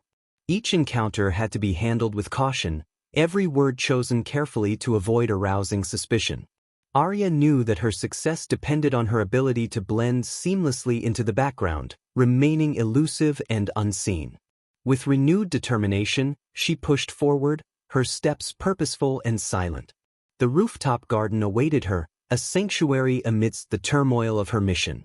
There, she would bide her time, hidden among the foliage, patiently waiting for the opportune moment to strike and fulfill her deadly purpose.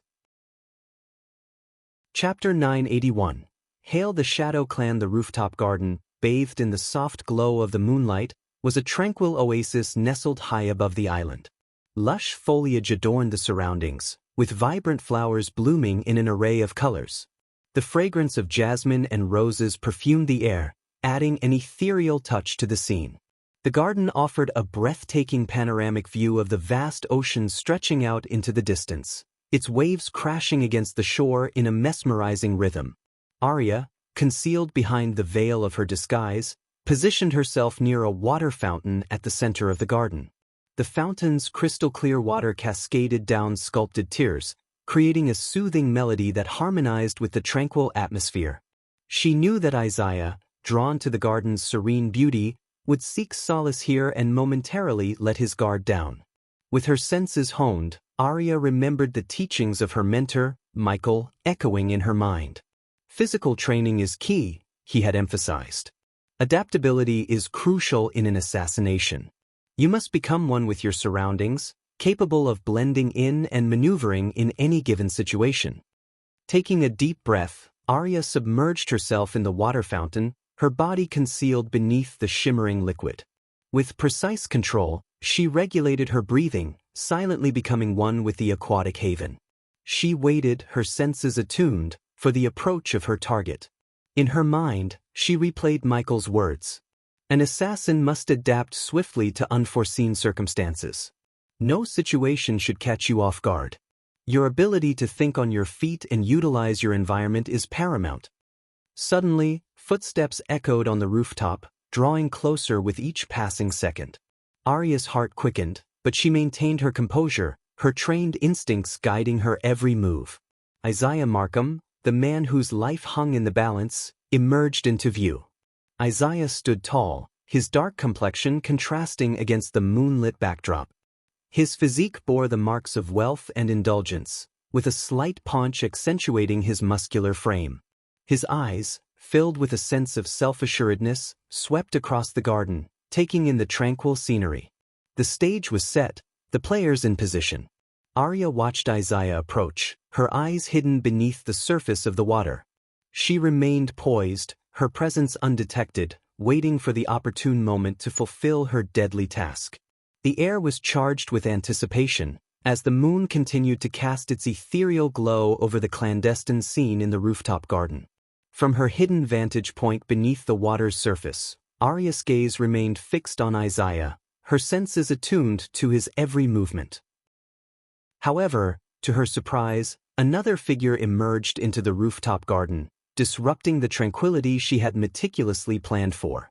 It wasn't one of Isaiah's wives, as she had anticipated, but a formidable orc.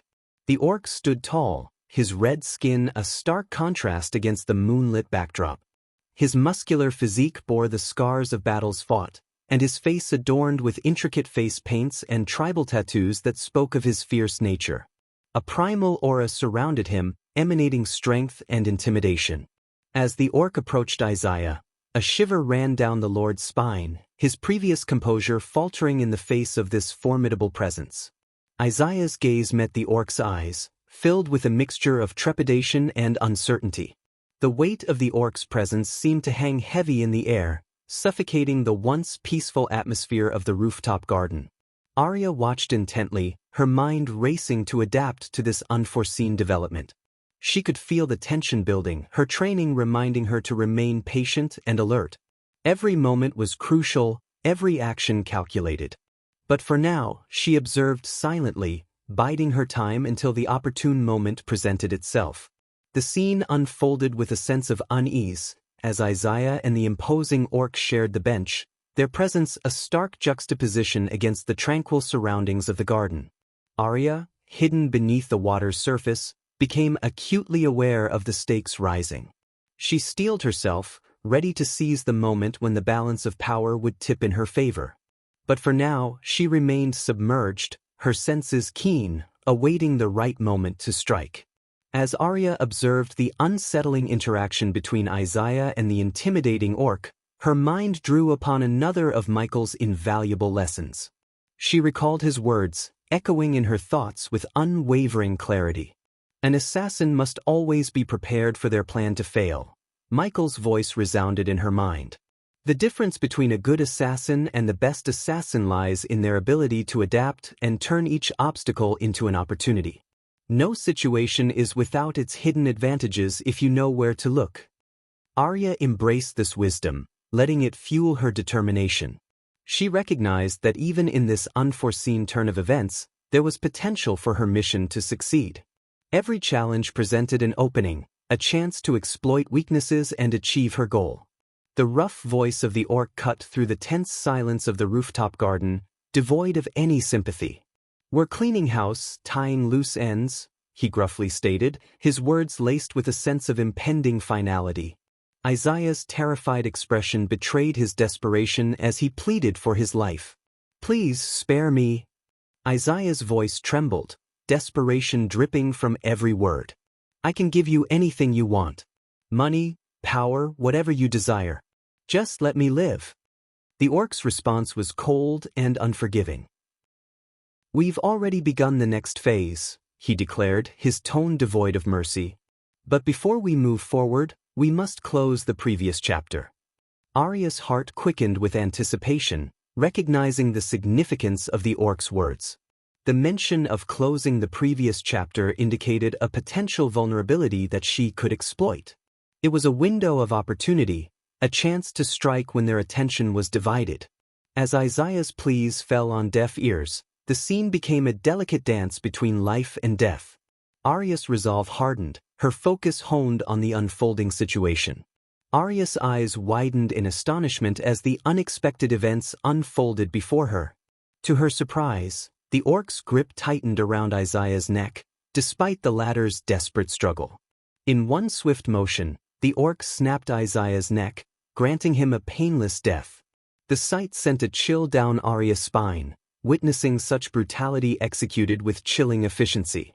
However, Arya's shock intensified as the orc rose to his feet and uttered the words that reverberated through the air, "Hail the Shadow Clan." The mention of this mysterious clan struck a chord of curiosity within Arya's mind. She had never heard of them before, their name shrouded in secrecy and unknown to her. But the scene took an even more perplexing turn as the orc retrieved a glowing dark crystal from within his pocket. A sinister aura emanated from the crystal, captivating Arya's attention. With a firm grip, the orc crushed the crystal, releasing a plume of swirling smoke that rose into the air. As Arya watched in awe, the smoke merged with the orc's body, seeping into his very being. It was an unsettling sight, as if the essence of life itself was being transferred. And then, just as abruptly as it began, the light of life left the orc's body. He collapsed to the ground, lifeless and devoid of the mysterious force that had animated him moments ago. Arya's mind raced with questions and confusion. The significance of the Shadow Clan and the nature of the dark crystal remained a mystery to her. Yet, she understood that this unexpected turn of events had opened a new chapter in her mission. She would need to uncover the truth behind the Shadow Clan, their motives, and their connection to Isaiah. With a renewed sense of purpose, Arya made a silent vow to unravel this enigma, even if it meant delving into the darkest depths of intrigue and danger. The mission had taken an unforeseen turn, but her determination burned brighter than ever.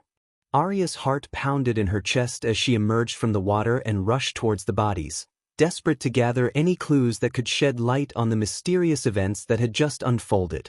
Her mind raced, piecing together the fragments of the puzzle. However, as she approached the lifeless body of the orc, a sudden and unexpected occurrence disrupted her investigation. A brilliant, eerie purple flame ignited around the orc's corpse, engulfing it in its otherworldly glow. A sense of foreboding washed over Arya as she watched in awe and confusion. Before her very eyes, the flames consumed the orc's remains until there was nothing left but fading embers. It was as if whatever secrets the orc held had been eradicated, leaving behind only lingering questions. Yet, Arya had little time to dwell on this peculiar turn of events. The tranquility of the rooftop garden was shattered by the piercing toll of alarm bells that resonated throughout the island. The island's security mechanism had detected the absence of Isaiah's life force and swiftly activated the alarm, alerting the guards. Clad in their formidable armor, The soldiers rushed into the garden with weapons drawn and fear etched on their faces. Their voices echoed with shock and disbelief as they beheld their lifeless lord, their shouts intertwining with each other in a chaotic chorus. Amidst the commotion, their attention turned to Arya, disguised as a maid. "Stop! What have you done?" One of the guards bellowed, his voice filled with accusation and anger. Arya's muscles tensed, ready to defend herself against the impending onslaught. But just as she was about to engage in battle, a familiar voice echoed in her mind. It was the Dark Lord's voice, resonating with authority and wisdom. "Don't fight them, Arya," the voice whispered. "Use your teleportation scroll to escape. Live to fulfill your mission." Arya's eyes widened in surprise as the Dark Lord's words echoed in her thoughts. She knew she had to heed his guidance. With a swift and calculated movement, she reached into her hidden pouch and retrieved the teleportation scroll. She activated the scroll, and in a flash of mystical energy, she vanished from the garden, leaving the bewildered guards behind. As she reappeared in a hidden location, Arya's mind raced with a mixture of relief and determination. The encounter with the orc, the discovery of Isaiah's lifeless body, and the Dark Lord's message all converged into a singular purpose: to uncover the truth, fulfill her mission, and ultimately, bring justice to those responsible. Meanwhile, in the manor of Ingram, tension hung heavy in the air as Adelia adamantly refused to let Ingram take any part in Gaia's life.